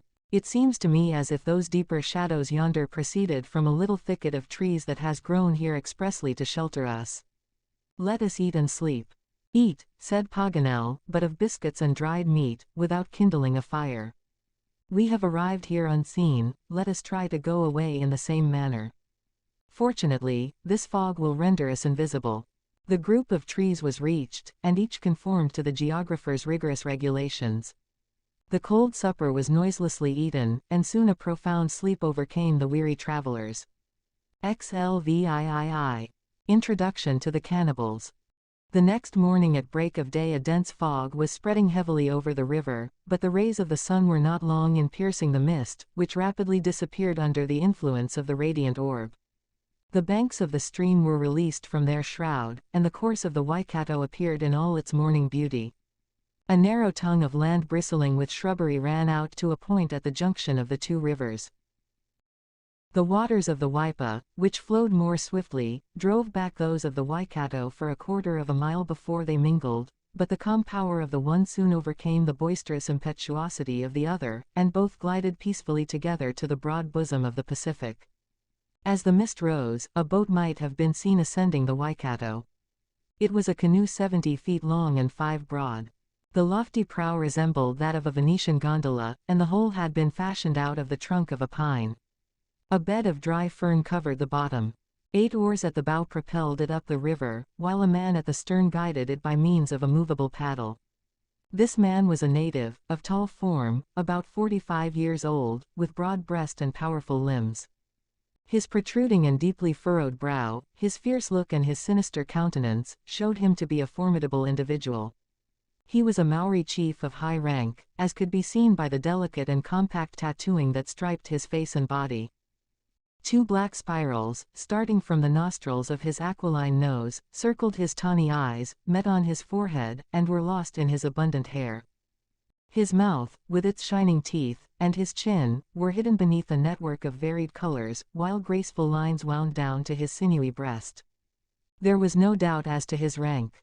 The sharp albatross bone, used by Maori tattooers, had furrowed his face 5 times, in close and deep lines. That he had reached his 5th promotion was evident from his haughty bearing. A large flaxen mat, ornamented with dog skins, enveloped his person, while a girdle, bloody with his recent conflicts, encircled his waist. From his ears dangled earrings of green jade, and around his neck hung necklaces of pounamus, sacred stones to which the New Zealanders attribute miraculous properties. At his side lay a gun of English manufacture, and a pato, a kind of double-edged hatchet. Near him 9 warriors, of lower rank, armed and of ferocious aspect, some still suffering from recent wounds, stood in perfect immobility, enveloped in their flaxen mantles. 3 dogs of wild appearance were stretched at their feet. The 8 rowers seemed to be servants or slaves of the chief. They worked vigorously, and the boat ascended the current of the Waikato with remarkable swiftness. In the center of this long canoe, with feet tied, but hands free, were 10 European prisoners clinging closely to each other. They were Lord Glenarvan and his companions. The evening before, the little party, led astray by the dense fog, had encamped in the midst of a numerous tribe of natives. About midnight, the travelers, surprised in their sleep, were made prisoners and carried on board the canoe. They had not yet been maltreated, but had tried in vain to resist. Their arms and ammunition were in the hands of the savages, and their own bullets would have quickly stretched them on the earth had they attempted to escape. They were not long in learning, by the aid of a few English words which the natives used, that, being driven back by the British troops, they were returning, vanquished and weakened, to the regions of the upper Waikato. Their chief, after an obstinate resistance, in which he lost his principal warriors, was now on his way to rouse again the river tribes. He was called Kai Kumu, a terrible name, which signified in the native language, he who eats the limbs of his enemy. He was brave and bold, but his cruelty equaled his bravery. No pity could be expected from him. His name was well known to the English soldiers, and a price had been set upon his head by the governor of New Zealand. This terrible catastrophe had come upon Glenarvan just as he was about reaching the long-desired harbor of Auckland, whence he would have returned to his native country. Yet, looking at his calm and passionless countenance, you could not have divined the depth of his anguish, for in his present critical situation he did not betray the extent of his misfortunes. He felt that he ought to set an example of fortitude to his wife and his companions, as being the husband and chief. Moreover, he was ready to die first for the common safety, if circumstances should require it. His companions were worthy of him, they shared his noble thoughts, and their calm and haughty appearance would scarcely have intimated that they were being carried away to captivity and suffering. By common consent, at Glenarvan's suggestion, they had resolved to feign a proud indifference in the presence of the savages. It was the only way of influencing those fierce natures. Since leaving the encampment, the natives, taciturn like all savages, had scarcely spoken to each other. However, from a few words exchanged, Glenarvan perceived that they were acquainted with the English language. He therefore resolved to question the chief in regard to the fate that was in store for them. Addressing Kai Kumu, he said, in a fearless tone, "Where are you taking us, chief?" Kai Kumu gazed at him coldly without answering. "Say, what do you expect to do with us?" continued Glenarvan. The chief's eyes blazed with a sudden light, and in a stern voice he replied, "To exchange you, if your friends will ransom you, to kill you, if they refuse." Glenarvan asked no more, but hope returned to his heart. Doubtless, some chiefs of the Maori tribe had fallen into the hands of the English, and the natives would attempt to recover them by way of exchange. Their situation, therefore, was not one for despair. Meantime the canoe rapidly ascended the river. Paganel, whose changeable disposition carried him from one extreme to another, had regained his hopefulness. He believed that the Maoris were sparing them the fatigue of their journey to the English settlements, and that they were certain to arrive at their destination. He was, therefore, quite resigned to his lot, and traced on his map the course of the Waikato across the plains and valleys of the province. Lady Helena and Mary Grant, suppressing their terror, conversed in low tones with Glenarvan, and the most skilful physiognomist could not have detected on their faces the anxiety of their hearts.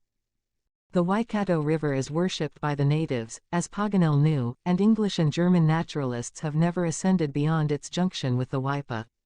Whither did Kai Koumou intend to take his captives? The geographer could not have guessed if the word, taupo, frequently repeated, had not attracted his attention.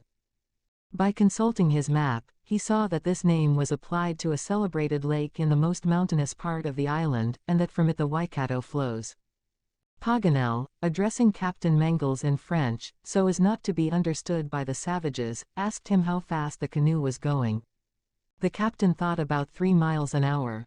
Then, replied the geographer, if we do not travel during the night, our voyage to the lake will last about 4 days. But whereabouts are the English garrisons? Asked Glenarvan. It is difficult to say, replied Paganel. At all events, the war must have reached the province of Taranaki, and probably the troops are collected beyond the mountains, on the side of the lake where the habitations of the savages are concentrated. God grant it, said Lady Helena. Glenarvan cast a sorrowful glance at his young wife and Mary Grant, exposed to the mercy of these fierce natives, and captives in a wild country, far from all human assistance. But he saw that he was watched by Kai Koumou, and, not wishing to show that one of the captives was his wife, he prudently kept his thoughts to himself, and gazed at the banks of the river with apparent indifference. The sun was just sinking below the horizon as the canoe ran upon a bank of pumice stones, which the Waikato carries with it from its source in the volcanic mountains. Several trees grew here, as if designed to shelter an encampment. Kai Koumou landed his prisoners. The men had their hands tied, the ladies were free. All were placed in the center of the encampment, around which large fires formed an impassable barrier. Before Kai Koumou had informed his captives of his intention to exchange them, Glenarvan and Captain Mangles had discussed various methods of recovering their liberty. What they could not venture in the boat they hoped to attempt on land, at the hour for encamping, under cover of the night. But since Glenarvan's conversation with the chief, it seemed wise to abandon this design. They must be patient. It was the most prudent plan. The exchange offered chances that neither an open attack nor a flight across these unknown regions could afford. Many circumstances might indeed arise that would delay, and even prevent, such a transaction, but still it was better to await the result. What, moreover, could 10 defenseless men do against 30 well-armed savages? Besides, Glenarvan thought it likely that Kai Koumou's tribe had lost some chief of high rank whom they were particularly anxious to recover, and he was not mistaken. The next day the canoe ascended the river with increased swiftness. It stopped for a moment at the junction of a small river which wound across the plains on the right bank. Here another canoe, with 10 natives on board, joined Kai Koumou. The warriors merely exchanged salutations, and then continued their course. The newcomers had recently fought against the English troops, as could be seen by their tattered garments, their gory weapons, and the wounds that still bled beneath their rags. They were gloomy and taciturn, and, with the indifference common to all savage races, paid no attention to the captives. Towards evening Kai Koumou landed at the foot of the mountains, whose nearer ridges reached precipitously to the riverbank. Here 20 natives, who had disembarked from their canoes, were making preparations for the night. Fires blazed beneath the trees. A chief, equal in rank to Kai Koumou, advanced with measured pace, and, rubbing his nose against that of the latter, saluted him cordially. The prisoners were stationed in the center of the encampment, and guarded with extreme vigilance. The next morning the ascent of the Waikato was resumed. Other boats came from various affluents of the river. 60 warriors, evidently fugitives from the last insurrection, had now assembled, and were returning, more or less wounded in the fray, to the mountain districts. Sometimes a song arose from the canoes, as they advanced in single file. One native struck up the patriotic ode of the mysterious, Pa, the national hymn that calls the mayoress to battle. The full and sonorous voice of the singer waked the echoes of the mountains, and after each stanza his comrades struck their breasts, and sang the warlike verses in chorus. Then they seized their oars again, and the canoes were headed upstream. During the day a singular sight enlivened the voyage.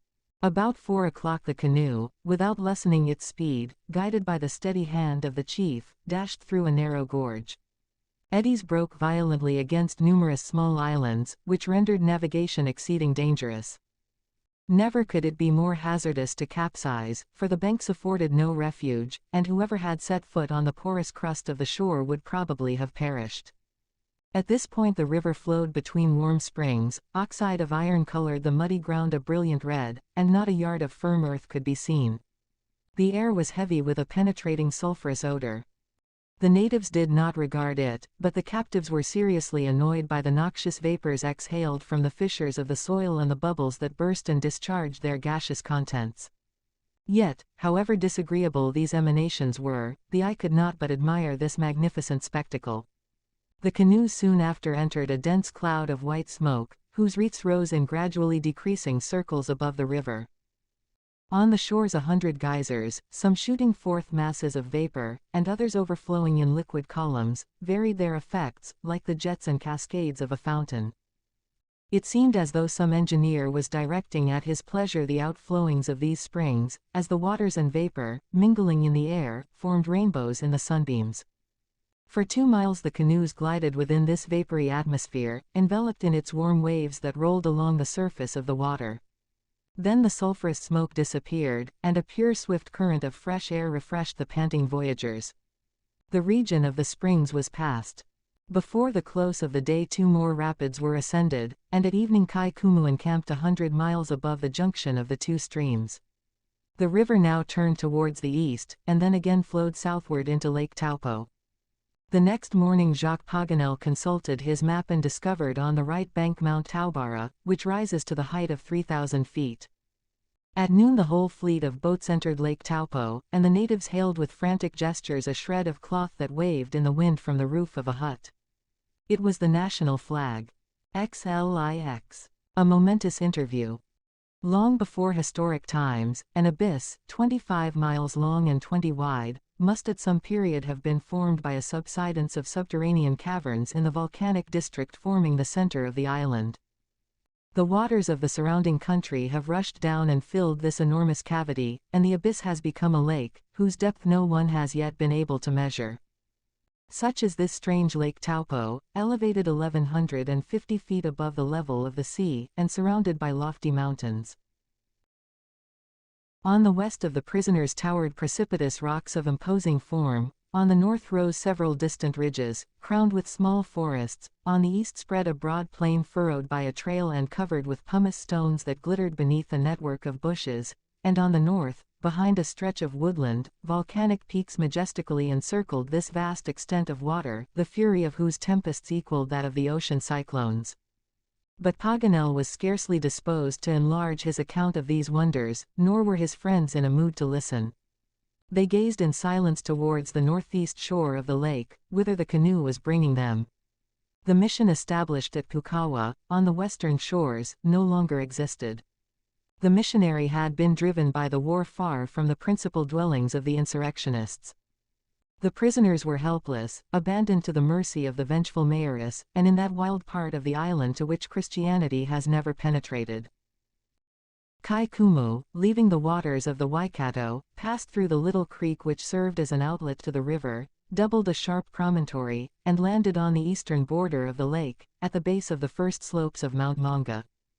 A quarter of a mile distant, on a buttress of the mountain, appeared a pa, a Maori fortification, situated in an impregnable position. The prisoners were taken ashore, with their hands and feet free, and conducted thither by the warriors. After quite a long detour, Glenarvan and his companions reached the pa. This fortress was defended by an outer rampart of strong palisades, 15 feet high.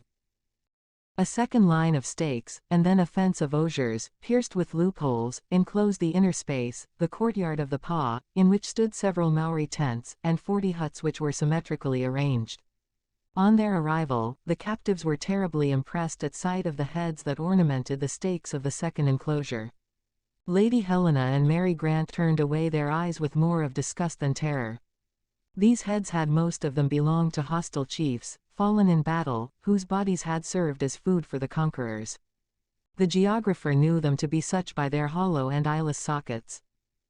In Kai Koumou's pa only the heads of his enemies formed this frightful museum, and here, doubtless, more than one English skull had served to increase the size of the chief's collection. His hut, among those belonging to warriors of lower rank, stood at the rear of the pa, in front of a large open terrace. This structure was built of stakes, interlaced with branches, and lined inside with flax matting. Only one opening gave access to the dwelling. A thick curtain, made of a vegetable tissue, served as a door. The roof projected so as to form a watershed. Several faces, carved at the ends of the rafters, adorned the hut, and the curtain was covered with various imitations of foliage, symbolical figures, monsters, and graceful sculpturing, a curious piece of work, fashioned by the scissors of the native decorators. Inside of the habitation the floor was made of hard-trodden earth, and raised 6 inches above the ground. Several rush screens and some mattresses, covered with woven matting of long leaves and twigs, served as beds. In the middle of the room a hole in a stone formed the fireplace, and another in the roof answered for a chimney. The smoke, when it became sufficiently thick, perforce escaped at this outlet, but it of course blackened the walls of the house. On one side of the hut were storehouses, containing the chief's provisions, his harvest of flax, potatoes, and edible ferns, and the ovens where the various articles of food were cooked by contact with heated stones. Farther off, in small pens, pigs and goats were confined, and dogs ran about seeking their scanty sustenance. They were rather poorly kept, for animals that formed the Maori daily food. Glenarvan and his companions had taken in the whole at a glance. They awaited beside an empty hut the good pleasure of the chief, exposed to the insults of a crowd of old women, who surrounded them like harpies, and threatened them with their fists, crying and howling. Several English words that passed their lips clearly indicated that they were demanding immediate vengeance. In the midst of these cries and threats, Lady Helena affected a calmness that she could not feel in her heart.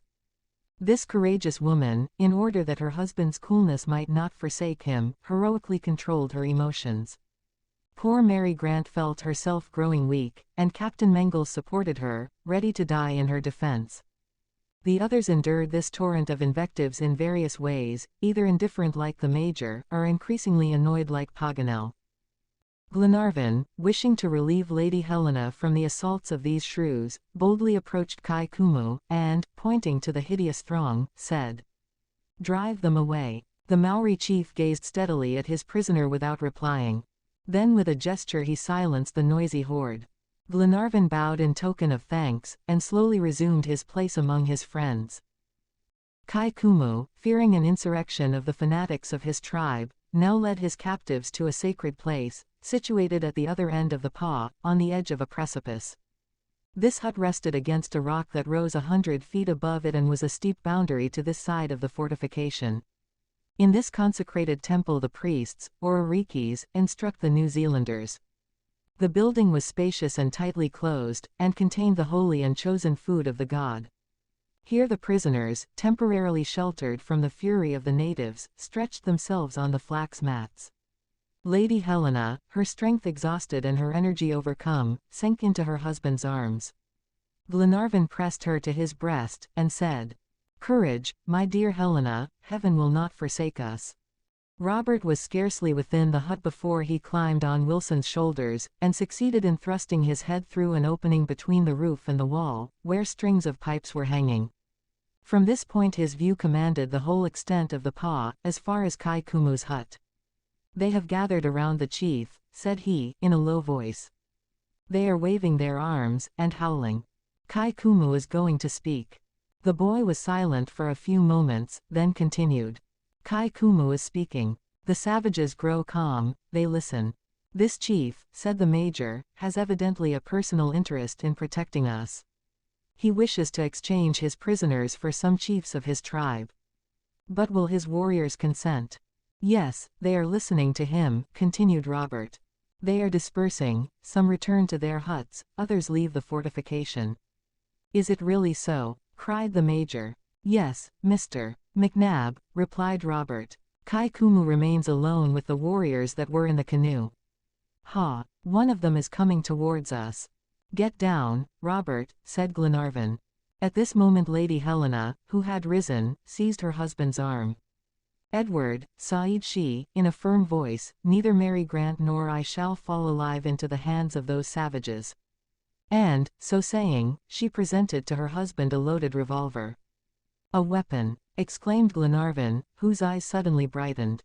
Yes. The Mayoris do not search their female prisoners, but this weapon is for us, Edward, not for them. Glenarvan, said McNab quickly, hide the revolver. It is not time yet. The weapon was immediately concealed in his clothes. The mat that closed the entrance of the hut was raised. A native appeared. He made a sign to the captives to follow him. Glenarvan and his companions passed through the pa, and stopped before Kai Koumou. Around him were assembled the principal warriors of his tribe, among whom was seen the chief whose canoe had first joined Kai Koumou on the river. He was a man of about 40, robust, and of fierce and cruel aspect.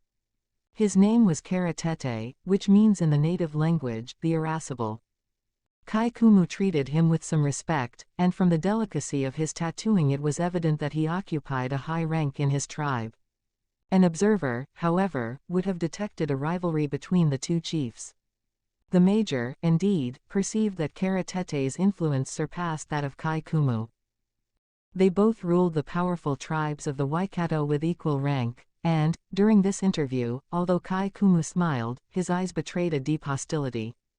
He now questioned Glenarvan. You were English, said he. Yes, replied Glenarvan, without hesitation, for this nationality would probably facilitate an exchange. And your companions? Asked Kai Koumou. My companions are also English. We are shipwrecked travelers, and, if you care to know, we have taken no part in the war. No matter, replied Karatete, brutally. Every Englishman is our enemy. Your people have invaded our island. They have stolen away our fields, they have burned our villages. They have done wrong, said Glenarvan, in a grave tone. I say so because I think so, and not because I am in your power. Listen, continued Kai Koumou. Tohonga, the high priest of Nui Atua, has fallen into the hands of your brothers. He is prisoner of the Pakekas Europeans. Our God commands us to ransom his life. I would have torn out your heart, I would have hung your companions' heads and yours forever to the stakes of this palisade. But Nui Atua has spoken.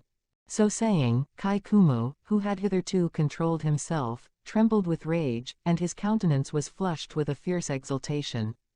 Then, after a few moments, he resumed, more coolly. Do you think the English will give us our Tohonga in exchange for you? Glenarvan hesitated, and watched the Maori chief very attentively.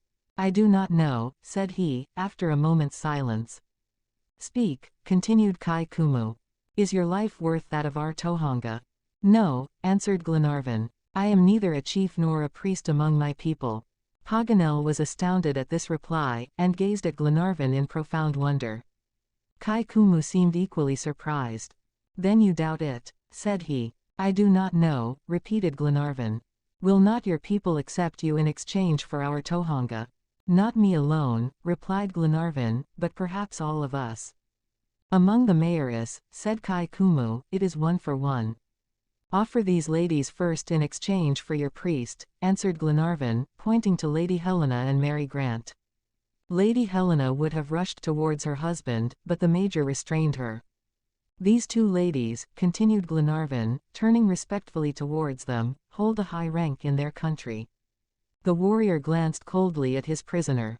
A malicious smile passed over his face, but he almost instantly repressed it, and replied, in a voice which he could scarcely control.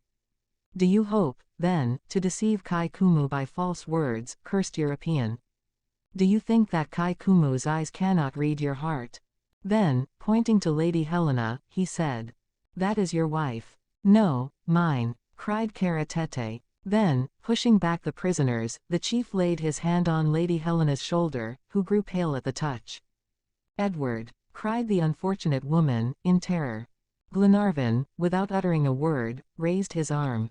A report resounded. Kara-Tete fell dead. At this sound a crowd of natives issued from the huts. The paw was filled in an instant. 100 arms were raised against the captives. Glenarvan's revolver was snatched from his hand. Kai Koumou cast a strange look at Glenarvan, and then, guarding with one hand the person of him who had fired, he controlled with the other the throng that was rushing upon the Europeans. At last his voice rose above the tumult. "Taboo! Taboo!" cried he. At this word the crowd fell back before Glenarvan and his companions, thus temporarily preserved by a supernatural power. A few moments after they were led back to the temple that served as their prison, but Robert Grant and Paganel were no longer with them. The chief's funeral.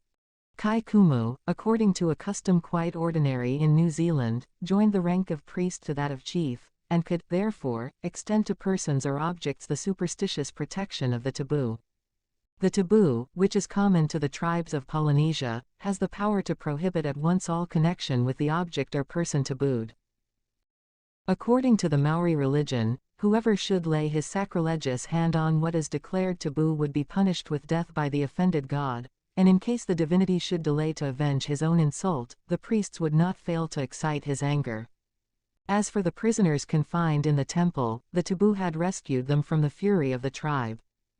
Some of the natives, the friends and partisans of Kai Koumou, had stopped suddenly at the command of their chief, and had protected the captives. Glenarvan, however, was not blind to the fate that was reserved for him. Only his death could atone for the murder of a chief. Among savage races death is always preceded by a protracted torture. He therefore expected to cruelly expiate the righteous indignation that had nerved his arm, but hoped that Kai Koumou's rage would fall only on himself. What a night he and his companions passed! Who could depict their anguish, or measure their sufferings? Neither poor Robert nor brave Paganel had reappeared. But how could they doubt their fate? Were they not the first victims of the natives' vengeance? All hope had vanished even from the heart of the Major, who did not easily despair. John Mangles felt himself growing mad at sight of the sad dejection of Mary Grant, thus separated from her brother. Glenarvan thought of that terrible request of Lady Helena, who, rather than yield to torture or slavery, preferred to die by his hand. Could he summon this fearful courage?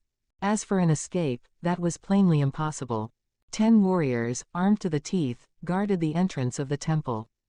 Morning came at last. There had been no communication between the natives and the prisoners. The hut contained a considerable quantity of food, which the unfortunates scarcely touched. Hunger gave place to grief. The day passed without bringing a change or a hope.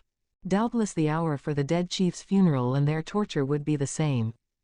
However, although Glenarvan concluded that Kai Koumou must have abandoned all idea of exchange, the Major on this point retained a gleam of hope. "Who knows," said he, reminding Glenarvan of the effect produced upon the chief by the death of Kara-Tete, "who knows but that Kai Koumou in reality feels obliged to you?" But, in spite of these observations, Glenarvan would no longer hope. The next day also passed away without the preparations for torture being made. The reason of the delay was this. The Mayors believe that the soul, for 3 days after death, inhabits the body of the deceased, and therefore during this time the corpse remains unburied.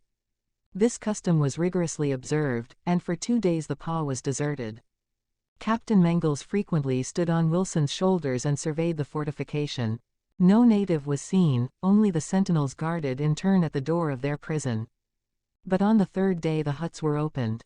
The savages, men, women, and children, to the number of several hundreds, assembled in the paw, silent and calm. Kai Koumou came out of his house, and, surrounded by the principal warriors of his tribe, took his place on a mound several feet high in the center of the fortification. The crowd of natives formed a semicircle around him, and the whole assembly preserved absolute silence. At a sign from the chief, a warrior advanced towards the temple. "Remember," said Lady Helena to her husband. Glenarvan clasped his wife to his heart. At this moment Mary Grant approached John Mangles. "Lord and Lady Glenarvan," said she, "I think that, if a wife can die by the hand of her husband to escape a degrading existence, a maiden can likewise die by the hand of her lover. John, for I may tell you at this critical moment, have I not long been your betrothed in the depths of your heart? May I rely upon you, dear John, as Lady Helena does upon Lord Glenarvan?" "Mary!" cried the young captain, in terror. "Ah, dear Mary!" He could not finish. The mat was raised, and the captives were dragged towards Kai Koumou. The two women were resigned to their fate, while the men concealed their anguish beneath a calmness that showed superhuman self-control. They came before the chief, who did not delay sentence. "You killed Kara Tete," said he to Glenarvan. "I did. You shall die tomorrow at sunrise." "Alone?" inquired Glenarvan, whose heart beat quickly. "What? As if our Tohonga's life were not more precious than yours!" cried Kai Koumou, whose eyes expressed a fierce regret. At this moment a commotion took place among the natives. Glenarvan cast a rapid glance around him. The crowd opened, and a warrior, dripping with sweat and overcome with fatigue, appeared. As soon as Kai Koumou perceived him, he said in English, evidently that he might be understood by the captives, "You come from the camp of the Palefaces?" "Yes," replied the Maori. "You saw the prisoner, our Tohonga?" "I did." "Is he living?" "He is dead. The English have shot him." The fate of Glenarvan and his companions was settled. "You shall all die tomorrow at daybreak," cried Kai Koumou. The unfortunates were therefore to suffer a common death. Lady Helena and Mary Grant raised towards heaven a look of thankfulness. The captives were not taken back to the temple. They were to attend that day the funeral of the dead chief, and the bloody ceremonies connected therewith. A party of natives conducted them to the foot of an enormous Kodi, where these guardians remained without losing sight of their prisoners. The rest of the tribe, absorbed in their official mourning, seemed to have forgotten them. The customary 3 days had elapsed since the death of Kara Tete. The soul of the deceased had therefore forever abandoned its mortal abode. The sacred rites began. The body was carried to a small mound in the center of the fortification, clothed in splendid costume, and enveloped in a magnificent flaxen mat. The head was adorned with plumes, and wore a crown of green leaves.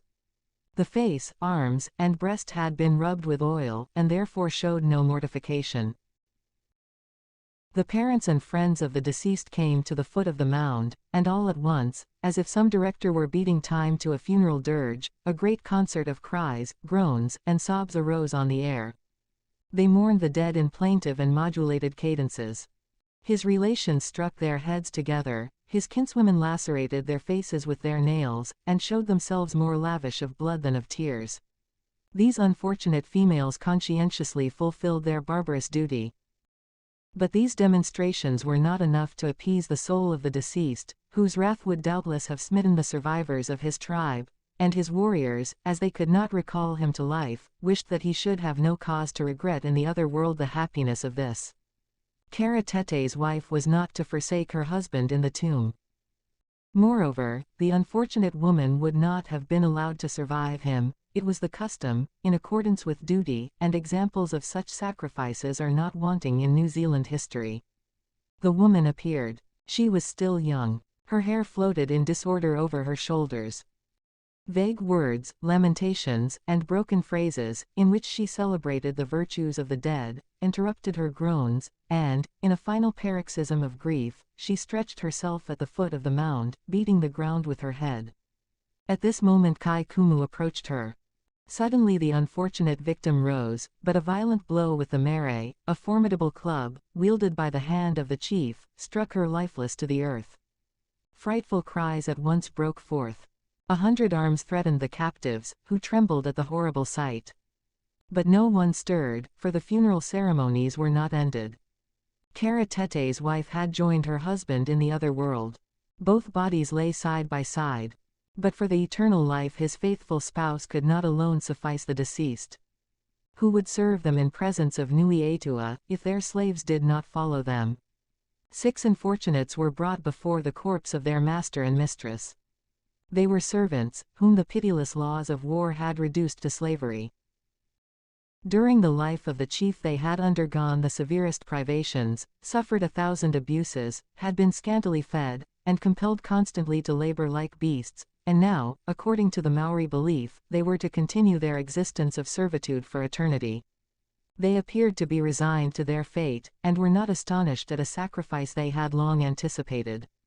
Their freedom from all bonds showed that they would meet death unresistingly. Moreover, this death was rapid, protracted sufferings were spared them.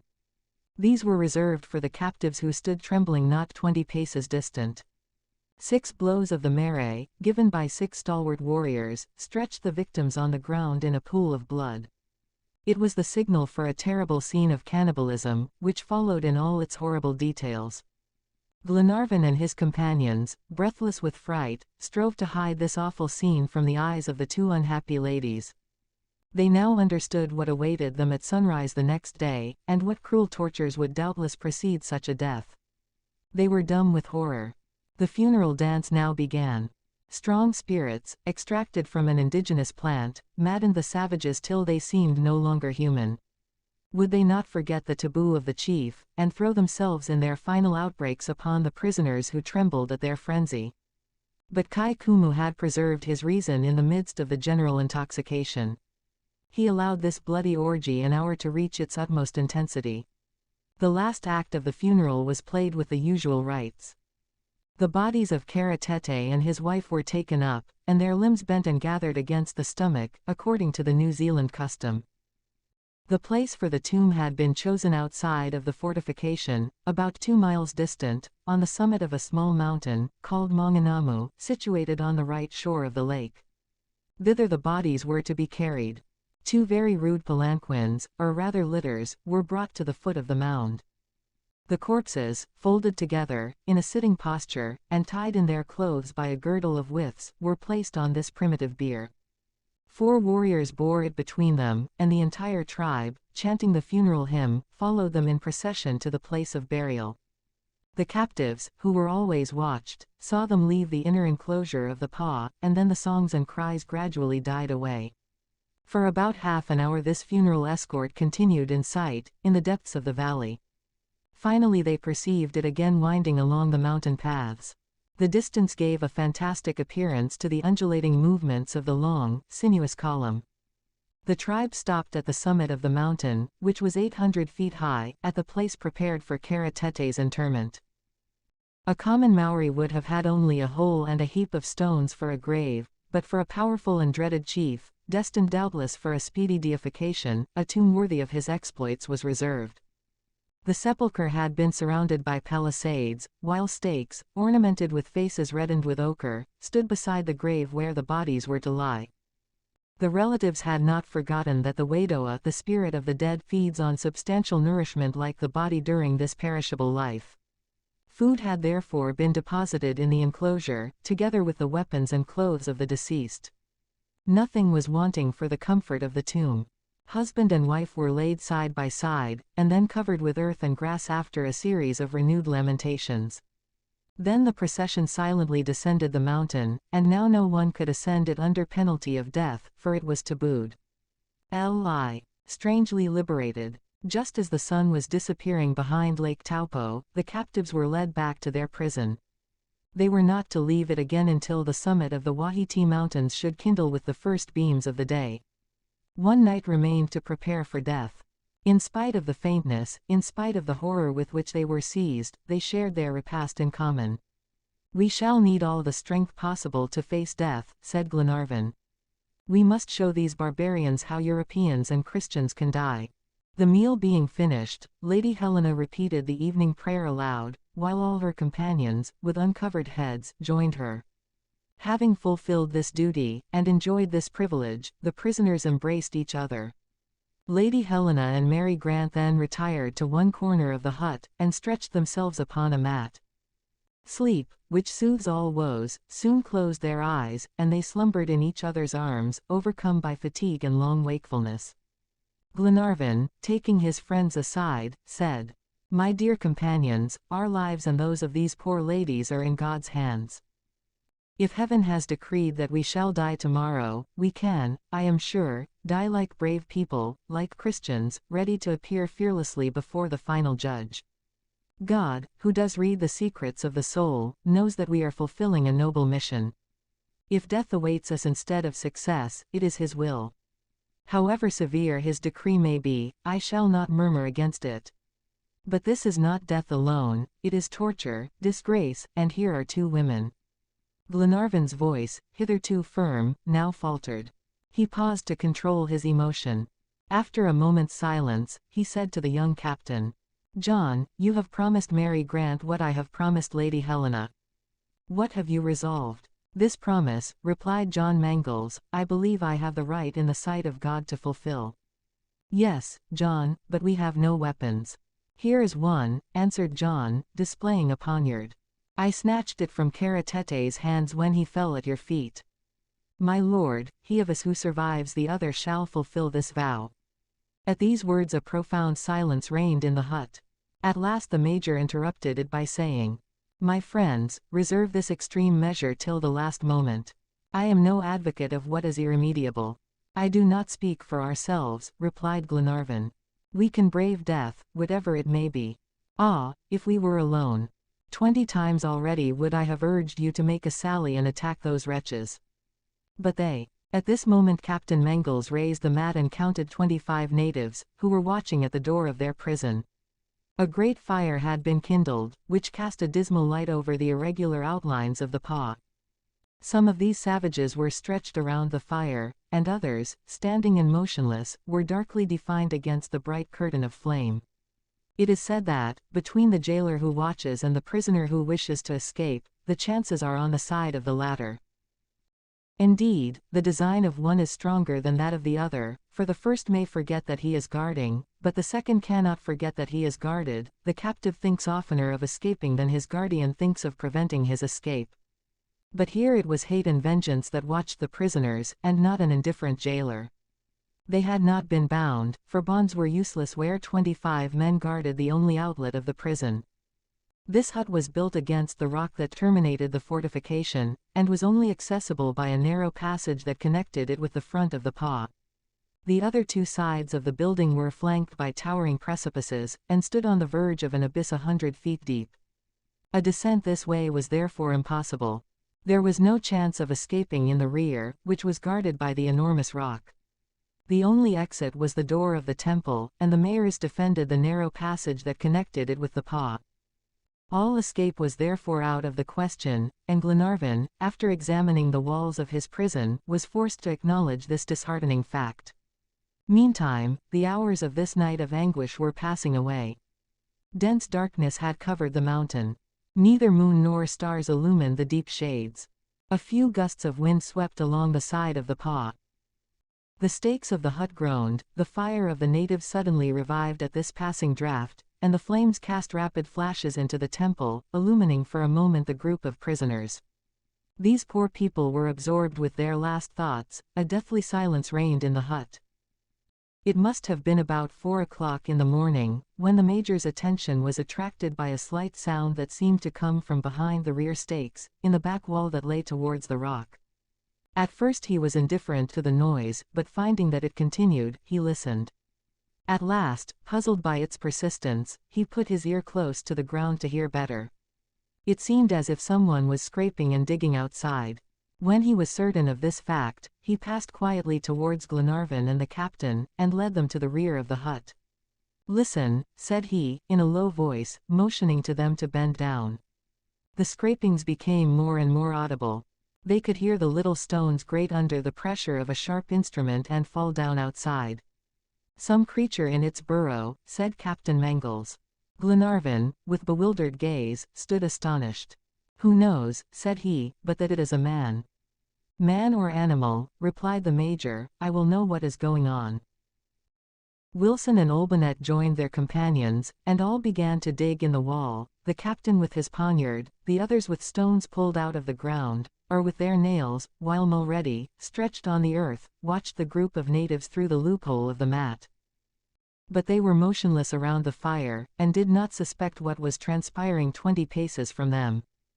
The soil was loose and crumbling, and lay upon a bed of clay, so that, in spite of the want of tools, the hole rapidly enlarged. It was soon evident that somebody, clinging to the sides of the paw, was making a passage in its outer wall. What could be the object? Did he know of the existence of the prisoners, or could a mere chance attempt at escape explain the work that seemed nearly completed? The captives redoubled their efforts. Their lacerated fingers bled, but still they dug on. After half an hour's labor, the hole they were drilling had reached a depth of 3 feet. They could perceive by the sounds, which were now more distinct, that only a thin layer of earth prevented immediate communication. A few moments more elapsed, when suddenly the major drew back his hand, which was cut by a sharp blade. He suppressed a cry that was about to escape him. Captain Mangles, holding out his poniard, avoided the knife that was moving out of the ground, but seized the hand that held it.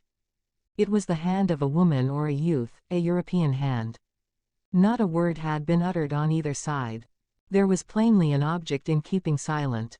"Is it Robert?" murmured Glenarvan. But, though only whispering this name, Mary Grant, awakened by the movement that was taking place in the hut, glided towards Glenarvan, and, seizing this hand all soiled with mud, covered it with kisses.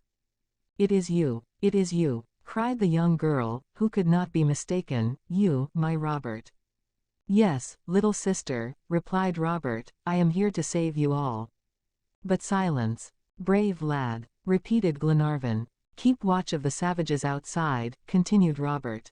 Mulready, whose attention had been diverted for a moment by the appearance of the hand, resumed his post of observation. "All is well," said he. "Only 4 warriors are watching now. The others have fallen asleep." "Courage," replied Wilson. In an instant the hole was widened, and Robert passed from the arms of his sister into those of Lady Helena. Around his body was wound a rope of flax. My boy," murmured Lady Helena, "these savages did not kill you." "No, madam," replied Robert.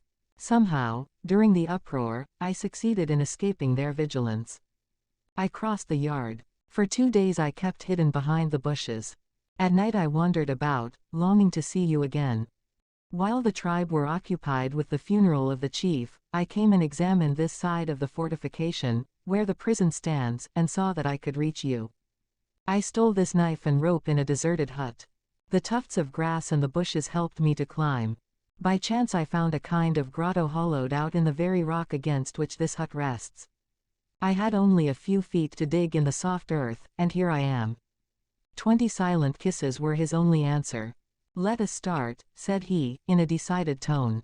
"Is Paganel below?" inquired Glenarvan. "Mr. Paganel," repeated the boy, surprised apparently at the question. "Yes, is he waiting for us?"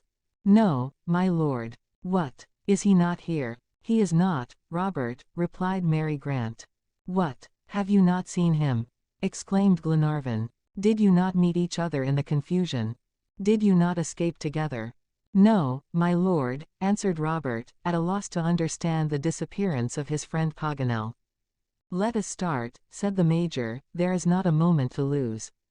Wherever Paganel may be, his situation cannot be worse than ours here.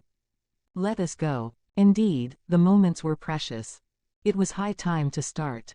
The escape presented no great difficulties, but for the almost perpendicular wall of rock outside of the grotto, 20 feet high. The declivity then sloped quite gently to the base of the mountain, from which point the captives could quickly gain the lower valleys, while the mayoress, if they chanced to discover their flight, would be forced to make a very long detour, since they were not aware of the passage that had been dug in the mountain.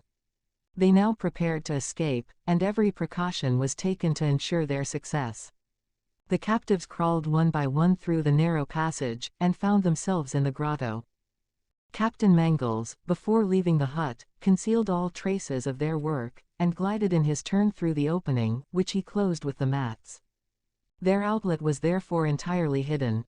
The object now was to descend the perpendicular wall of rock, which would have been impossible if Robert had not brought the flax rope. It was unwound, fastened to a point of rock, and thrown over the declivity. Before allowing his friends to trust their weight to these flaxen fibers, Captain Mangles tested them. They seemed to be quite strong, but it would not answer to venture rashly, for a fall might be fatal. "This rope," said he, "can only bear the weight of 2 bodies, and we must therefore act accordingly. Let Lord and Lady Glenarvan slide down first. When they have reached the bottom, 3 shakes at the rope will be the signal to follow them." "I will go first," replied Robert. "I have discovered at the base of the slope a sort of deep excavation, where those who descend first can wait for the others in safety." "Go then, my boy," said Glenarvan, clasping the boy's hand. Robert disappeared through the opening of the grotto. A moment after, 3 shakes of the rope informed them that he had accomplished his descent successfully. Glenarvan and Lady Helena now ventured out of the grotto. The darkness below was still profound, but the gray light of dawn was already tinging the top of the mountain. The keen cold of the morning reanimated the young wife. She felt stronger, and commenced her perilous escape. First her husband, and then she, slid down the rope to the point where the perpendicular wall met the summit of the slope. Then Glenarvan, going before his wife and assisting her, began to descend the declivity of the mountain backwards. He sought for tufts of grass and bushes that offered a point of support, and tried them before placing Lady Helena's feet upon them. Several birds, suddenly awakened, flew away with shrill cries, and the fugitives shuddered when a large stone rolled noisily to the base of the mountain. They had accomplished half the distance when a voice was heard at the opening of the grotto. "Stop," whispered Captain Mangles. Glenarvan, clinging with one hand to a tuft of grass and holding his wife with the other, waited, scarcely breathing. Wilson had taken alarm. Hearing some noise outside, he had returned to the hut, and, raising the mat, watched the mayoress. At a sign from him the captain had stopped Glenarvan. In truth, one of the warriors, startled by some unaccustomed sound, had risen and approached the prison. Standing 2 paces from the hut, he listened with lowered head. He remained in this attitude for a moment, that seemed an hour, with ear intent and eye on the alert. Then, shaking his head as a man who is mistaken, he returned to his companions, took an armful of dead wood and threw it on the half-extinct fire, whose flames revived. His face, brightly illumined by the blaze, betrayed no more anxiety, and, after gazing at the first glimmers of dawn that tinged the horizon, he stretched himself beside the fire to warm his cold limbs. "All right," said Wilson. The captain made a sign to Glenarvan to continue his descent. The latter, accordingly, slid gently down the slope, and soon Lady Helena and he stood on the narrow path where Robert was waiting for them. The rope was shaken 3 times, and next Captain Mangles, followed by Mary Grant, took the same perilous course. They were successful, and joined Lord and Lady Glenarvan. 5 minutes later all the fugitives, after their fortunate escape from the hut, left this temporary retreat, and, avoiding the inhabited shores of the lake, made their way by narrow paths farther down the mountain. They advanced rapidly, seeking to avoid all points where they might be seen. They did not speak, but glided like shadows through the bushes. Where were they going? At random, it is true, but they were free. About 5 o'clock day began to break. Purple tints colored the lofty banks of clouds. The mountain peaks emerged from the mists of the morning. The orb of day would not be long in appearing, and instead of being the signal for torture, was to betray the flight of the condemned. Before this dreaded moment arrived it was important that the fugitives should be beyond the reach of the savages. But they could not advance quickly, for the paths were steep. Lady Helena scaled the declivities, supported and even carried by Glenarvan, while Mary Grant leaned upon the arm of her betrothed. Robert, happy and triumphant, whose heart was full of joy at his success, took the lead, followed by the 2 sailors. For half an hour the fugitives wandered at a venture. Paganel was not there to guide them, Paganel, the object of their fears, whose absence cast a dark shadow over their happiness.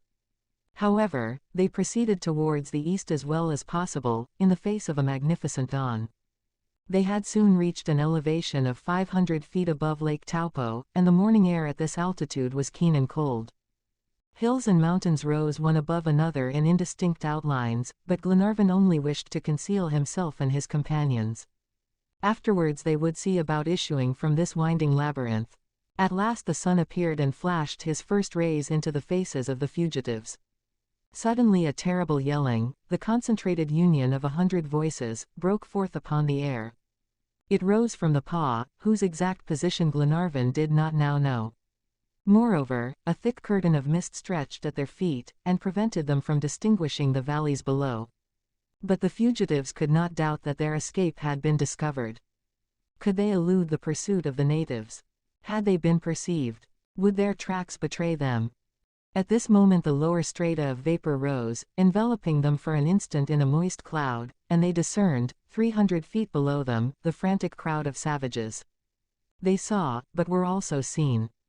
Renewed yells resounded, mingled with barks, and the whole tribe, after vainly endeavoring to climb the rock, rushed out of the enclosure and hastened by the shortest paths in pursuit of the prisoners, who fled in terror from their vengeance.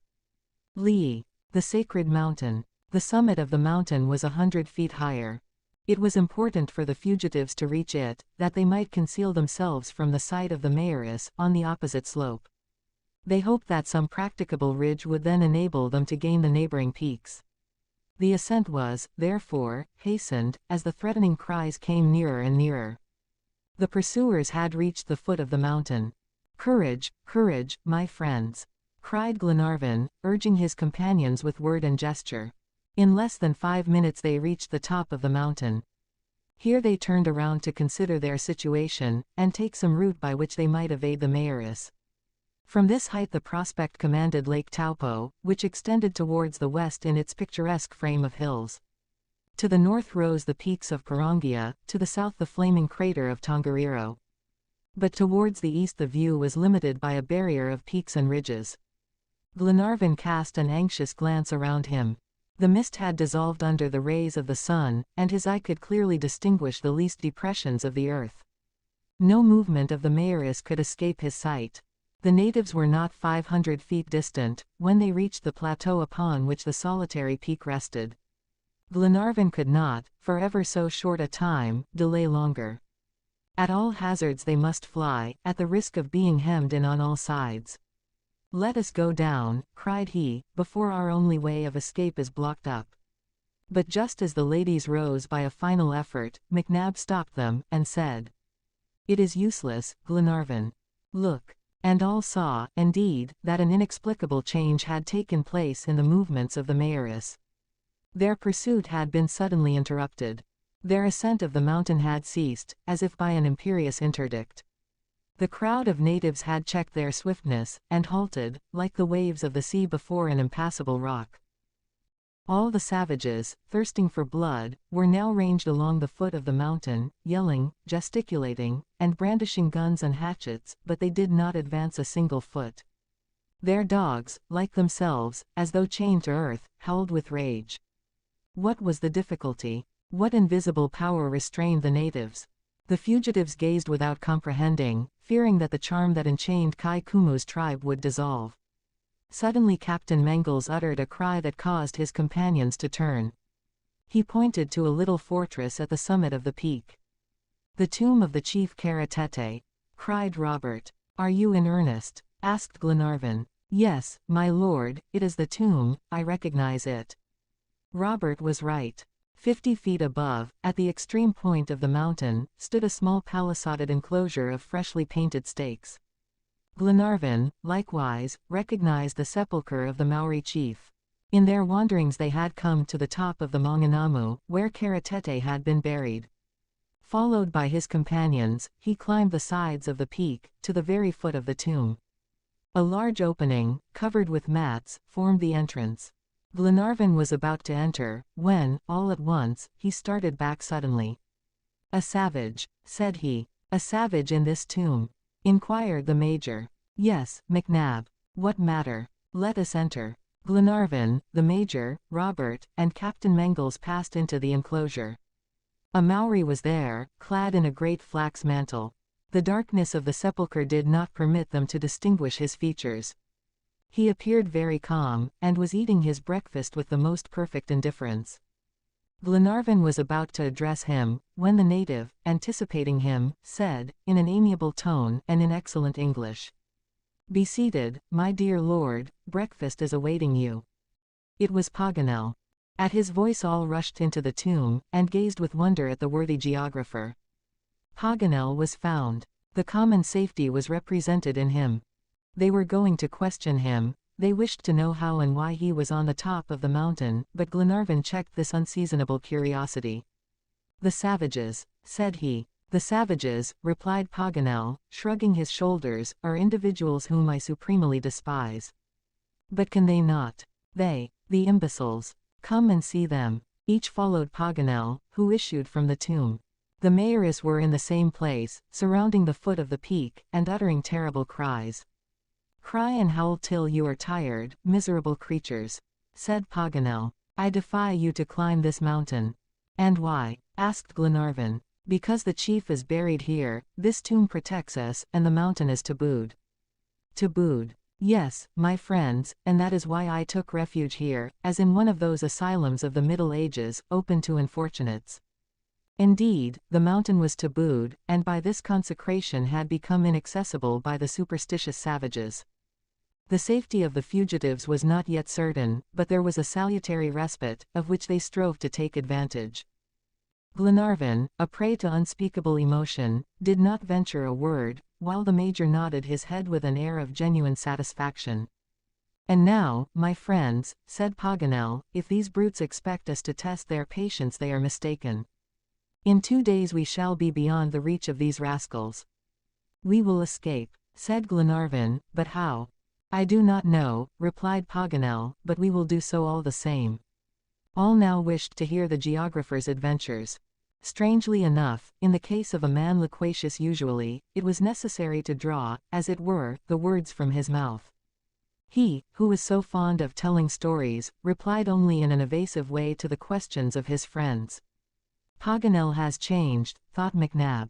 Indeed, the countenance of the geographer was no longer the same. He wrapped himself gloomily in his great flaxen mantle, and seemed to shun too inquisitive looks. However, when they were all seated around him at the foot of the tomb, he related his experiences. After the death of Kara Tete, Paganel had taken advantage, like Robert, of the confusion of the natives, and escaped from the paw.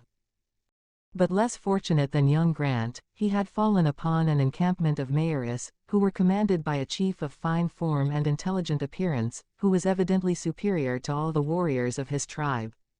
This chief spoke English accurately, and bade him welcome by rubbing his nose against that of the geographer. Paganel wondered whether he should consider himself a prisoner, but seeing that he could not take a step without being graciously accompanied by the chief, he soon knew how matters stood on this point.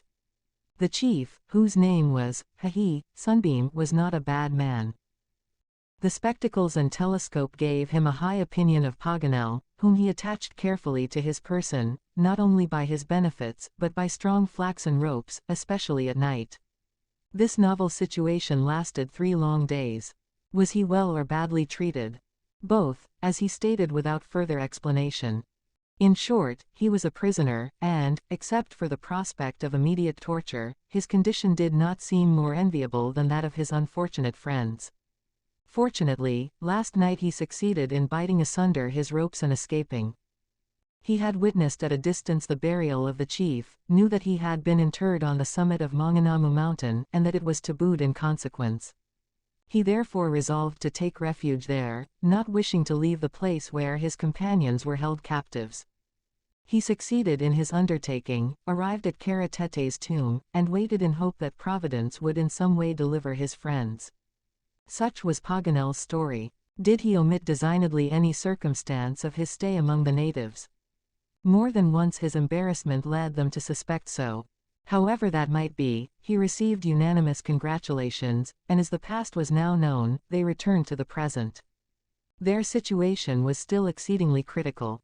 The natives, if they did not venture to climb the mountain, expected that hunger and thirst would force their prisoners to surrender. It was only a matter of time, and the savages had great patience.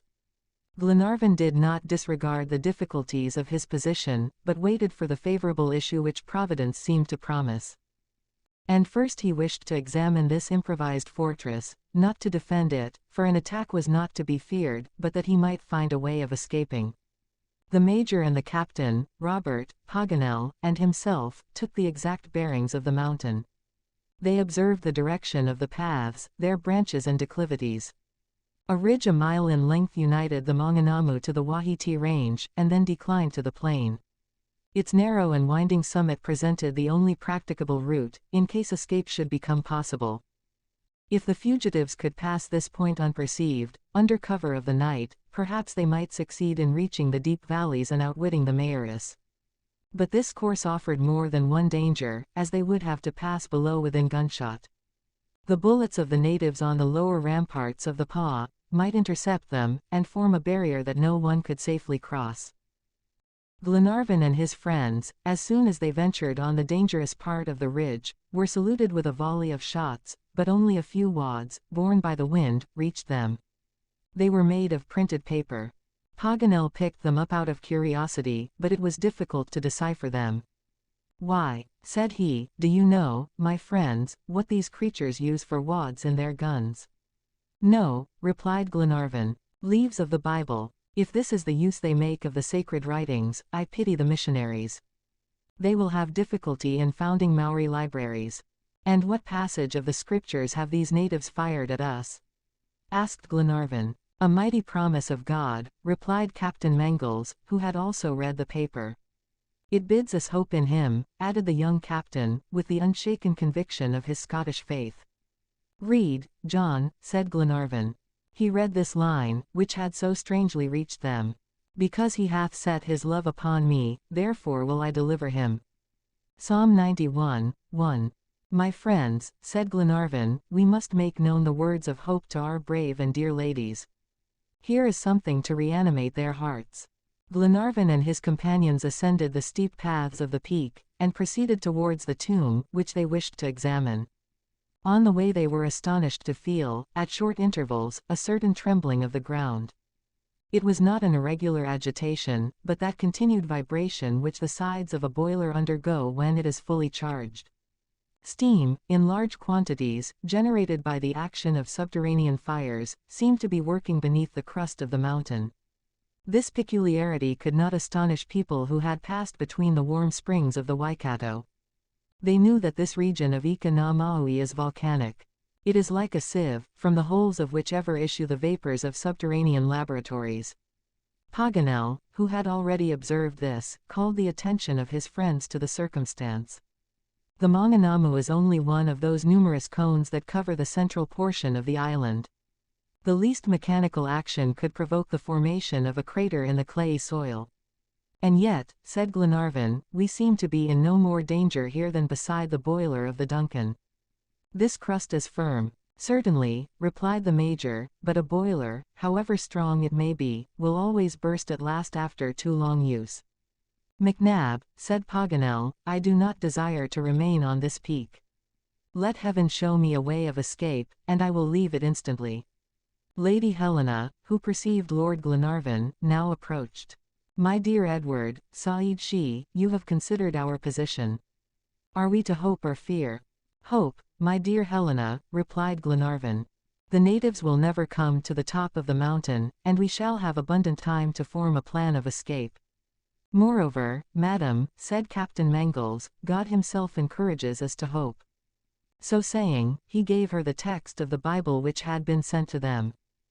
She and Mary Grant, whose confiding soul was always open to the ministrations of heaven, saw, in the words of the Holy Book, an infallible pledge of safety. "Now to the tomb," cried Paganel, gaily. "This is our fortress, our castle, our dining room, and our workshop. No one is to disarrange it. Ladies, permit me to do the honors of this charming dwelling." All followed the good-natured Paganel. When the savages saw the fugitives desecrate anew this tabooed sepulchre, they fired numerous volleys, and uttered yells no less terrible. But fortunately their bullets could not reach as far as their cries, for they only came halfway, while their vociferations were lost in empty air. Lady Helena, Mary Grant, and their companions, quite reassured at seeing that the superstition of the Maoris was still stronger than their rage, entered the tomb. It was a palisade of red-painted stakes. Symbolical faces, a real tattooing on wood, described the nobleness and exploits of the deceased. Strings of pipes, shells, and carved stones extended from one stake to another. Inside, the earth was hidden beneath a carpet of green leaves. In the center a slight protuberance marked the freshly made grave. Here reposed the weapons of the chief, his guns loaded and primed, his lance, his splendid hatchet of green jade, with a supply of powder and balls sufficient for the hunts of the other world. "Here is a whole arsenal," said Paganel, "of which we will make a better use than the deceased. It is a good idea of these savages to carry their weapons to heaven with them." "But these are English guns," said the major. "Doubtless," replied Glenarvan, "it is a very foolish custom to make presents of firearms to the savages, who then use them against the invaders, and with reason. At all events, these guns will be useful to us. But still more useful," said Paganel, "will be the provisions and water intended for Kara Tete." The parents and friends of the dead had, indeed, faithfully fulfilled their duties. The amount of food testified their esteem for the virtues of the chief. There were provisions enough to last 10 persons 15 days, or rather the deceased for eternity. They consisted of ferns, sweet yams, and potatoes, which were introduced some time before by the Europeans. Tall vases of fresh water stood near, and a dozen baskets, artistically woven, contained numerous tablets of green gum. The fugitives were, therefore, fortified for several days against hunger and thirst, and they needed no urging to take their first meal at the chief's expense. Glenarvan directed Mr. Olbinett's attention to the food necessary for his companions, but he, with his usual exactness, even in critical situations, thought the bill of fare rather scanty. Moreover, he did not know how to prepare the roots, and there was no fire. But Paganel solved the difficulty, and advised him to simply bury his ferns and potatoes in the ground itself, for the heat of the upper strata was very great.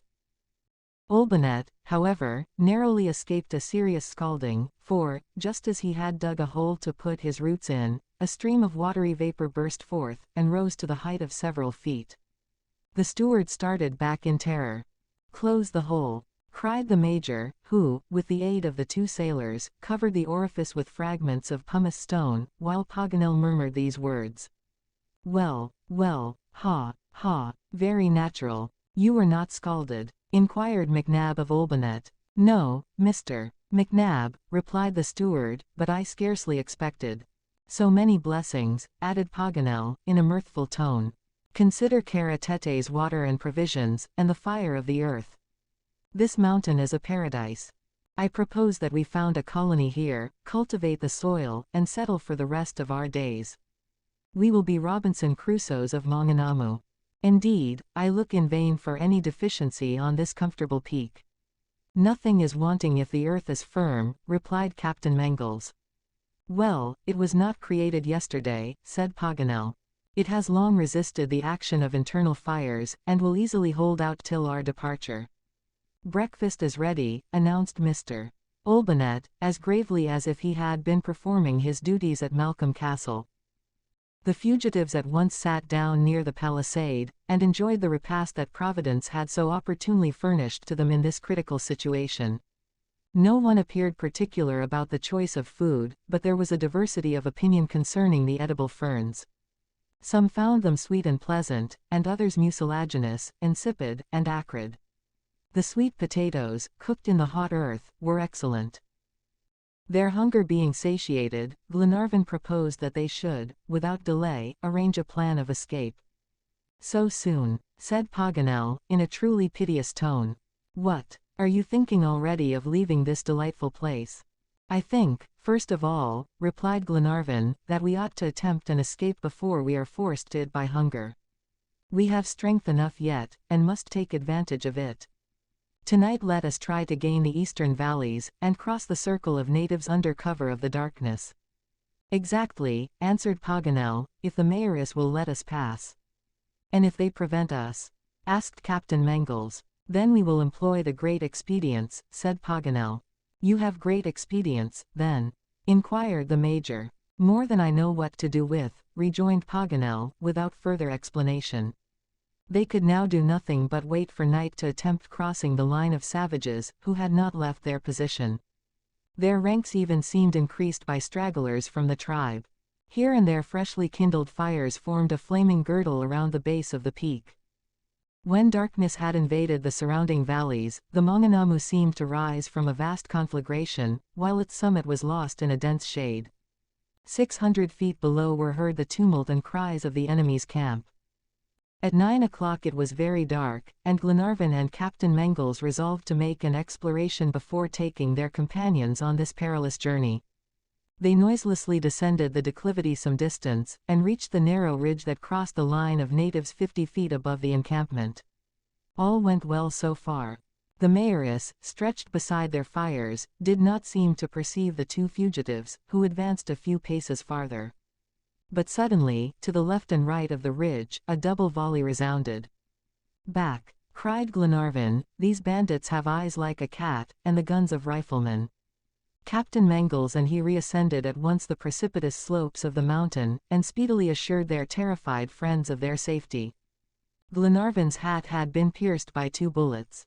It was, therefore, dangerous to venture on the ridge between these 2 lines of marksmen. "Wait till tomorrow," said Paganel, "and since we cannot deceive the vigilance of these natives, permit me to give them a dose in my own way." The temperature was quite cold. Fortunately, Kara Tete wore in the tomb his best night robes, warm, flaxen coverings, in which each one wrapped himself without hesitation, and soon the fugitives, protected by the native superstition, slept peacefully in the shelter of the palisades, on the earth that seemed to quake with the internal commotion. A bold stratagem. The rising sun awakened with his first rays the sleepers on the Maunganamu. The mayoress for some time had been moving to and fro at the foot of the peak without wandering from their post of observation. Furious cries saluted the appearance of the Europeans as they issued from the desecrated tomb. Each cast a longing glance towards the surrounding mountains, the deep valleys, still veiled in mist, and the surface of Lake Taupo, gently rippling beneath the morning wind.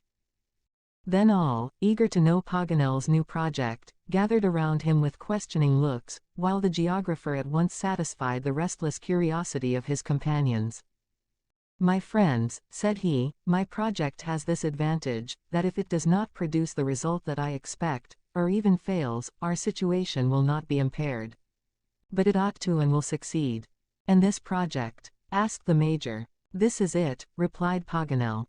"The superstition of the natives has made this mountain a place of refuge, and this superstition must help us to escape. If I succeed in convincing Kai Kumu that we have become the victims of our sacrilege, that the wrath of heaven has fallen upon us, in short, that we have met a terrible death, do you think that he will abandon the mountain and return to his village?"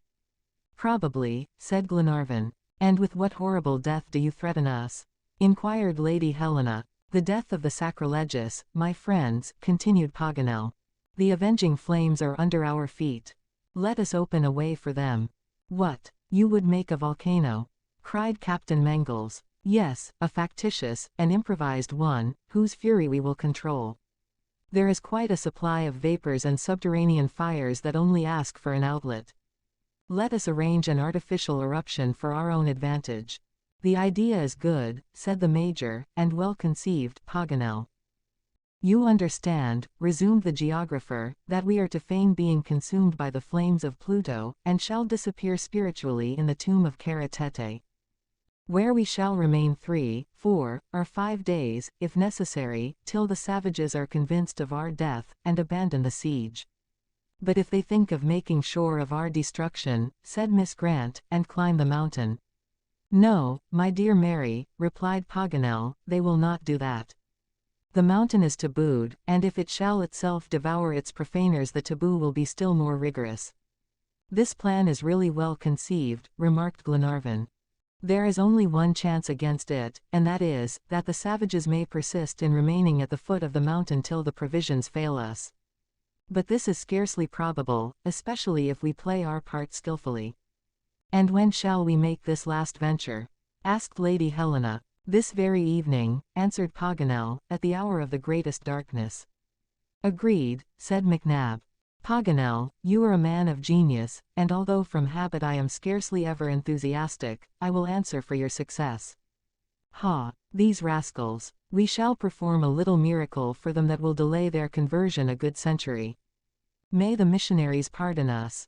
Paganel's plan was therefore adopted, and really, with the superstitious notions of the mayoress, it might and ought to succeed. It only remained to execute it. The idea was good, but in practice difficult. Might not this volcano consume the audacious ones who should dig the crater? Could they control and direct this eruption when the vapors, flames, and lava should be let loose? Would it not engulf the entire peak in a flood of fire? They were tampering with those phenomena whose absolute control is reserved for forces higher than theirs. Paganel had foreseen these difficulties, but he expected to act prudently, and not to venture to extremes. An illusion was enough to deceive the mayoress, without the awful reality of a large eruption. How long that day seemed! Each one counted the interminable hours. Everything was prepared for flight. The provisions of the tomb had been divided, and made into convenient bundles. Several mats, and the firearms, which had been found in the tomb of the chief, formed light baggage. Of course these preparations were made within the palisaded enclosure and unknown to the savages. At 6 o'clock the steward served a farewell feast. Where and when they should eat in the valleys no one could foretell. Twilight came on. The sun disappeared behind a bank of dense clouds of threatening aspect. A few flashes illumined the horizon, and a distant peal of thunder rumbled along the vault of the sky. Paganel welcomed the storm that came to the aid of his design. At 8 o'clock the summit of the mountain was hidden by a foreboding darkness, while the sky looked terribly black, as if for a background to the flaming outbreak that Paganel was about to inaugurate. The mayoress could no longer see their prisoners. The time for action had come. Rapidity was necessary, and Glenarvan, Paganel, McNab, Robert, the steward, and the 2 sailors at once set to work vigorously. The place for the crater was chosen 30 paces from Karatete's tomb. It was important that this structure should be spared by the eruption, for otherwise the taboo would become ineffective. Paganel had observed an enormous block of stone, around which the vapors seemed to pour forth with considerable force. This rocky mass covered a small natural crater in the peak, and only by its weight prevented the escape of the subterranean flames. If they could succeed in overturning it, the smoke and lava would immediately issue through the unobstructed opening. The fugitives made themselves levers out of the stakes of the tomb, and with these they vigorously attacked the ponderous mass. Under their united efforts the rock was not long in moving. They dug a sort of groove for it down the side of the mountain, that it might slide on an inclined plane. As their action increased, the trembling of the earth became more violent. Hollow rumblings and hissing sounded under the thin crust. But the bold experimenters, like real Vulcans, governing the underground fires, worked on in silence. Several cracks and a few gusts of hot smoke warned them that their position was becoming dangerous. But a final effort detached the block, which glided down the slope of the mountain and disappeared. The thin covering at once yielded. An incandescent column poured forth towards the sky with loud explosions, while streams of boiling water and lava rolled towards the encampment of the natives and the valleys below. The whole peak trembled, and you might almost have thought that it was disappearing in a general conflagration. Glenarvan and his companions had scarcely time to escape the shock of the eruption. They fled to the enclosure of the tomb, but not without receiving a few scalding drops of the water, which bubbled and exhaled a strong sulphurous odor. Then mud, lava, and volcanic fragments mingled in the scene of devastation. Torrents of flame furrowed the sides of the Maunganamu. The adjoining mountains glowed in the light of the eruption, and the deep valleys were illumined with a vivid brightness. The savages were soon aroused, both by the noise and the heat of the lava that flowed in a scalding tide through the midst of their encampment.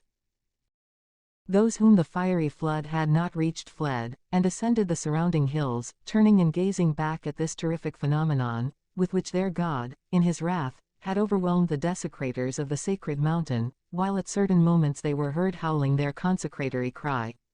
Taboo! Taboo! Taboo! Meantime an enormous quantity of vapor, melted stones, and lava had escaped from the crater.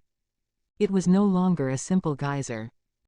All this volcanic effervescence had hitherto been confined beneath the crust of the peak, since the outlets of Tongariro sufficed for its expansion, but as a new opening had been made, it had rushed forth with extreme violence.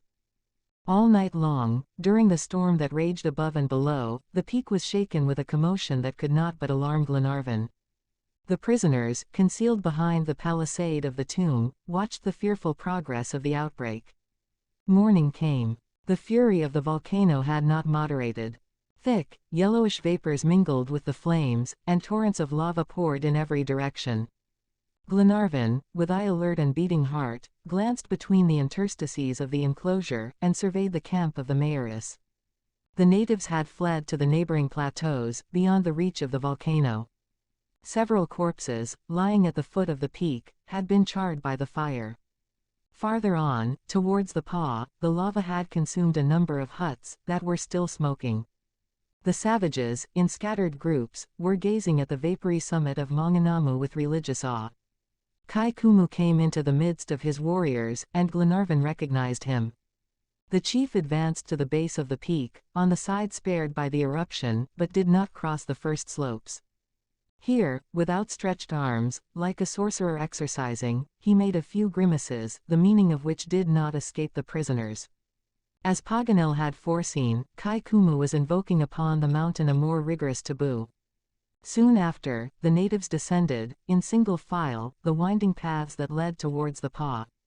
"They are going," cried Glenarvan. "They are abandoning their post. God be thanked. Our scheme has succeeded. My dear Helena, my brave companions, we are now dead and buried, but this evening we will revive, we will leave our tomb, and flee from these barbarous tribes." It would be difficult to describe the joy that reigned within the palisade. Hope had reanimated all hearts. These courageous travelers forgot their past trials, dreaded not the future, and only rejoiced in their present deliverance, although very little reflection would show how difficult was the task of reaching a European settlement from their present position. But if Kai Kumu was outwitted, they believed themselves safe from all the savages of New Zealand. A whole day must pass before the decisive attempt could be made, and they employed their time in arranging a plan of escape. Paganel had preserved his map of New Zealand, and could therefore search out the safest routes. After some discussion, the fugitives resolved to proceed eastward towards the Bay of Plenty. This course would lead them through districts that were very rarely visited. The travelers, who were already accustomed to overcoming natural difficulties, only feared meeting the mayoress. They therefore determined to avoid them at all hazards, and gain the eastern coast, where the missionaries have founded several establishments. Moreover, this portion of the island had hitherto escaped the ravages of the war and the depredations of the natives. As for the distance that separated Lake Taupo from the Bay of Plenty, it could not be more than 100 miles. 10 days would suffice for the journey. The missions once reached, they could rest there, and wait for some favorable opportunity of gaining Auckland, their destination. These points being settled, they continued to watch the savages till evening. Not one of them remained at the foot of the mountain, and when darkness invaded the valleys of the lake, no fire betokened the presence of the mayoress at the base of the peak. The coast was clear. At 9 o'clock it was dark night, and Glenarvan gave the signal for departure. His companions and he, armed and equipped at Karatete's expense, began to cautiously descend the slopes of the Maunganamu. Captain Mangles and Wilson led the way, with eyes and ears on the alert. They stopped at the least sound, they examined the faintest light, each slid down the declivity, the better to elude detection. 200 feet below the summit, Captain Mangles and his sailor reached the dangerous ridge that had been so obstinately guarded by the natives. If, unfortunately, the mayoress, more crafty than the fugitives, had feigned a retreat to entice them within reach, if they had not been deceived by the eruption, their presence would be discovered at this point. Glenarvan, in spite of his confidence and Paganel's pleasantries, could not help trembling. The safety of his friends was at stake during the few moments necessary to cross the ridge. He felt Lady Helena's heart beat as she clung to his arm. But neither he nor Captain Mangles thought of retreating. The young captain, followed by the others, and favored by the dense obscurity, crawled along the narrow path, only stopping when some detached stone rolled to the base of the mountain. If the savages were still in ambush, these unusual sounds would provoke from each side a formidable volley. However, in gliding like serpents along this inclined crest, the fugitives could not advance rapidly. When Captain Mangles had gained the lowest part, scarcely 25 feet separated him from the plain where the natives had encamped the night before. Here the ridge ascended quite steeply towards a coppice about a quarter of a mile distant. The travelers crossed this place without accident, and began the ascent in silence. The thicket was invisible, but they knew where it was, and, provided no ambuscade was laid there, Glenarvan hoped to find a secure refuge. However, he remembered that they were now no longer protected by the taboo. The ascending ridge did not belong to the sacred mountain, but to a chain that ran along the eastern shores of Lake Taupo. Therefore not only the shots of the savages, but also a hand-to-hand conflict, were to be feared. For a short time the little party slowly mounted towards the upper elevations. The captain could not yet discern the dark coppice, but it could not be more than 200 feet distant. Suddenly he stopped, and almost recoiled. He thought he heard some sound in the darkness. His hesitation arrested the advance of his companions. He stood motionless long enough to alarm those who followed him. With what agonizing suspense they waited could not be described. Would they be forced to return to the summit of the mountain? But, finding that the noise was not repeated, their leader continued his ascent along the narrow path. The coppice was soon dimly defined in the gloom. In a few moments it was reached, and the fugitives were crouching beneath the thick foliage of the trees. Live. From peril to safety. Darkness favored the escape, and making the greatest possible progress, they left the fatal regions of Lake Taupo. Paganel assumed the guidance of the little party, and his marvelous instinct as a traveler was displayed anew during this perilous journey. He managed with surprising dexterity in the thick gloom, chose unhesitatingly the almost invisible paths, and kept constantly an undeviating course. At 9 o'clock in the morning they had accomplished a considerable distance, and could not reasonably require more of the courageous ladies. Besides, the place seemed suitable for an encampment. The fugitives had reached the ravine that separates the Kaimanawa and Wahiti ranges. The road on the right ran southward to Oberland. Paganel, with his map in his hand, made a turn to the northeast, and at 10 o'clock the little party had reached a sort of steep buttress, formed by a spur of the mountain. The provisions were taken from the sacks, and all did ample justice to them. Mary Grant and the Major, who had not hitherto been very well satisfied with the edible ferns, made this time a hearty meal of them. They rested here till 2 o'clock in the afternoon, then the journey towards the east was resumed, and at evening the travelers encamped 8 miles from the mountains. They needed no urging to sleep in the open air. The next day very serious difficulties were encountered. They were forced to pass through a curious region of volcanic lakes and geysers that extends eastward from the Wahiti ranges. It was pleasing to the eye, but fatiguing to the limbs. Every quarter of a mile there were obstacles, turns, and windings, far too many for rapid progress, but what strange appearances and what infinite variety does nature give to her grand scenes. Over this expanse of 20 square miles the overflow of subterranean forces was displayed in every form. Salt springs, of a singular transparency, teeming with myriads of insects, issued from the porous ground. They exhaled a penetrating odor, and deposited on the earth a white coating like dazzling snow. Their waters, though clear, were at the boiling point, while other neighboring springs poured forth ice-cold streams. On every side waterspouts, with spiral rings of vapor, spurted from the ground like the jets of a fountain, some continuous, others intermittent, as if controlled by some capricious sprite. They rose like an amphitheater, in natural terraces one above another, their vapors gradually mingling in wreaths of white smoke, and flowing down the semi-transparent steps of these gigantic staircases, they fed the lakes with their boiling cascades. It will be needless to dilate upon the incidents of the journey, which were neither numerous nor important. Their way led through forests and over plains. The captain took his bearings by the sun and stars. The sky, which was quite clear, was sparing of heat and rain. Still, an increasing weariness delayed the travelers, already so cruelly tried, and they had to make great efforts to reach their destination. However, they still conversed together, but no longer in common. The little party was divided into groups, not by any narrow prejudice or ill feeling, but to some extent from sadness. Often Glenarvan was alone, thinking, as he approached the coast, of the Duncan and her crew. He forgot the dangers that still threatened him, in his grief for his lost sailors and the terrible visions that continually haunted his mind. They no longer spoke of Harry Grant. And why should they, since they could do nothing for him? If the captain's name was ever pronounced, it was in the conversations of his daughter and her betrothed.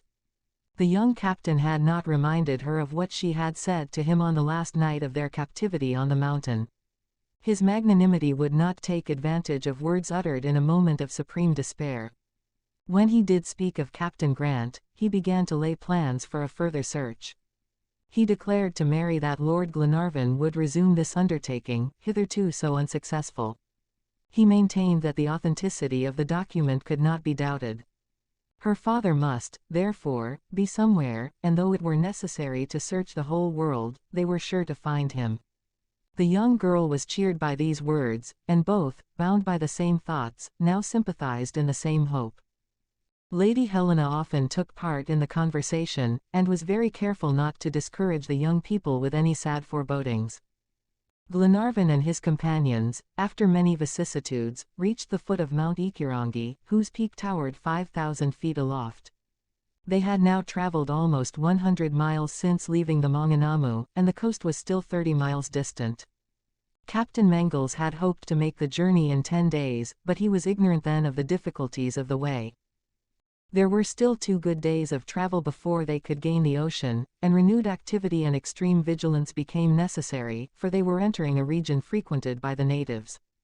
However, each conquered the fatigue, and the little party continued their course. Between Mount Ikirangi, some distance on their right, and Mount Hardy, whose summit rose to the left, was a large plain, thickly overspread with twining plants and underbrush. Progress here was tedious and difficult in the extreme, for the pliant tendrils wound a score of folds about their bodies like serpents. Hunting was impossible, the provisions were nearly exhausted, and could not be renewed, and water failed, so that they could not allay their thirst, rendered doubly acute by their fatigue. The sufferings of Glenarvan and his friends were terrible, and for the first time their moral energy now almost forsook them. At last, dragging themselves along, wearied to the utmost degree in body, almost despairing in mind, they reached Loudon Point, on the shores of the Pacific. At this place several deserted huts were seen, the ruins of a village recently devastated by the war. Around them were abandoned fields, and everywhere the traces of plunder and conflagration. But here fate had reserved a new and fearful test for the unfortunate travelers. They were walking along the coast, when, at no great distance, a number of natives appeared, who rushed towards the little party, brandishing their weapons. Glenarvan, shut in by the sea, saw that escape was impossible, and, summoning all his strength, was about to make preparations for battle, when Captain Mangles cried, "A canoe! A canoe!" And truly, 20 paces distant, a canoe, with 6 oars, was lying on the beach. To rush to it, set it afloat, and fly from this dangerous place was the work of an instant. The whole party seemed to receive at once a fresh accession of bodily strength and mental vigor. In 10 minutes the boat was at a considerable distance. The sea was calm. The captain, however, not wishing to wander too far from the coast, was about to give the order to cruise along the shore, when he suddenly ceased rowing. He had observed 3 canoes starting from Loudon Point, with the evident intention of overtaking and capturing the unfortunate fugitives. To sea, cried he, better perish in the waves than be captured. The canoe, under the strokes of its 4 oarsmen, at once put to sea, and for some time kept its distance. But the strength of the weakened fugitives soon grew less, and their pursuers gradually gained upon them. The boats were now scarcely a mile apart. There was therefore no possibility of avoiding the attack of the natives, who, armed with their long guns, were already preparing to fire. What was Glenarvan doing? Standing at the stern of the canoe, he looked around as if for some expected aid. What did he expect? What did he wish? Had he a presentiment? All at once his face brightened, his hand was stretched towards an indistinct object. "A ship!" cried he, "my friends, a ship! Row, row!" Not one of the 4 oarsmen turned to see this unexpected vessel, for they must not lose a stroke. Only Paganel, rising, directed his telescope towards the place indicated. "Yes," said he, "a ship, a steamer, under full headway, coming towards us." "Courage, Captain!" The fugitives displayed new energy, and for several moments longer they kept their distance. The steamer grew more and more distinct. They could clearly discern her masts, and the thick clouds of black smoke that issued from her smokestack. Glenarvan, giving the helm to Robert, had seized the geographer's glass, and did not lose a single movement of the vessel. But what were Captain Mangles and his companions to think when they saw the expression of his features change, his face grow pale, and the instrument fall from his hands? A single word explained this sudden emotion. "The Duncan!" cried Glenarvan, "the Duncan and the convicts!" "The Duncan!" repeated the captain, dropping his oar and rising. "Yes, death on all sides," moaned Glenarvan, overcome by so many calamities. It was indeed the yacht, without a doubt, the yacht, with her crew of bandits. The Major could not repress a malediction. This was too much. Meantime the canoe was floating at random. Whither should they guide it, whither flee? Was it possible to choose between the savages and the convicts? Just then a shot came from the native boat, that had approached nearer. The bullet struck Wilson's oar, but his companions still propelled the canoe towards the Duncan. The yacht was advancing at full speed, and was only half a mile distant. Captain Mangles, beset on all sides, no longer knew how to act, or in what direction to escape. The two poor ladies were on their knees, praying in their despair. The savages were now firing a continued volley, and the bullets rained around the canoe. Just then a sharp report sounded, and a ball from the yacht's cannon passed over the heads of the fugitives, who remained motionless between the fire of the Duncan and the natives. Captain Mangles, frantic with despair, seized his hatchet. He was on the point of sinking their own canoe, with his unfortunate companions, when a cry from Robert stopped him. "Tom Austin! Tom Austin!" said the child. "He is on board. I see him. He has recognized us. He is waving his hat." The hatchet was suspended in midair. A second ball whistled over their heads, and demolished the nearest of the three canoes, while a loud hurrah was heard on board the Duncan. The savages fled in terror towards the coast. "Help! Help, Tom!" cried Captain Mangles, in a piercing voice. And a few moments afterwards the 10 fugitives, without knowing how, or scarcely comprehending this unexpected good fortune, were all in safety on board the Duncan. L.V. Why the Duncan went to New Zealand. The feelings of Glenarvan and his friends, when the songs of old Scotland resounded in their ears, it is impossible to describe. As soon as they set foot on deck the bagpiper struck up a well-remembered air, while hearty hurrahs welcomed the owner's return on board. Glenarvan, John Mangles, Paganel, Robert, and even the Major, wept and embraced each other. Their emotions rose from joy to ecstasy. The geographer was fairly wild, skipping about and watching with his inseparable telescope the canoes returning to shore. But at sight of Glenarvan and his companions, with tattered garments, emaciated features, and the traces of extreme suffering, the crew ceased their lively demonstrations. These were specters, not the bold and dashing travelers whom, 3 months before, hope had stimulated to a search for the shipwrecked captain. Chance alone had led them back to this vessel that they had ceased to regard as theirs, and in what a sad state of exhaustion and feebleness. However, before thinking of fatigue, or the imperative calls of hunger and thirst, Glenarvan questioned Tom Austin concerning his presence in these waters. Why was the Duncan on the eastern coast of New Zealand? Why was she not in the hands of Ben Joyce? By what providential working had God restored her to the fugitives? These were the questions that were hurriedly addressed to Tom Austin. The old sailor did not know which to answer first. He therefore concluded to listen only to Lord Glenarvan, and reply to him. "But the convicts?" inquired Glenarvan. "What have you done with the convicts?" "The convicts," replied Tom Austin, like a man who is at a loss to understand a question. "Yes, the wretches who attacked the yacht." "What yacht, my lord?" "The Duncan." "Of course. Did not Ben Joyce come on board?" "I do not know Ben Joyce, I have never seen him." "Never," cried Glenarvan, amazed at the answers of the old sailor. "Then will you tell me why the Duncan is now on the shores of New Zealand?"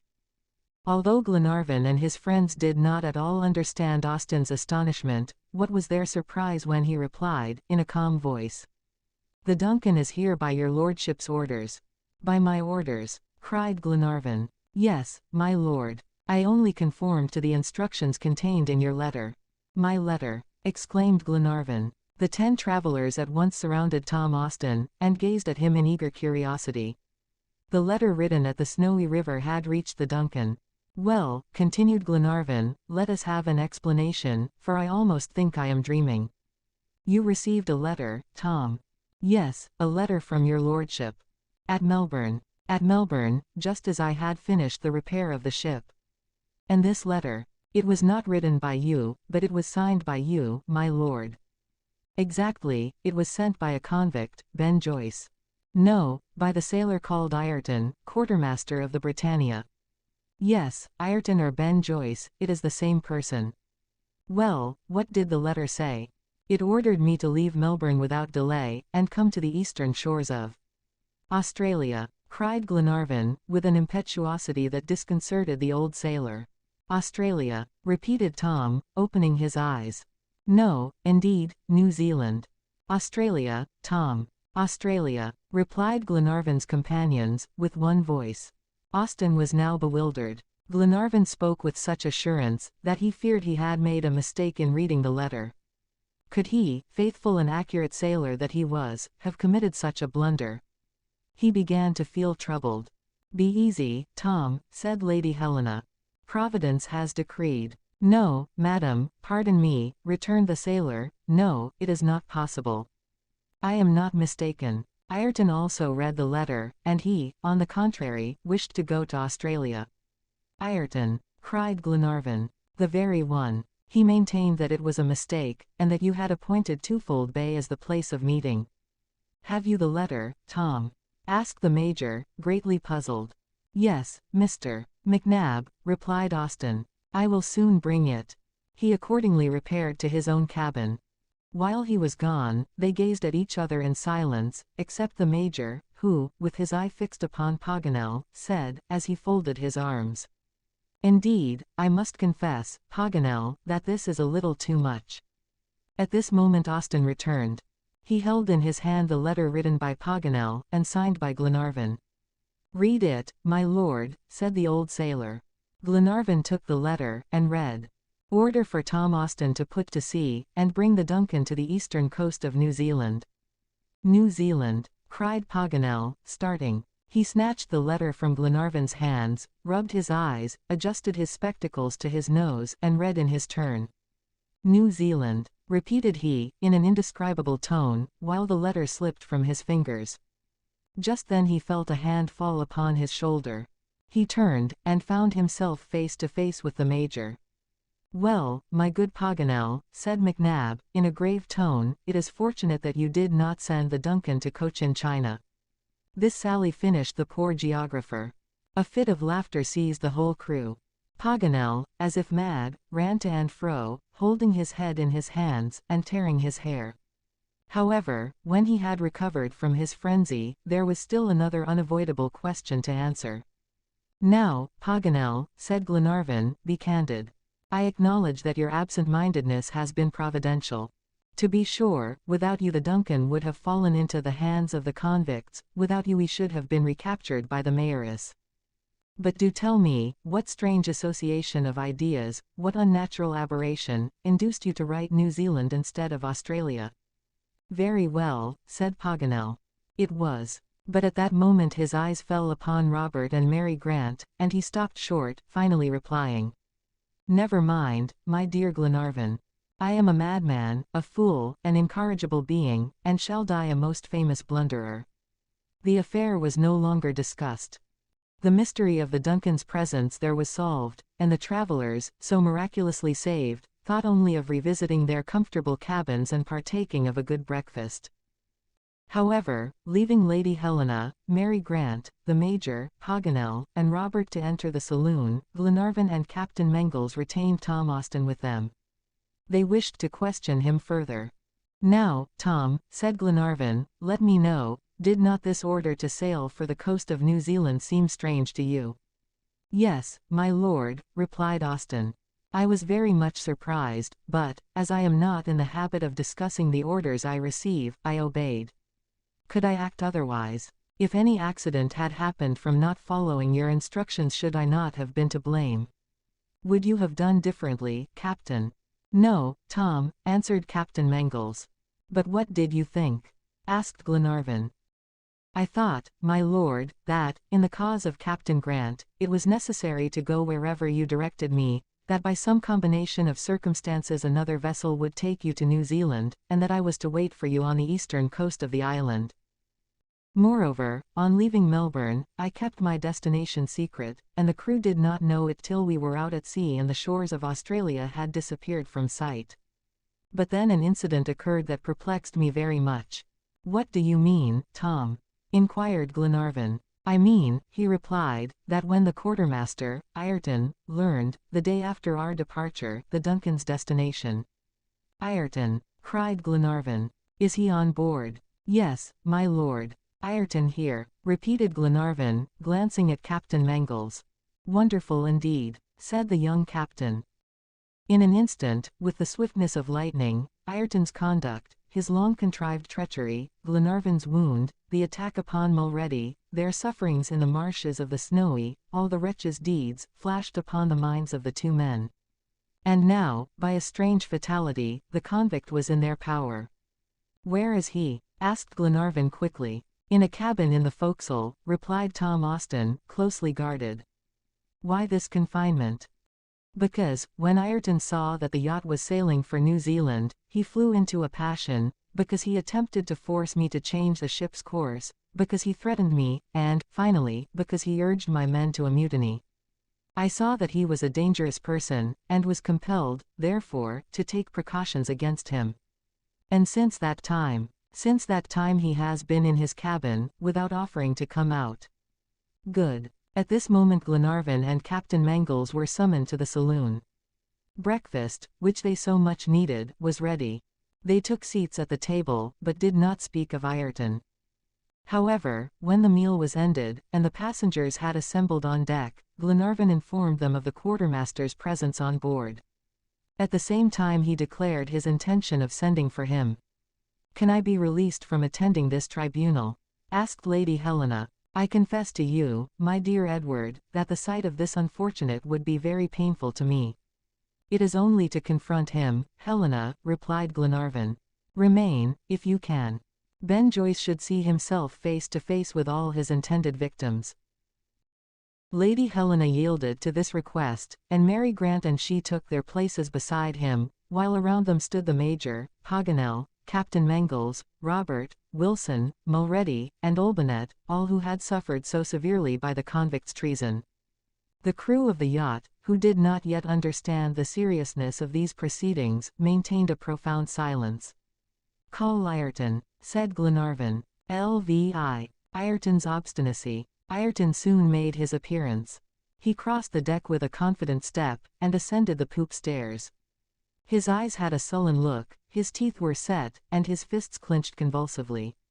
His bearing displayed neither exultation nor humility.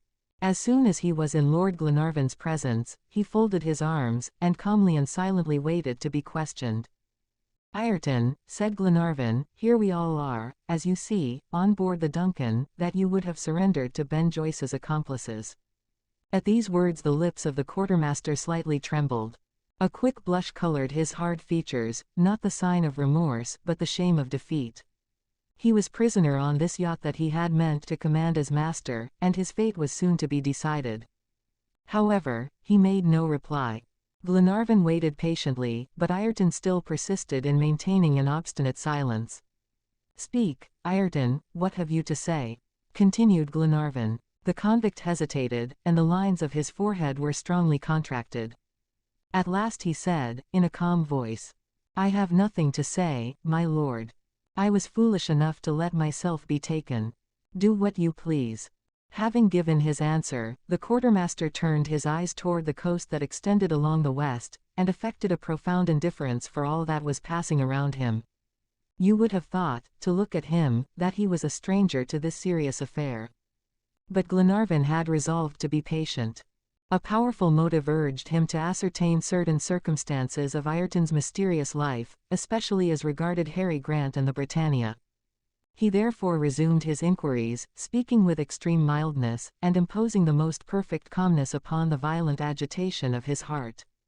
"I hope, Ayrton," continued he, "that you will not refuse to answer certain questions that I desire to ask you. And, first, am I to call you Ayrton or Ben Joyce? Are you the quartermaster of the Britannia?" Ayrton remained unmoved, watching the coast, deaf to every question. Glenarvan, whose eye flashed with some inward emotion, continued to question him. "Will you tell me how you left the Britannia, and why you were in Australia?" There was the same silence, the same obstinacy. "Listen to me, Ayrton," resumed Glenarvan. "It is for your interest to speak. We may reward a frank confession, which is your only resort. For the last time, will you answer my questions?" Ayrton turned his head towards Glenarvan, and looked him full in the face. "My lord," said he, "I have nothing to answer. It is for justice to prove against me." "The proofs will be easy," replied Glenarvan. "Easy, my lord," continued the quartermaster, in a sneering tone. "Your lordship seems to me very hasty. I declare that the best judge in Westminster Hall would be puzzled to establish my identity. Who can say why I came to Australia, since Captain Grant is no longer here to inform you? Who can prove that I am that Ben Joyce described by the police, since they have never laid hands upon me and my companions are at liberty? Who, except you, can charge me, not to say with a crime, but even with a culpable action?" Ayrton had grown animated while speaking, but soon relapsed into his former indifference. He doubtless imagined that this declaration would end the examination, but Glenarvan resumed, and said, "Ayrton, I am not a judge charged with trying you. This is not my business. It is important that our respective positions should be clearly defined. I ask nothing that can implicate you, for that is the part of justice. But you know what search I am pursuing, and, with a word, you can put me on the track I have lost. Will you speak?" Ayrton shook his head, like a man determined to keep silent. "Will you tell me where Captain Grant is?" asked Glenarvan. "No, my lord." "Will you point out where the Britannia was wrecked?" "Certainly not." "Ayrton," said Glenarvan, in almost a suppliant tone, "will you, at least, if you know where Captain Grant is, tell his poor children, who are only waiting for a word from your lips?" The quartermaster hesitated, his features quivered, but, in a low voice, he muttered, "I cannot, my lord." Then, as if he reproached himself for a moment's weakness, he added, angrily, "No, I will not speak. Hang me if you will." "Hang, then," cried Glenarvan, overcome by a sudden feeling of indignation. But finally controlling himself, he said, in a grave voice, "There are neither judges nor hangmen here. At the first landing place you shall be put into the hands of the English authorities." "Just what I desire," replied the quartermaster. Thereupon he was taken back to the cabin that served as his prison, and 2 sailors were stationed at the door, with orders to watch all his movements. The witnesses of this scene retired indignant and in despair. Since Glenarvan had failed to overcome Ayrton's obstinacy, what was to be done? Evidently to follow the plan formed at Eden, of returning to England, and resuming hereafter this unsuccessful enterprise, for all traces of the Britannia now seemed irrevocably lost. The document admitted of no new interpretation. There was no other country on the line of the 37th parallel, and the only way was to sail for home. He consulted his friends, and more especially Captain Mangles, on the subject of return. The captain examined his storerooms. The supply of coal would not last more than 15 days. It was, therefore, necessary to replenish the fuel at the first port. He accordingly proposed to Glenarvan to sail for Talcahuano Bay, where the Duncan had already procured supplies before undertaking her voyage. This was a direct passage. Then the yacht, with ample provisions, could double Cape Horn, and reach Scotland by way of the Atlantic. This plan being adopted, the engineer was ordered to force on steam. Half an hour afterwards the yacht was headed towards Talcahuano, and at 6 o'clock in the evening the mountains of New Zealand had disappeared beneath the mists of the horizon. It was a sad return for these brave searchers, who had left the shores of Scotland with such hope and confidence. To the joyous cries that had saluted Glenarvan on his return succeeded profound dejection. Each confined himself to the solitude of his cabin, and rarely appeared on deck. All, even the loquacious Paganel, were mournful and silent. If Glenarvan spoke of beginning his search again, the geographer shook his head like a man who has no more hope, for he seemed convinced as to the fate of the shipwrecked sailors. Yet there was one man on board who could have informed them about this catastrophe, but whose silence was still prolonged. There was no doubt that the rascally Ayrton knew, if not the actual situation of the captain, at least the place of the shipwreck. Probably Harry Grant, if found, would be a witness against him, hence he persisted in his silence, and was greatly enraged, especially towards the sailors who would accuse him of an evil design. Several times Glenarvan renewed his attempts with the quartermaster. Promises and threats were useless. Ayrton's obstinacy was carried so far, and was so inexplicable, that the Major came to the belief that he knew nothing, which opinion was shared by the geographer and corroborated his own ideas in regard to Captain Grant. But if Ayrton knew nothing, why did he not plead his ignorance? It could not turn against him, while his silence increased the difficulty of forming a new plan. Ought they to infer the presence of Harry Grant in Australia from meeting the quartermaster on that continent? At all events, they must induce Ayrton to explain on this subject. Lady Helena, seeing her husband's failures, now suggested an attempt, in her turn, to persuade the quartermaster. Where a man had failed, perhaps a woman could succeed by her gentle entreaty. Glenarvan, knowing the tact of his young wife, gave his hearty approval. Ayrton was, accordingly, brought to Lady Helena's boudoir. Mary Grant was to be present at the interview, for the young girl's influence might also be great, and Lady Helena would not neglect any chance of success. For an hour the two ladies were closeted with the quartermaster, but nothing resulted from this conference.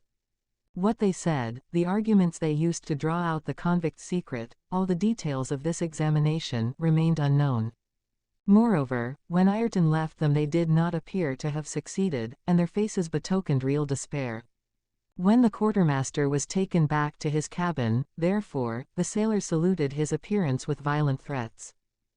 But he contented himself with shrugging his shoulders, which so increased the rage of the crew, that nothing less than the intervention of the captain and his lordship could restrain them. But Lady Helena did not consider herself defeated. She wished to struggle to the last with this heartless man, and the next day she went herself to Ayrton's cabin, to avoid the scene that his appearance on deck occasioned. For 2 long hours this kind and gentle Scotch lady remained alone face to face with the chief of the convicts. Glenarvan, a prey to nervous agitation, lingered near the cabin, now determined to thoroughly exhaust the chances of success, and now upon the point of drawing his wife away from this painful and prolonged interview. But this time, when Lady Helena reappeared, her features inspired confidence. Had she, then, brought this secret to light, and stirred the dormant feeling of pity in the heart of this poor creature? McNab, who saw her first, could not repress a very natural feeling of incredulity. However, the rumor soon spread among the crew that the quartermaster had at length yielded to Lady Helena's entreaties. All the sailors assembled on deck more quickly than if Tom Austin's whistle had summoned them. "Has he spoken?" asked Lord Glenarvan of his wife. "No," replied Lady Helena, "but in compliance with my entreaties he desires to see you." "Ah, dear Helena, you have succeeded." "I hope so, Edward." "Have you made any promise that I am to sanction?" "Only one, that you will use all your influence to moderate the fate in store for him." "Certainly, my dear Helena. Let him come to me immediately." Lady Helena retired to her cabin, accompanied by Mary Grant, and the quartermaster was taken to the saloon where Glenarvan awaited him. LVII. A discouraging confession. As soon as the quartermaster was in Lord Glenarvan's presence his custodians retired. "You desired to speak to me, Ayrton," said Glenarvan. "Yes, my lord," replied he. "To me alone." "Yes, but I think that if Major McNab and Mr. Paganel were present at the interview it would be better." "For whom?" "For me." Ayrton spoke calmly. Glenarvan gazed at him steadily, and then sent word to McNab and Paganel, who at once obeyed his summons. "We are ready for you," said Glenarvan, as soon as his two friends were seated at the cabin table. Ayrton reflected for a few moments, and then said, "My lord, it is customary for witnesses to be present at every contract or negotiation between two parties. That is why I requested the presence of Mr. Paganel and Major McNab, for, properly speaking, this is a matter of business that I am going to propose to you." Glenarvan, who was accustomed to Ayrton's manners, betrayed no surprise, although a matter of business between this man and himself seemed strange. "What is this business?" said he. "This is it," replied Ayrton. You desire to know from me certain circumstances which may be useful to you. I desire to obtain from you certain advantages which will be valuable to me. Now, I will make an exchange, my lord. Do you agree or not? What are these circumstances? Asked Paganel, quickly. No, corrected Glenarvan, what are these advantages? Ayrton bowed, showing that he understood the distinction. These, said he, are the advantages for which I petition. You still intend, my lord, to deliver me into the hands of the English authorities? Yes, Ayrton, it is only justice. I do not deny it, replied the quartermaster. You would not consent, then, to set me at liberty? Glenarvan hesitated before answering a question so plainly asked. Perhaps the fate of Harry Grant depended upon what he was about to say. However, the feeling of duty towards humanity prevailed, and he said, No, Ayrton, I cannot set you at liberty. I do not ask it, replied the quartermaster, proudly. What do you wish, then? An intermediate fate, my lord, between that which you think awaits me and the liberty that you cannot grant me. And that is, to abandon me on one of the desert islands of the Pacific, with the principal necessaries of life. I will manage as I can, and repent, if I have time. Glenarvan, who was little prepared for this proposal, glanced at his two friends, who remained silent. After a few moments of reflection, he replied, Ayrton, if I grant your request, will you tell me all that it is for my interest to know? Yes, my lord, that is to say, all that I know concerning Captain Grant and the Britannia. The whole truth. The whole. But who will warrant? Oh, I see what troubles you, my lord. You do not like to trust to me, to the word of a malefactor. That is right. But what can you do? The situation is thus. You have only to accept or refuse. I will trust you, Ayrton, said Glenarvan, simply. And you will be right, my lord. Moreover, if I deceive you, you will always have the power to revenge yourself. How? By recapturing me on this island, from which I shall not be able to escape. Ayrton had a reply for everything. He met all difficulties, and produced unanswerable arguments against himself. As was seen, he strove to treat in his business with good faith. It was impossible for a person to surrender with more perfect confidence, and yet he found means to advance still further in this disinterested course. My lord and gentlemen, added he, I desire that you should be convinced that I am honorable. I do not seek to deceive you, but am going to give you a new proof of my sincerity in this affair. I act frankly, because I rely upon your loyalty. Go on, Ayrton, replied Glenarvan. My lord, I have not yet your promise to agree to my proposition, and still I do not hesitate to tell you that I know little concerning Harry Grant. Little, cried Glenarvan. Yes, my lord, the circumstances that I am able to communicate to you are relative to myself. They are personal experiences, and will scarcely tend to put you on the track you have lost. A keen disappointment was manifest on the features of Glenarvan and the Major. They had believed the quartermaster to possess an important secret, and yet he now confessed that his disclosures would be almost useless.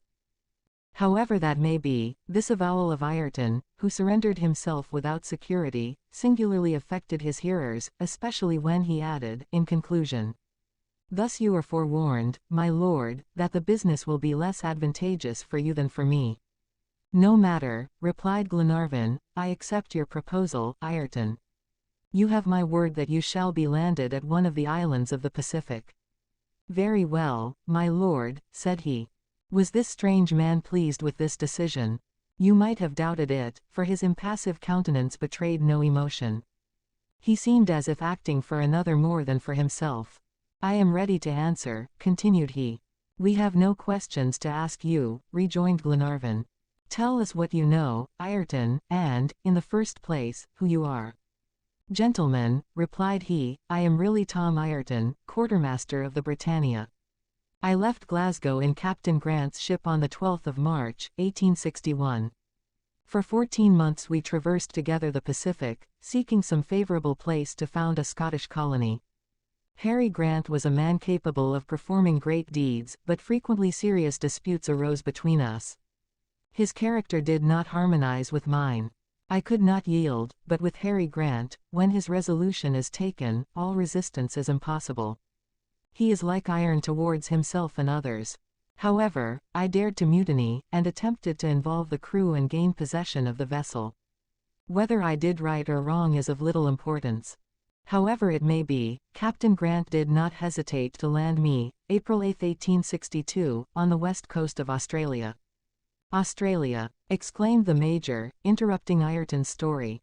Then you left the Britannia before her arrival at Callao, where the last news of her was dated. Yes, replied the quartermaster, for the Britannia never stopped at Callao while I was on board.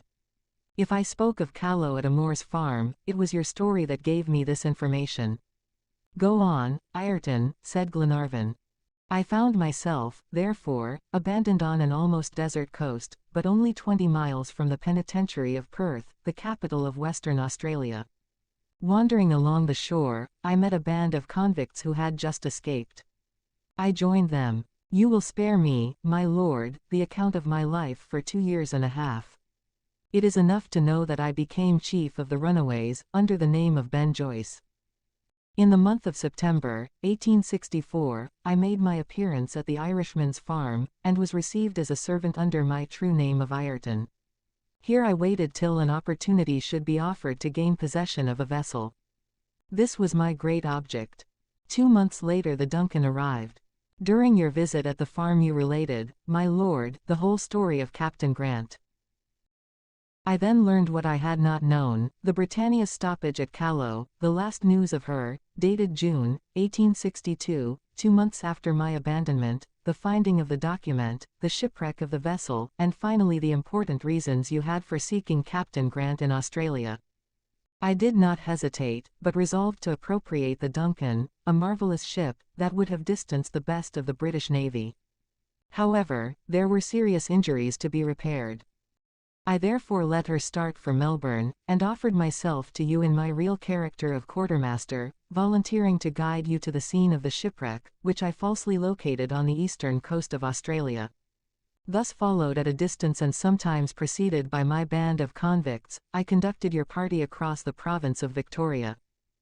My companions committed a useless crime at Camden Bridge, since the Duncan, once at Twofold Bay, could not have escaped me, and with it I should have been master of the ocean. I brought you thus unsuspectingly as far as the Snowy River. The horses and oxen fell dead one by one, poisoned by the gastrolobium. I entangled the cart in the marshes. At my suggestion, but you know the rest, my lord, and can be certain that, except for Mr. Paganel's absent-mindedness, I should now be commander on board the Duncan. Such is my story, gentlemen. My disclosures, unfortunately, cannot set you on the track of Captain Grant, and you see that in dealing with me you have made a bad bargain. The quartermaster ceased, crossed his arms, according to his custom, and waited. Glenarvan and his friends were silent.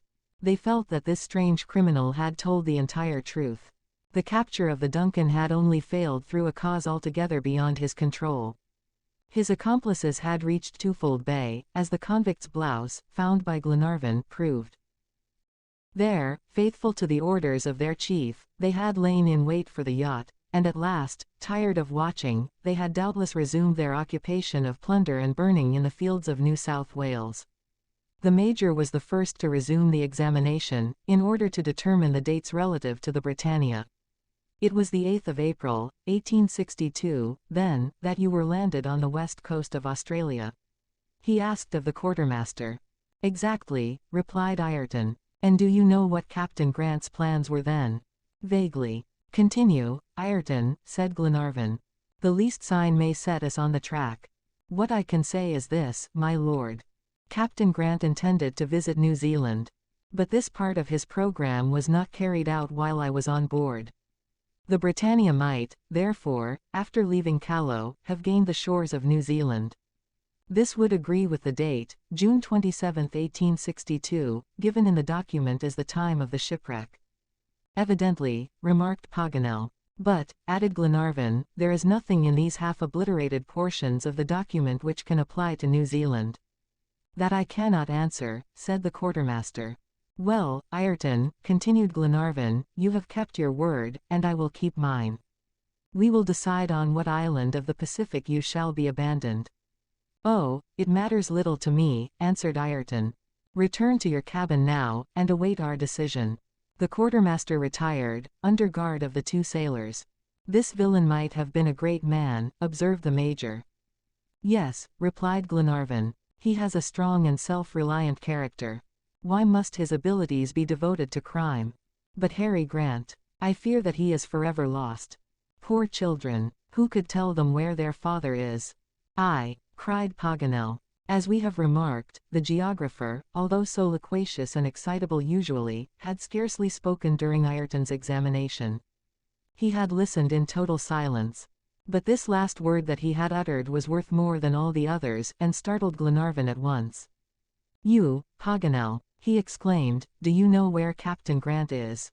"As well as can be known," answered the geographer. "And how do you know?" "By that everlasting document." "Ah," said the major, in a tone of the most thorough incredulity. "Listen first, McNab, and shrug your shoulders afterwards. I did not speak before, because you would not have believed me. Besides, it was useless. But if I speak today, it is because Ayrton's opinion corroborates mine." "Then New Zealand?" asked Glenarvan. "Hear and judge," replied Paganel. "I did not commit the blunder that saved us, without reason." Just as I was writing that letter at Glenarvan's dictation, the word Zealand was troubling my brain. You remember that we were in the cart. McNab had just told Lady Helena the story of the convicts, and had handed her the copy of the Australian and New Zealand Gazette that gave an account of the accident at Camden Bridge. As I was writing, the paper lay on the ground, folded so that only 2 syllables of its title could be seen, and these were Aland. What a light broke in upon my mind! Aland was one of the very words in the English document, a word that we had hitherto translated ashore, but which was the termination of the proper name Zealand. "Ha!" cried Glenarvan. "Yes," continued Paganel, with profound conviction, "this interpretation had escaped me, and do you know why? Because my examinations were naturally confined more particularly to the French document, where this important word was wanting." "Ho, ho," laughed the major, "that is too much imagination, Paganel. You forget your previous conclusions rather easily." "Well, Major, I am ready to answer you. Then what becomes of your word Austral?" "It is what it was at first. It simply means the southern Australese countries." "Very well. But that word Indi, that was first the root of Indians and then of natives indigenes. The third and last time, it shall be the first 2 syllables of the word indigence destitution." "And Contin," cried McNab, "does it still signify continent?" "No, since New Zealand is only an island." "Then?" inquired Glenarvan. "My dear lord," replied Paganel, "I will translate the document for you, according to my third interpretation, and you shall judge. I only make 2 suggestions. First, forget as far as possible the previous interpretations, and next, although certain passages will seem to you forced, and I may translate them wrongly, still, remember that they have no special importance. Moreover, the French document serves as the basis of my interpretation, and you must consider that it was written by an Englishman who could not have been perfectly familiar with the idioms of our language." So saying, Paganel, slowly pronouncing each syllable, read the following. On the 27th of June, 1862, the brig Britannia, of Glasgow, foundered, after a long struggle agony, in the South Australese seas, on the coasts of New Zealand. 2 sailors and Captain Grant succeeded in landing aboard her. Here, continuellement après proi to a cruel destitution indigence they cast this document into the sea, at longitude and latitude 37 degrees 1. Come to their assistance, or they are lost. Paganel stopped. His interpretation was admissible. But, although it appeared as probable as the other, still it might be as false. Glenarvan and the Major therefore no longer attempted to dispute it. However, since the traces of the Britannia had not been encountered on the coasts of Patagonia or Australia, the chances were in favor of New Zealand. "Now, Paganel," said Glenarvan, "will you tell me why, for about 2 months, you kept this interpretation secret?" "Because I did not wish to give you vain hopes. Besides, we were going to Auckland, which is on the very latitude of the document." "But afterwards, when we were taken out of our course, why did you not speak?" Because, however just this interpretation may be, it cannot contribute to the captain's rescue. Why, Paganel? Because, admitting that Captain Grant was wrecked on the coast of New Zealand, as long as he has not made his appearance for 2 years since the disaster, he must have fallen a victim to the sea or the savages.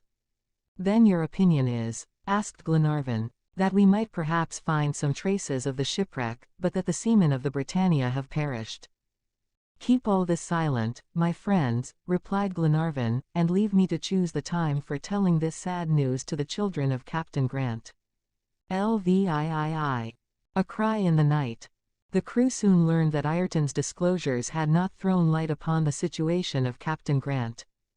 The despair on board was profound, for they had relied on the quartermaster, who, however, knew nothing that could put the Duncan on the track of the Britannia. The yacht therefore continued on the same course, and the only question now was to choose the island on which to leave Ayrton. Paganel and Captain Mangles consulted the maps on board. Exactly on the 37th parallel was an island, generally known by the name of Maria Theresa, a lone rock in the midst of the Pacific, 3,500 miles from the American coast, and 1,500 miles from New Zealand. No ship ever came within hail of this solitary isle, no tidings from the world ever reached it. Only the storm birds rested here during their long flights, and many maps do not even indicate its position. If anywhere absolute isolation was to be found on Earth, it was here, afar from the ocean's traveled highways. Its situation was made known to Ayrton, who consented to live there, and the vessel was accordingly headed towards the island. 2 days later the lookout hailed land on the horizon. It was Maria Theresa, low, long, and scarcely emerging from the waves, appearing like some enormous sea monster. 30 miles still lay between it and the yacht, whose prow cut the waves with such speed that soon the island grew distinct. The sun, now sinking towards the west, defined its outlines in glowing light. Several slight elevations were tinged with the last rays of the day. At 5 o'clock Captain Mangles thought he distinguished a faint smoke rising towards the sky. "Is that a volcano?" he inquired of Paganel, who, with his telescope, was examining the land. "I do not know what to think," replied the geographer. "Maria Theresa is a point little known. However, I should not be surprised if its origin was due to some volcanic upheaval." "But then," said Glenarvan, "if an eruption created it, may we not fear that the same agency will destroy it?" "That is scarcely probable," answered Paganel. "Its existence has been known for several centuries, and this seems a guarantee for its continuance." "Well," continued Glenarvan, "do you think, Captain, that we can land before night?" "No, certainly not. I ought not to endanger the Duncan in the darkness, on a coast that is not familiar to me. I will keep a short distance from land, and tomorrow at daybreak we will send a boat ashore." At 8 o'clock Maria Theresa, although only 5 miles to windward, appeared like a lengthened shadow, scarcely visible. An hour later, quite a bright light, like a fire, blazed in the darkness. It was motionless and stationary. "That would seem to indicate a volcano," said Paganel, watching it attentively. "However," replied Captain Mangles, "at this distance we ought to hear the commotion that always accompanies an eruption, and yet the wind brings no sound to our ears." "Indeed," observed Paganel, "this volcano glows, but does not speak. You might say that it throws out intermittent flashes like a lighthouse." "You were right," continued Captain Mangles, "and yet we are not on the illuminated side." "Ha!" cried he, "another fire. On the shore this time. See, it moves, it changes its place." He was not mistaken. A new light had appeared, that sometimes seemed to go out, and then all at once flash forth again. "Is the island inhabited?" asked Glenarvan. "Evidently, by savages," replied Paganel. "Then we cannot abandon the quartermaster here." "No," said the Major, "that would be giving even savages too dangerous a present." "We will seek some other deserted island," resumed Glenarvan, who could not help smiling at McNab's delicacy. "I promised Ayrton his life, and I will keep my promise." "At all events, let us beware," added Paganel. "The New Zealanders have the barbarous custom of misleading ships by moving fires. The natives of Maria Theresa may understand this deception." "Bear away a point," cried the captain to the sailor at the helm. Tomorrow, at sunrise, we shall know what is to be done. At 11 o'clock the passengers and the captain retired to their cabins. At the bow the first watch was pacing the deck, while at the stern the helmsman was alone at his post. In the stillness Mary and Robert Grant came on deck. The two children, leaning upon the railing, gazed sadly at the phosphorescent sea and the luminous wake of the yacht. Mary thought of Robert's future, Robert thought of his sisters, both thought of their father. Was that beloved parent still living? Yet must they give him up? But no, what would life be without him? What would become of them without his protection? What would have become of them already, except for the magnanimity of Lord and Lady Glenarvan? The boy, taught by misfortune, divined the thoughts that were agitating his sister. He took her hand in his. "Mary," said he, "we must never despair. Remember the lessons our father taught us. Courage compensates for everything in this world," he said. "Let us have that indomitable courage that overcomes all obstacles. Hitherto you have labored for me, my sister, but now I shall labor for you." "Dear Robert," replied the young girl, "I must tell you one thing," continued he. "You will not be sorry, Mary." "Why should I be sorry, my child? And you will let me do as I wish." "What do you mean?" asked she, anxiously. "My sister, I shall be a sailor." "And leave me?" cried the young girl, clasping her brother's hand. "Yes, sister, I shall be a sailor, like my father, and like Captain John." "Mary, my dear Mary, he has not lost all hope. You will have, like me, confidence in his devotion. He has promised that he will make me a thorough and efficient sailor, and we shall seek our father together. Say that you are willing, sister. What our father would have done for us it is our duty, or mine at least, to do for him. My life has but one object, to which it is wholly devoted, to search always for him who would never have abandoned either of us. Dear Mary, how good our father was! And so noble, so generous," added Mary. "Do you know, Robert, that he was already one of the glories of our country, and would have ranked among its great men if fate had not arrested his course?" "How well I know it," answered Robert. Mary pressed her brother to her heart, and the child felt tears dropping upon his forehead. "Mary, Mary," cried he, "it is in vain for them to speak, or to keep silent. I hope still, and shall always do so. A man like our father does not die till he has accomplished his purpose." Mary Grant could not reply, sobs choked her utterance. 1,000 emotions agitated her soul at the thought that new attempts would be made to find her father, and that the young captain's devotion was boundless. "Does Mr. John still hope?" asked she. "Yes," replied Robert. "He is a brother who will never forsake us. I shall be a sailor, shall I not, sister, a sailor to seek my father with him." "Are you willing?" "Yes," said Mary. "But must we be separated?" "You will not be alone, Mary, I know. John has told me so. Lady Helena will not permit you to leave her. You are a woman, and can and ought to accept her benefits. To refuse them would be ungrateful. But a man, as my father has told me 100 times, ought to make his own fortune. But what will become of our house at Dundee, so full of associations? We will keep it, my sister. All that has been well arranged by our friend John and Lord Glenarvan, who will keep you at Malcolm Castle like a daughter. He said so to John, who told me. You will be at home there, and wait till John and I bring back our father." "Ah, what a joyful day that will be!" cried Robert, whose face was radiant with enthusiasm. "My brother, my child," exclaimed Mary, "how happy our father would be if he could hear you. How much you resemble him, dear Robert. When you are a man you will be quite like him." "God grant it, Mary," said Robert, glowing with holy and filial pride. "But how shall we pay our debt to Lord and Lady Glenarvan?" continued Mary. "Oh, that will not be difficult," answered Robert, with his boyish impulsiveness.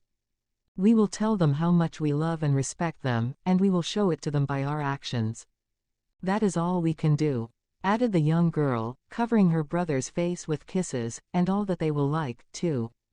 Then, relapsing into reveries, the two children of the captain gazed silently into the shadowy obscurity of the night. However, in fancy they still conversed, questioned, and answered each other. The sea rocked the ship in silence, and the phosphorescent waters glistened in the darkness. But now a strange, a seemingly supernatural event took place. The brother and sister, by one of those magnetic attractions that mysteriously draw the souls of friends together, experienced at the same instant the same curious hallucination. From the midst of these alternately brightening and darkening waves, they thought they heard a voice issue, whose depth of sadness stirred every fiber of their hearts. "Help! Help!" cried the voice. "Mary," said Robert, "did you hear?"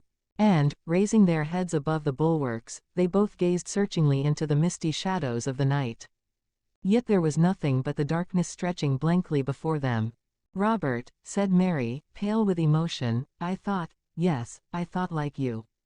At this moment another cry reached them, and this time the illusion was such that these words broke simultaneously from both their hearts. "My father, my father." This was too much for Mary Grant. Overcome by emotion, she sank senseless into her brother's arms. "Help!" cried Robert. "My sister, my father, help!"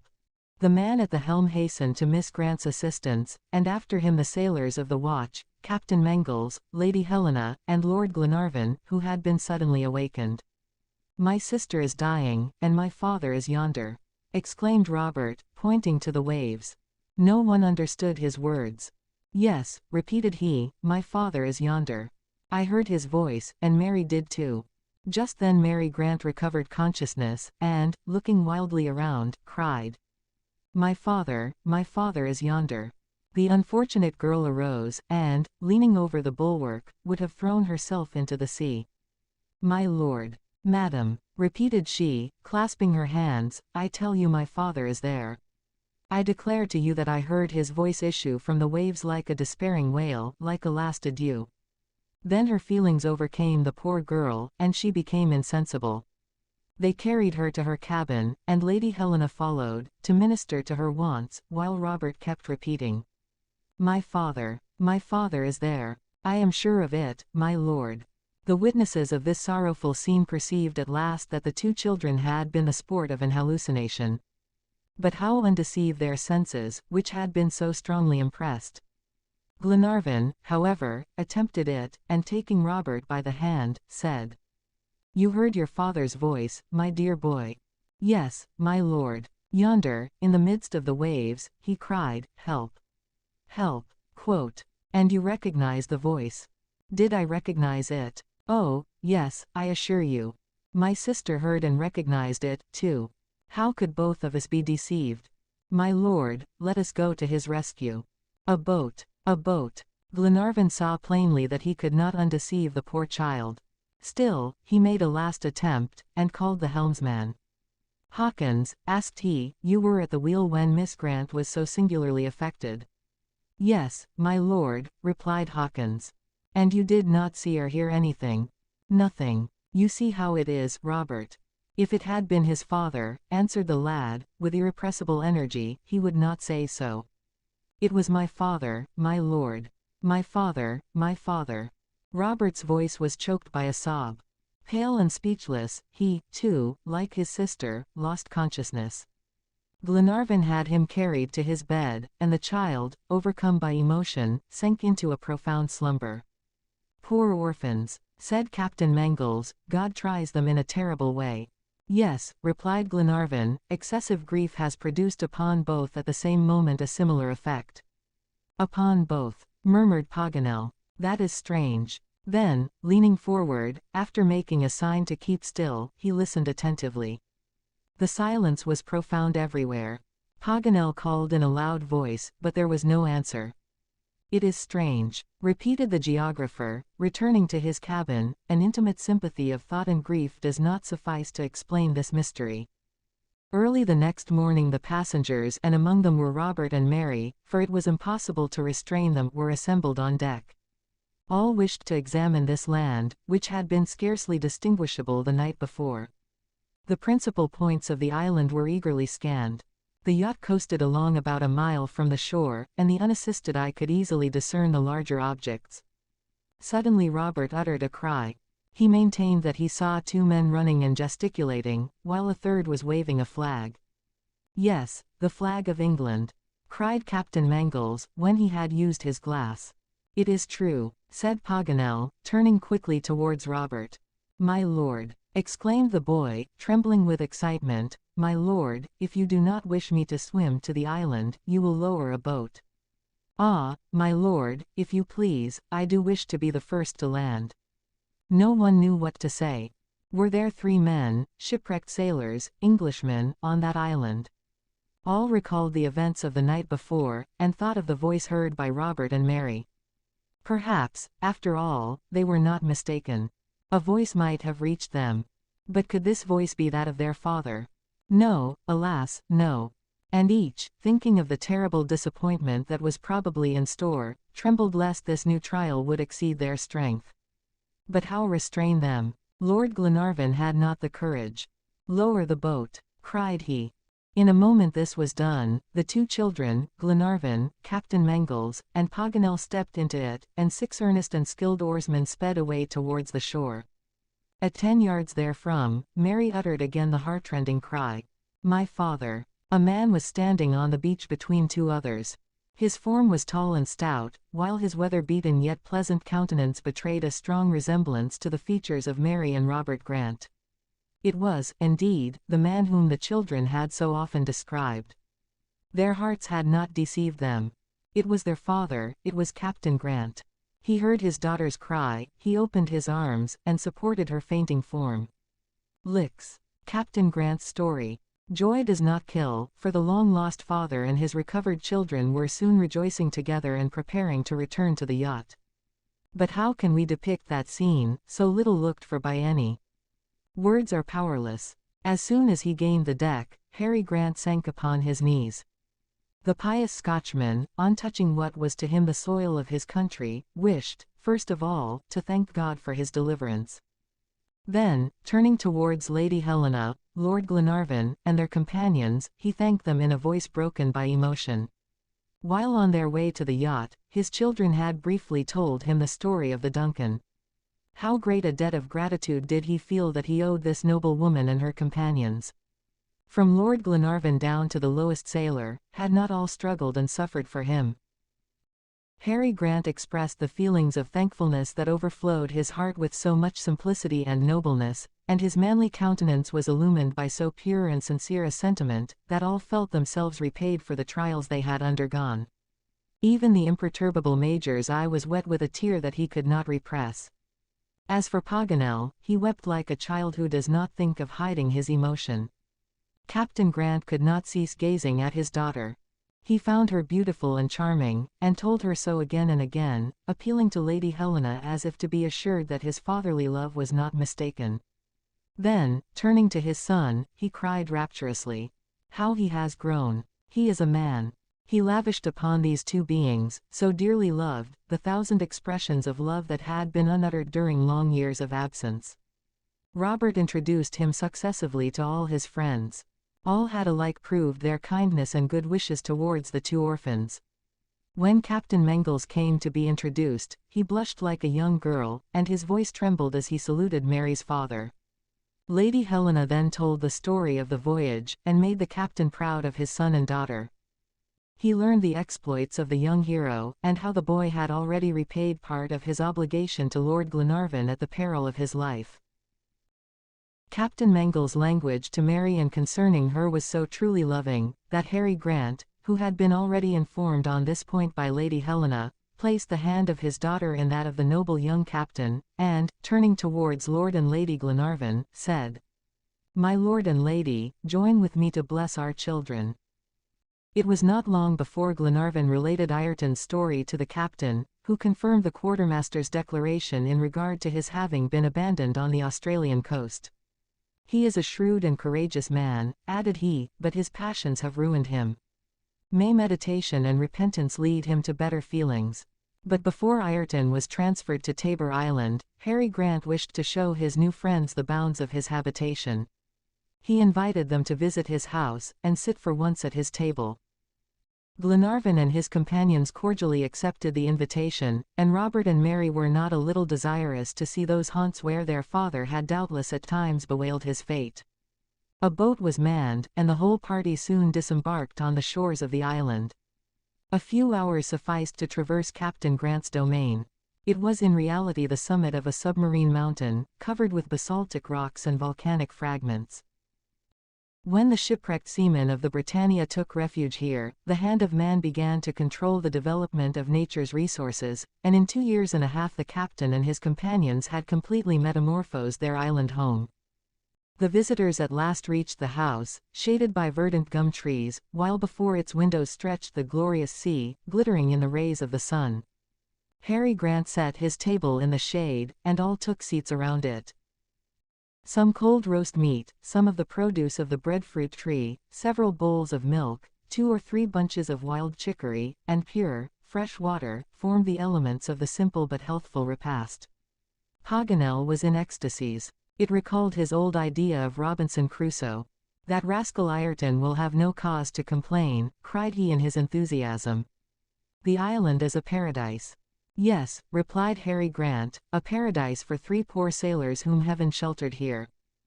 But I regret that Maria Theresa is not a large and fertile island, with a river instead of a rivulet, and a harbor instead of a coast so exposed to the force of the waves." "And why, Captain?" asked Glenarvan. "Because I would have laid here the foundation of that colony that I wished to present to Scotland." "Ah," said Glenarvan. "Then you have not abandoned the idea that has made you so popular in your native land." "No, my lord, and God has saved me, through your instrumentality, only to permit me to accomplish it. Our poor brothers of Old Caledonia shall yet have another Scotland in the New World. Our dear country must possess in these seas a colony of her own, where she can find that independence and prosperity that are wanting in many European empires." "That is well said, Captain," replied Lady Helena. "It is a noble project, and worthy of a great heart. But this island—" "No, madam, it is a rock, only large enough to support a few colonists, while we need a vast territory, rich in all primitive treasures." "Well, Captain," cried Glenarvan, "the future is before us. Let us seek this land together." The hands of both men met in a warm clasp, as if to ratify this promise. All now wished to hear the story of the shipwrecked sailors of the Britannia during those 2 long years of solitude. Harry Grant accordingly hastened to satisfy the desires of his new friends, and began as follows. It was on the night of the 26th of June, 1862, that the Britannia, disabled by a 6 days' tempest, was wrecked on the rock of Maria Theresa. The sea was so high that to save anything was impossible, and all the crew perished except my 2 sailors, Bob Learse and Joe Bell, and myself, and we succeeded in reaching the coast after many struggles. The land that we thus reached was only a desert island, 2 miles wide and 5 long, with a few trees in the interior, some meadow land, and a spring of fresh water that, fortunately, has never ceased to flow.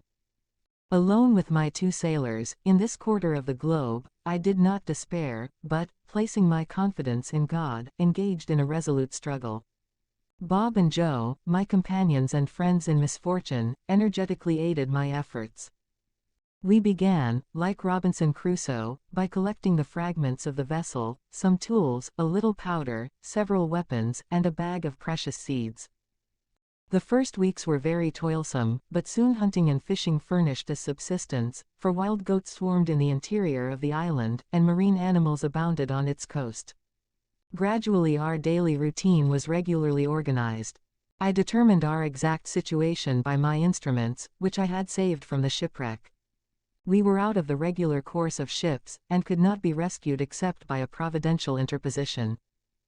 Although thinking of those who were dear to me, and whom I never expected to see again, still I accepted this trial with fortitude, and my most earnest prayers were for my 2 children. Meantime we labored resolutely. Much of the land was sown with the seeds taken from the Britannia, and potatoes, chicory, sorrel, and other vegetables improved and varied our daily food. We caught several goats, which were easily kept, and had milk and butter.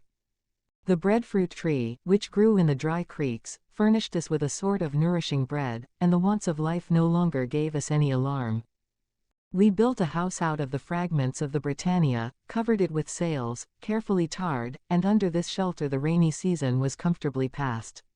Here many plans were discussed, and many dreams enjoyed, the best of which has just been realized. At first I thought of braving the sea in a boat made of the wreck of the vessel, but a vast distance separated us from the nearest land. No boat could have endured so long a voyage. I therefore abandoned my design, and no longer expected deliverance, except through a divine interposition.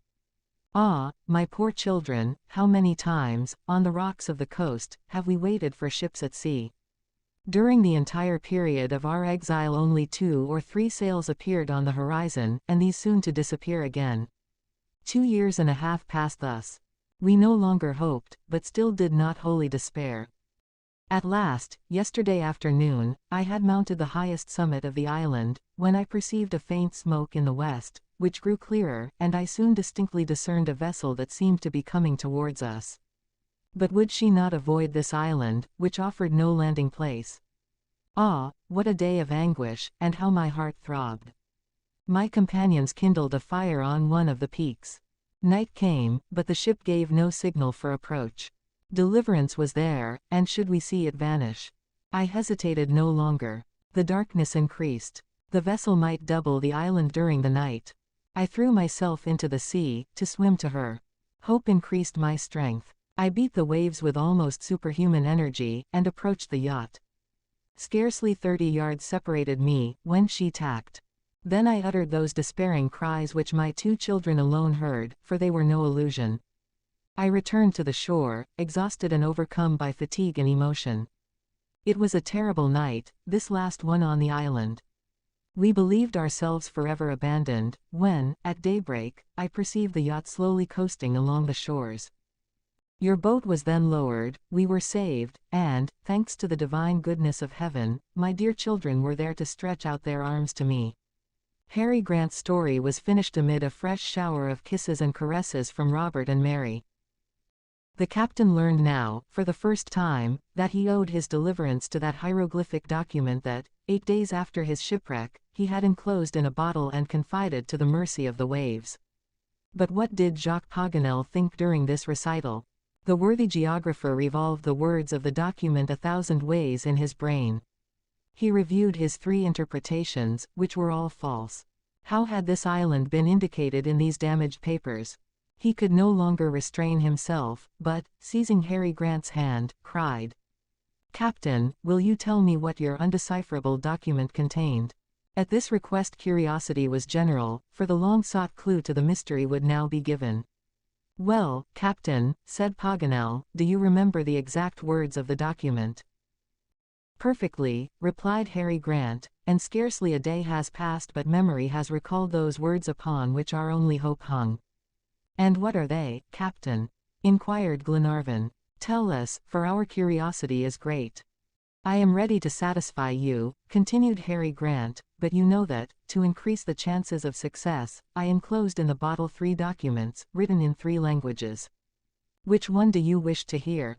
"They are not identical, then?" cried Paganel. "Yes, almost to a word." "Well, give us the French document," said Glenarvan. "This one was spared the most by the waves, and has served as the principal basis for our search." "This is it, my lord, word for word," answered Harry Grant. On the 27th of June 1862, the brig Britannia, of Glasgow, was lost 1,500 leagues from Patagonia, in the southern hemisphere. Carried by the waves, 2 sailors and Captain Grant reached Tabor Island. "Ha!" interrupted Paganel. "Here," resumed Harry Grant, continually a prey to a cruel destitution, "they cast this document into the sea at longitude 153 degrees and latitude 37 degrees 1. Come to their aid, or they are lost." At the word, Tabor, Paganel had suddenly risen, and then, controlling himself no longer, he cried, "How Tabor Island? It is Maria Theresa." "Certainly, Mr. Paganel," replied Harry Grant, "Maria Theresa on the English and German, but Tabor on the French maps." At this moment a vigorous blow descended upon Paganel's shoulder. Truth compels us to say that it was from the Major, who now failed in his strict habits of propriety. "A fine geographer you are," said McNab, in a tone of badinage. "But no matter, since we have succeeded." "No matter," cried Paganel, "I ought never to have forgotten that twofold appellation. It is an unpardonable mistake, unworthy of the secretary of a geographical society." I am disgraced." When the meal was finished, Harry Grant put everything in order in his house. He took nothing away, for he was willing that the guilty convict should inherit his possessions. They returned to the vessel, and, as he expected to sail the same day, Glenarvan gave orders for the quartermaster's landing. Ayrton was brought on deck, and found himself in the presence of Harry Grant. "It is I, Ayrton," said he. "Yes, Captain," replied Ayrton, without betraying any astonishment at Harry Grant's appearance.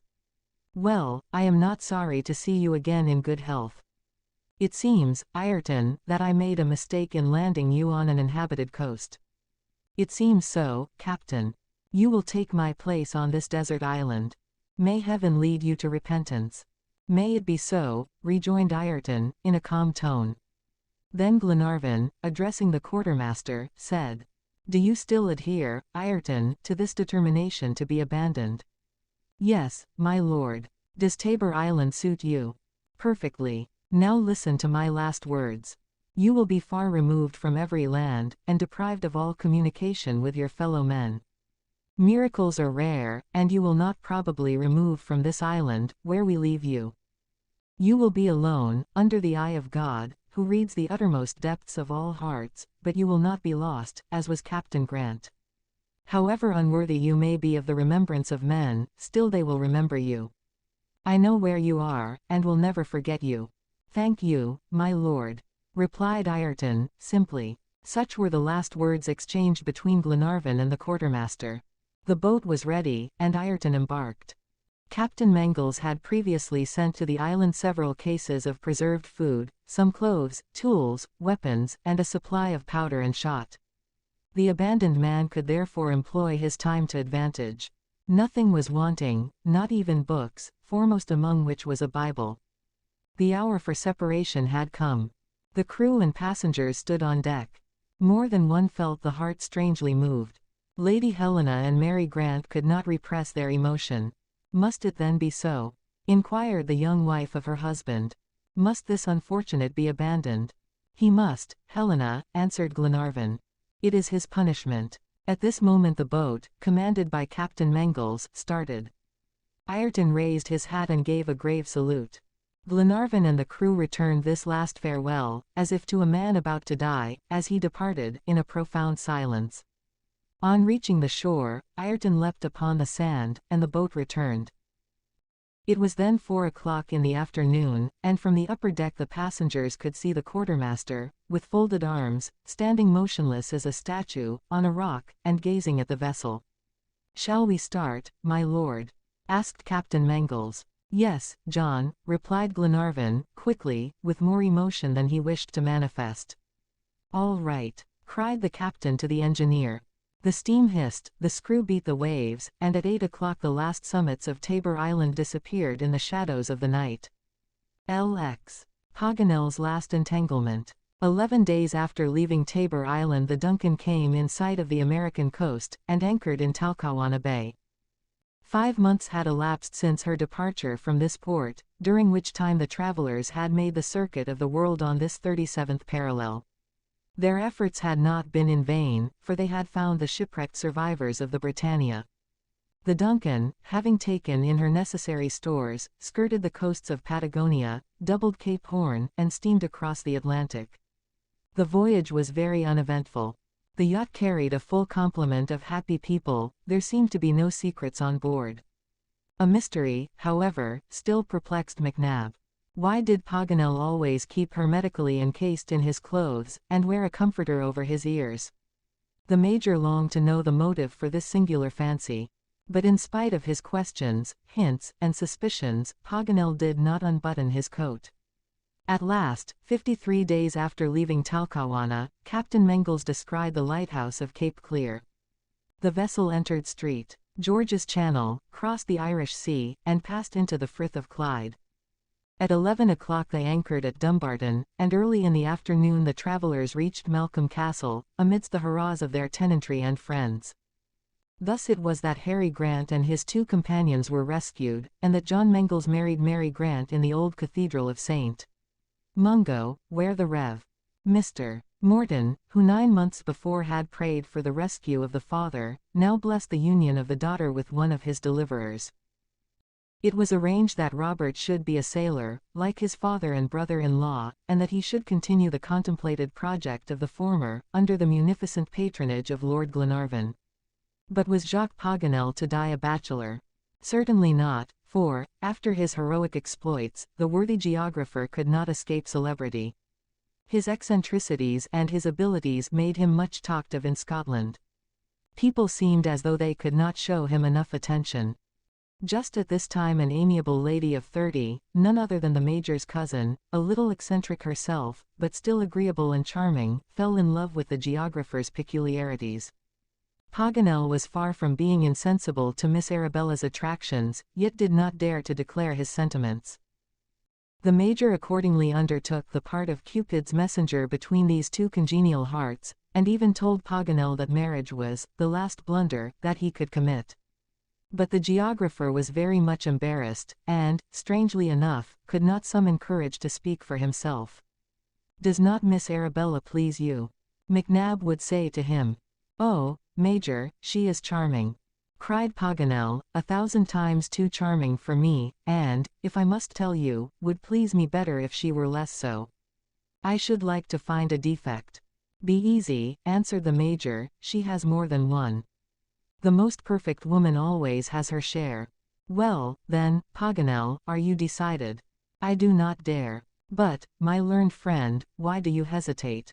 "I am unworthy of her," was the geographer's invariable reply. At last, one day, driven desperate by the irrepressible Major, Paganel confessed to him, under the pledge of secrecy, a peculiarity that would facilitate his identification, if the police should ever be on his track.